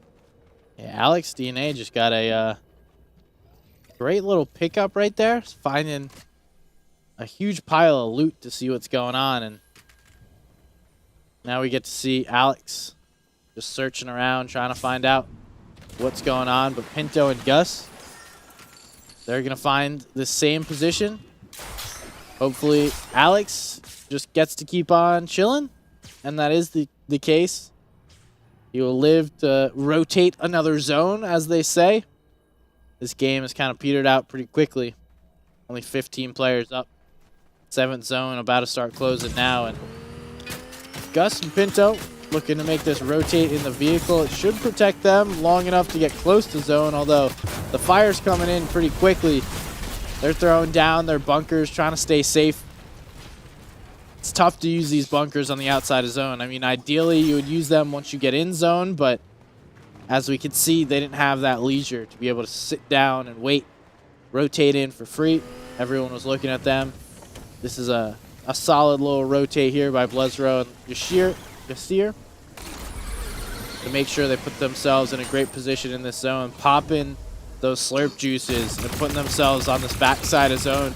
We could see it'll eventually be in the storm, and that's why they wanted to play this position. Still taking shots though. Blezro laying down that fire. Him and Yasir want to make sure nobody else is up here. Trying to clear out these upper buildings. Everybody just claiming their position. Poker Pro and Cash down below. Doesn't seem like it's going to be that great of a spot with those pulse rifles running through. Clips and Clips have somebody just swing right on by. That's Bright and Tundra getting into this next side of zone. This is a good sign here for Clips and Clips. Both have not necessarily found their full groove here in these games, and so seeing them in the 8th zone is a great sign for them. As you already know, we said this, we mentioned this yesterday, seeing phase clips without the sniper and seeing 2 AM clips with it is kind of different. It's not what we're used to seeing. So there's got to be a reason. Got to be some communication between the two of them that makes them feel comfortable that way. But looking at the elimination feed, of course, Cammy is going to be able to take out Sap Games. But it does look like Cut returns the favor, takes out Cammy's teammate in Japko. So that is going to be a fight that I don't know how that's going to go. Either way, though, we'll see shortly. Actually, I don't see Cut there in the distance, and I do see Cammy and Japko. So that tells me that it could be Cut and Sap Games out here in game 1. Yeah, it's all over. All over. Sorry, guys. There's 13 players left, 7 duos. We see Alex is the 1 duo. So we know he is going to be the lone solo left in this lobby. Everybody else is a duo, and we hear the fights going on. Everybody's looking to get involved, trying to get in these games. Clips does go down there to Cash, and now it's up to Clips to try and clutch this one up. He's just going to sit in this corner, wait for an opportunity to either make or play, possibly get his teammate back in. I would expect Poker Pro and Cash try and jump on this, but they may not be able to find this opportunity. Yeah, it's going to be a tough one to find because you know these corners of these buildings, sometimes they're tougher to get into. But now they're Poker Pro and Cash just trying to play out as much as they can. Blezro and Yasir, again, leading the pack, 14 eliminations. This could be the biggest elimination game that we've had in the Heat so far. And I'm looking forward to seeing how it finishes because they are on top of the world, not just top of Mega City, but top of what is the best position in the map thus far. And now they have every advantage in the book. This is their game to win. But can they close it out strong as Yasir now getting another elimination in the feed. Clips here trying to catch somebody off in the edge zone, and looks like they do end up catching one. Blezro, though, still playing it close with Yasir. Almost finding another elimination, both using the bubbles very, very effectively. Again, the heat is on as Cammy and Japko need to do something. Blezro goes for the play on them with the pulse rifle. Could potentially catch one of these off guard. This final moment is just getting so much more intense. Yeah, Pinto and Gus definitely helped out Yasir and Blezro. Now everybody's weak. Yasir and Blezro looking to clean this one up. Can they do it? Blezro gets one. Yasir gets weak. Blezro popping off right now. He's got to hit the final shot, but no! Cammy clutches it up. What a play! Cammy and Japko do everything in their power to take that game. I thought that was over. Look, so Cammy has something going on with him, right? What is it with Cammy being 1 HP and then the person on the other end freezing and missed a shot? Venno, FNCS Invitational. Blezro, right here, DreamHack Dallas. Like, what is going on? I mean, look, the kid's anthem. He's a good dude. Anyway, Blizzro, I needed that shot there. The problem is we get to see so many players miss so many shots. Eventually you hit them. They're great. More times than not, they will hit those. I think they had almost 20 eliminations. So I think they will be happy with that second place. Second place, 20 elims. I mean, you can't really complain. Obviously, when you look back on that one, you're going to be like, dude, I should have hit that shot. Yeah, that is going to be tough. Of course, we talked about how close they were to the elimination record throughout the heats, and they could have disrupted a lot of teams. I mean, they're probably still in first on the leaderboard if I had to guess, with solely the eliminations in second place. But, man, what a close finish there. So I'm going to be honest with you, Blizzro and Yasir, if they keep this energy going, could be an easy night for them. Should be. Although, I don't see this happening more than maybe 2 games. Just like the chances, it's literally anyone. I just don't see you being able to drop more than 2 20 bombs. Maybe I'm wrong. There's just too many good players. Eventually, you're going to run into like a stacked team and you're going to lose a gunfight. And here we do see some of these final moments. Pinto and Gus trying everything they can to help out Cammy and Japko. And ultimately, Blizzro comes in. Cammy comes in late. There is a big shot. So Blizzro did hit a pretty big shot there. Just not enough. 3 HP left, and Cammy had that slurp going. Yeah. So he continued to get that HP back, and it looked like Blizzro didn't have anything to follow up on. So maybe one of those moments where you're really hoping I had a combat, a Maven shotgun, so you had something to repeatedly shoot. Yeah, the follow-up would have been important for sure, but nevertheless, big plays here coming out of DreamHack Dallas, and you love to see it. This is only game number 1 of the heat, so lots more action to unfold, lots more action to break down as we prep to get into another game, get that battle bus loaded and ready to go. And if I had to make any guesses, we're probably going to see another Cammy and Japko game. Not necessarily a win, I can't guarantee that, but we're definitely going to see them play here in the next round. I think also another good indicator of seeing Blizzro potentially make a comeback. I'm excited. Blizzro and Yasir definitely have a lot of potential. Yeah, and we talked about it. He was playing with a different player yesterday, so they are coming and trying out something different compared to what they tried yesterday. Him and Yasir seem to be working here in heat number 4. I want to see them continue it. Maybe not drop another 20 bomb, but at least bare minimum, get a couple of end games under your belt, get a couple of top 5s to secure that placement, and get yourself into playing on Sunday, because ultimately, having a good game in heats, it's cool. You know, you can flex it, but it doesn't really do you any good in the long run. It doesn't. All the heats do is get you to the finals where everything counts. And of course, the finals get you the top 10 in Gamers 8. And that's where everything really gets interesting. $2 million on the line for Gamers 8 event. So make sure to tune in if you don't already know. This is the second of 3 qualifiers for the Gamers 8 event. Gamers8.gg has all that information and information how you can be there at the event in person. So make sure to check out all of that again at Gamers8.gg. SVG, man. What's up? I'm going to make a bold prediction. This is before finals, right? Okay. This is a bold prediction. All right, I'll write it down. You ready? Yep. BenK_live and Reddish. BenK_live. And Reddish. Plus Reddish. Qualify to Gamers 8. Not just qualify to finals, but get a top 10 finish tomorrow. So let's dive in as the games begin to see if my prediction comes true. It's written. It stays now forever. Once it gets written down, it is now going to live on forever. I can show you guys once we get back out of this game, but right now we got something more important to do, and let's talk about Fortnite and see how these wonderful players are going to continue to play and battle it out. Looks like Shatter Slabs is a little contested. Brutal Bastion having a lot of action going on over there. The Springs also seeing a few players. Now we're tuning in with Versify and Lethal.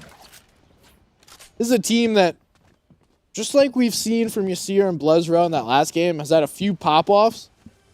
But something they haven't done that we just saw was make it to those final moments. Always kind of falling a couple zones early, and they're getting the elims. That's awesome. But they're not getting that big dub or second place, which we've seen you need in order to qualify. Well, and that's their issue, right? Is, again, they're very, very strong off spawn. They don't typically have issues there. It's when they get into the mid game, they'll get a few of those eliminations, and then they either, I don't want to say crumble, but they end up falling to usually what is a third-party situation. And that's what you have to understand, is this is not an easy game to just play out continually the same way. Yes, you could be exceptional off-spawn fighting. That doesn't mean you're exceptional fighting in the mid game, especially with the way that Zero Build plays. You can't really defend yourself without making the right moves. So I definitely believe that they have potential, but they just got to hone in how they handle the mid game. And we see Sampo bringing his teammate back in here. Sampo, a long-time veteran in the Fortnite community, pretty much streaming every day, playing games with his viewers, playing competitive tournaments, playing Zero Builds. My man does a little bit of everything. He even does some coaching from time to time. So just big brain full of knowledge there in Sampo. Love to see him playing and hope to see him qualify. Regardless, I know he's always got a great outlook on things, so gonna appreciate just having some time to go spend with all the people out there in Dallas and enjoy the moments that come with it. You know, Sampa, before Zero Build came out, again, like you said, kind of leaned a little bit more into coaching, and I actually got to sit down and chat with him on how he does his coaching and get a little insight from the mind of Sampa. And the man is very, very smart. Oh, yeah. He genuinely knows how the game is supposed to be played and when to make a play, when to break away. So definitely a great mind in the Fortnite space. But you know us boomers. Our mechanics tend to slow down a little bit with age. But nevertheless, people that aren't slowing down is Bluzro and Yasir. Still on a tear. Looks like going to make another fight towards Webster and Nexi. Can they make it happen, though? It'll be close. Doesn't look like Nexi's going to win that one. Neither will Webster. Nope. They're getting sent back to the lobby. I am interested. So, Fortnite is such a young game that most of the top players are, I'd say, average that 18 to 20 years old. And then we see some on either side of those numbers. But lots of other games have older professional players that have been successful. Oh, that's not good looks from Versify. But as I was saying, lots of games, such as like Smash, CSGO, they've had lots of older players continue having success long-term into their 20s, late 20s, early 30s.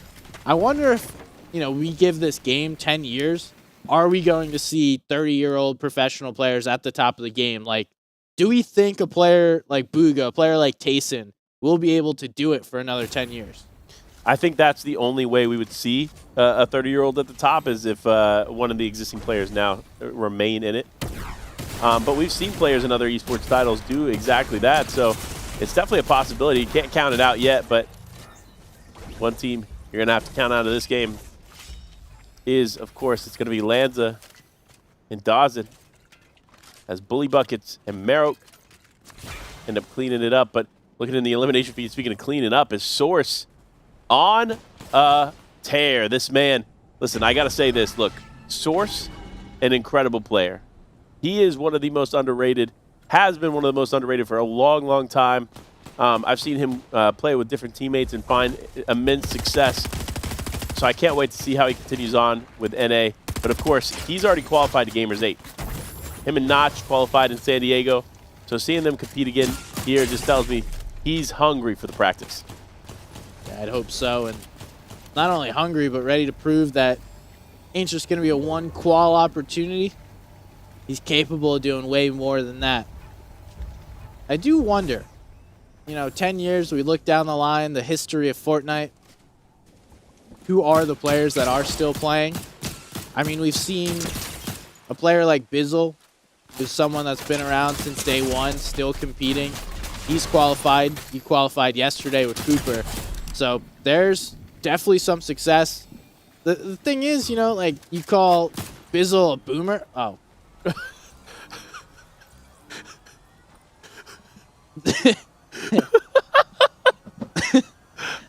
Oh. All right, we're just going to have a moment of silence. Yep. He lagged.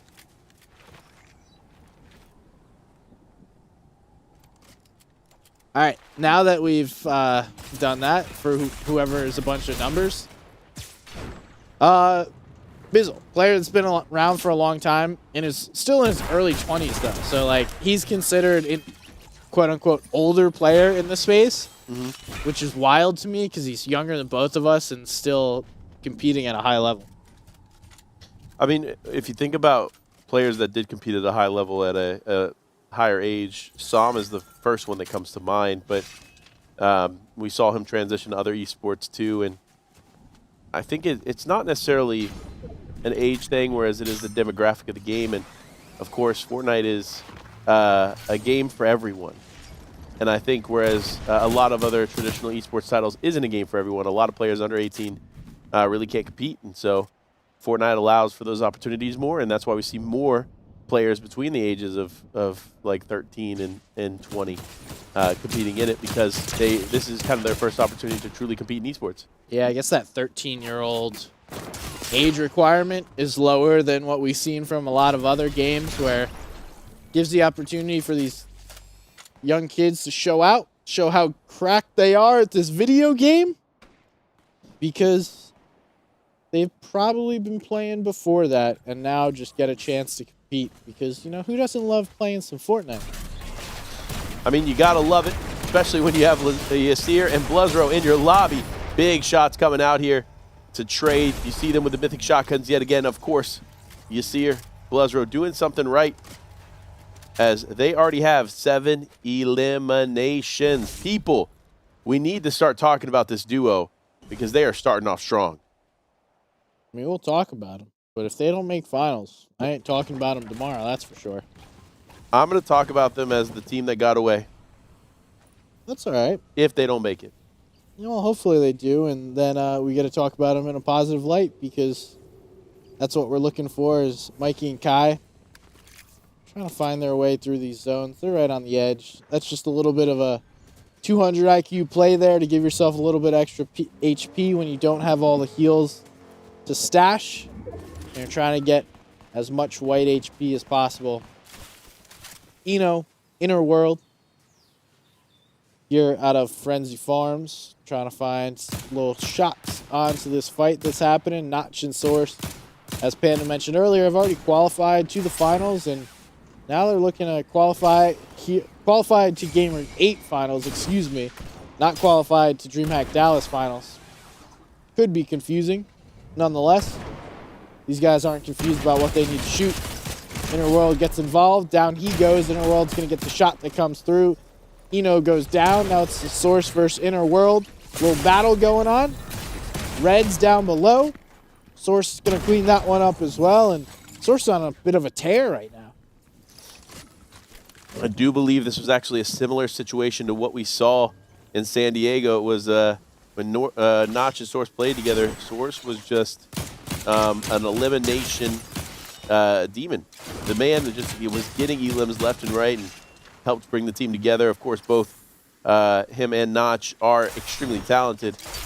And so that's why I believe that they are another team that we could see qualify on. But Cammy and Japco in this game too, like we talked about. We said, you know what? There's a good chance we're going to see the Cammy Japco. We're going to see Bluzro, Yasir playing together.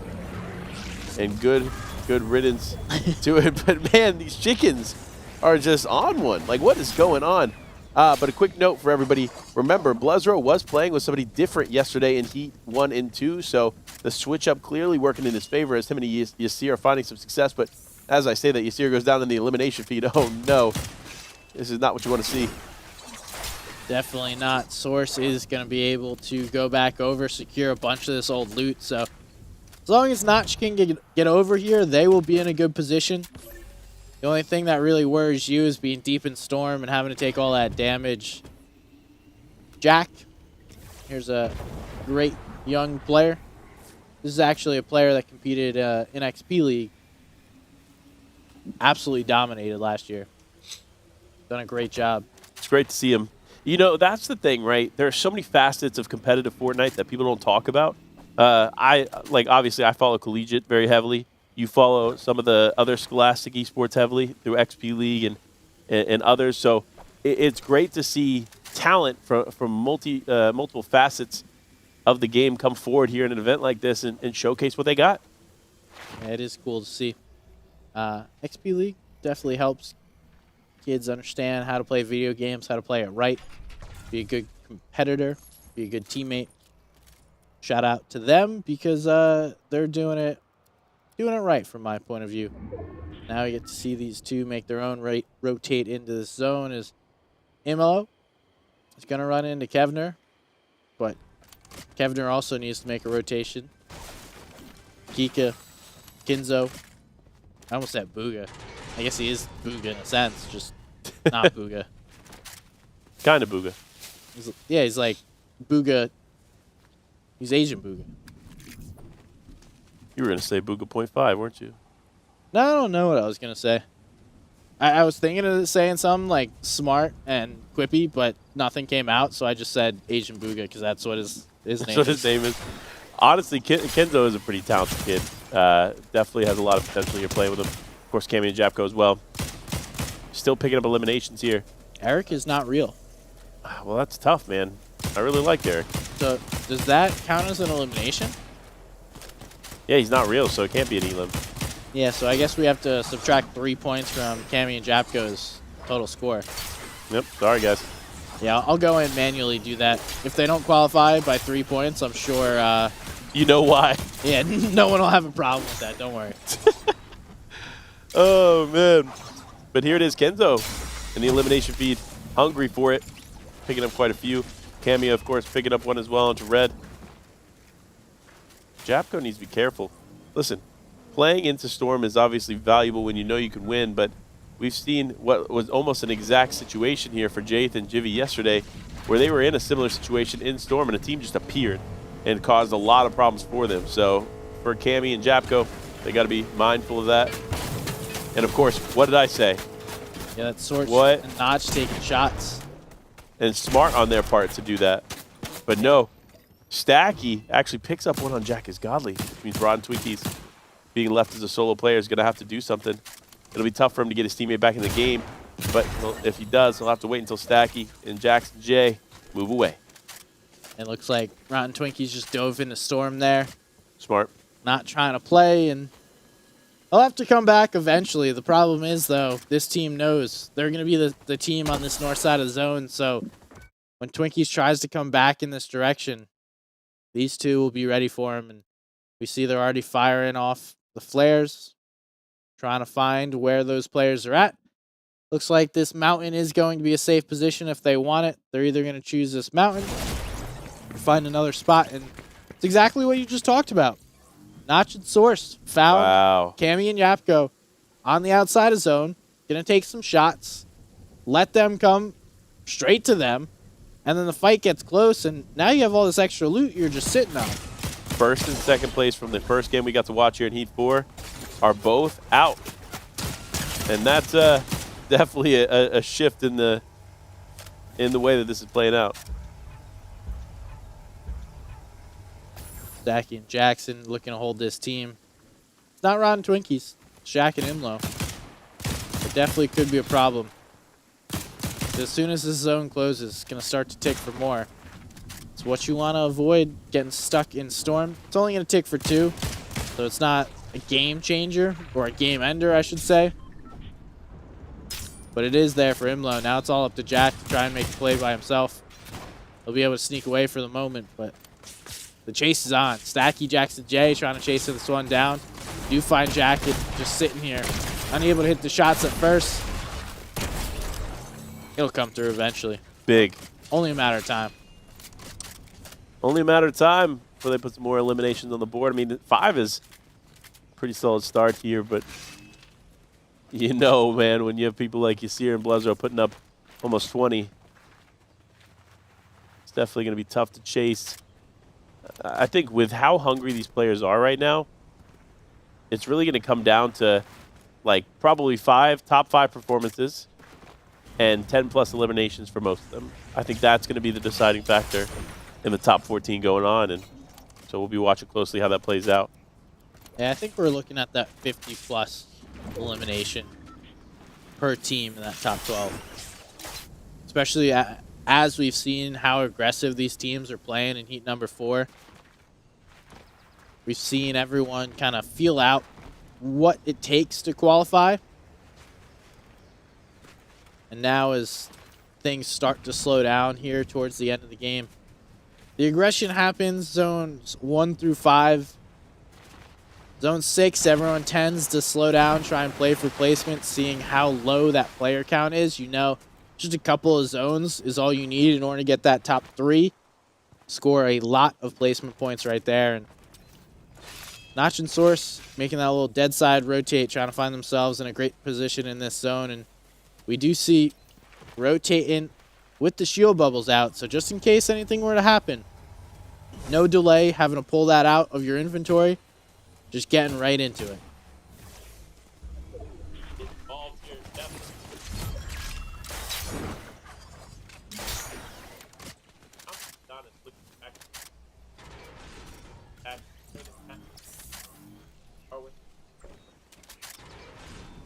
Looking at where Stacky and Jackson J are, they're pretty distant from the zone. It could cause some problems for them when they need to rotate, but I think if they wait a little bit, allow for other players to get away from them, they could make a clean entrance in. But with players like Zara and Arc, Source and Notch still in this game, they're definitely aware and ready to cause some problems. Like Source and Notch just trying to close this one out. Clearly comfortable, ready to play. Putting pressure. Oh, no, they're just breaking a tree. They're not putting pressure on anything besides that wood. Now we see, just checking to see where everybody's at. Source and Notch are in a great position, the high ground in zone. They're looking across. They know there's likely a team on that mountain across the way from them. They have seen them taking some shots. Just slowing this down. I've only seen 1 2 duos fall. Rotten Twinkies does get knocked, so he was able to get Jack as Godly, but not without getting hit back. And it is the team that took them down in the first place. Wow. Stocky and Jackson J. I mean, it's only a matter of time. Rotten Twinkies was playing in Storm for a while and eventually needed to make it back in. There's only so much space to play out of. That's true. That's true. And with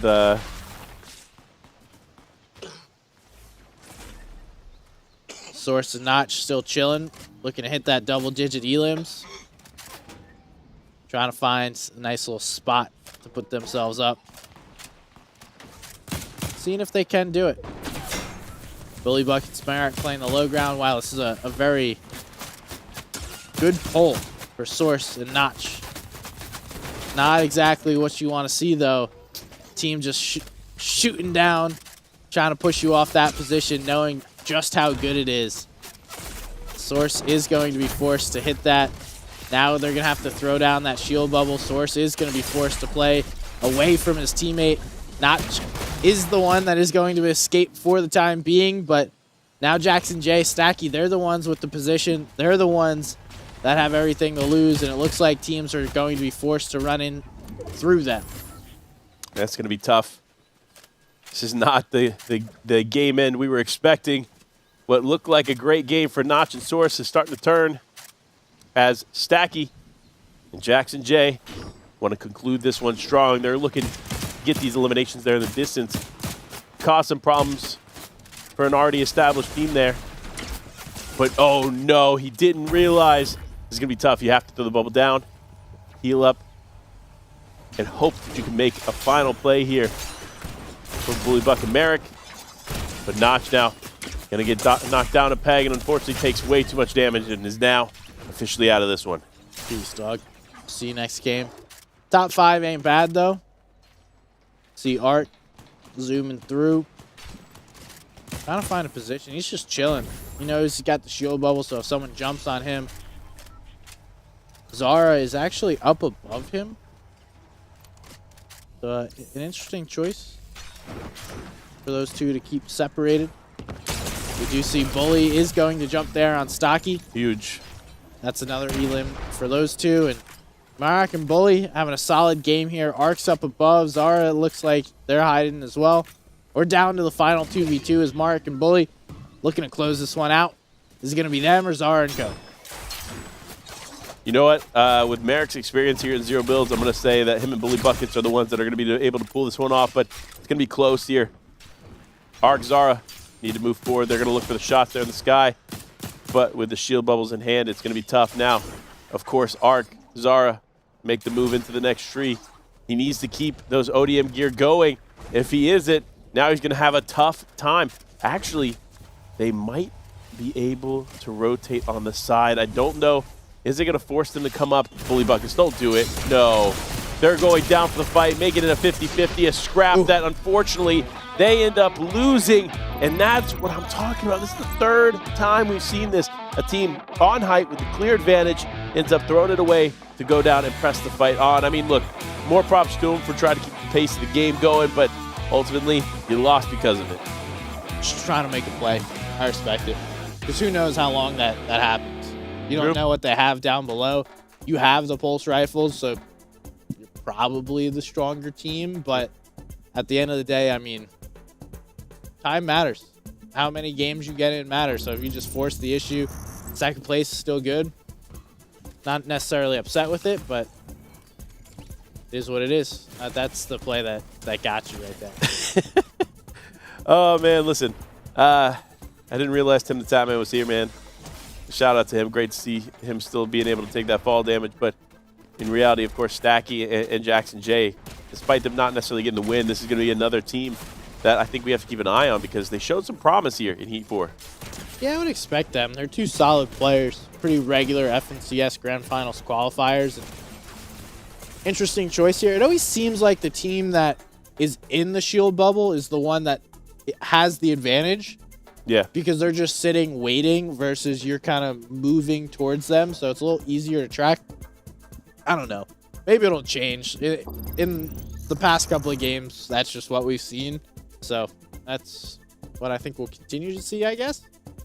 Yeah, I definitely think it'll play out the same. Look, when you're in the bubble, right, literally all it takes is for their feet to slip in. And when their feet slip in, they can't shoot you, but you can shoot them. And it pretty much wraps from there. You get that first shot advantage playing from inside the bubble. So realistically, that's why you just don't give that up, especially when the bubble is temporary. It is only going to be there for a minute amount of time. So if you play height, wait it out, you'll ultimately have the advantage to take those 2 elims. So let's take a look at what our leaderboard is looking like. No surprise. Blezro owners, Yasir up top. Kami and Yapko up top there as well. And we're already starting to see those elims rack up, although what Yasir and Blezro have done through the first 2 games is massive. 28 elims, definitely standing out from the rest of the pack. Yeah, that is honestly a huge start for them. Will they be able to keep it going? That's the real question because they still have several games yet to play, and they need all big games to qualify on with the big boys here still yet in this one. Definitely is. We're going to take a quick break, but we'll be right back. Go grab some popcorn, and we will catch you soon.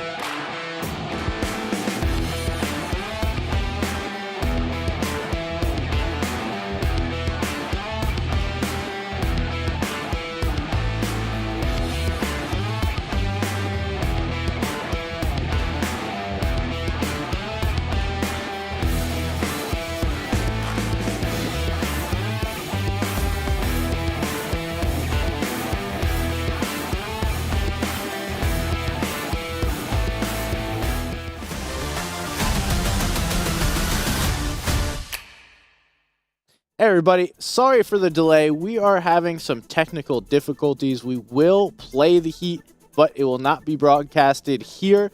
Make sure to go to twitch.tv/clicks. You can watch Heat number 4 when that is ready on his stream. We appreciate you guys hanging with us for this evening. That'll wrap it up for Somebody's Gun and Life with Panda. We appreciate you guys. We will be live tomorrow for a special match at 10 a.m. Central Time, so make sure to tune in. DreamHack FN on Twitch. We will see you guys tomorrow. Have a good night.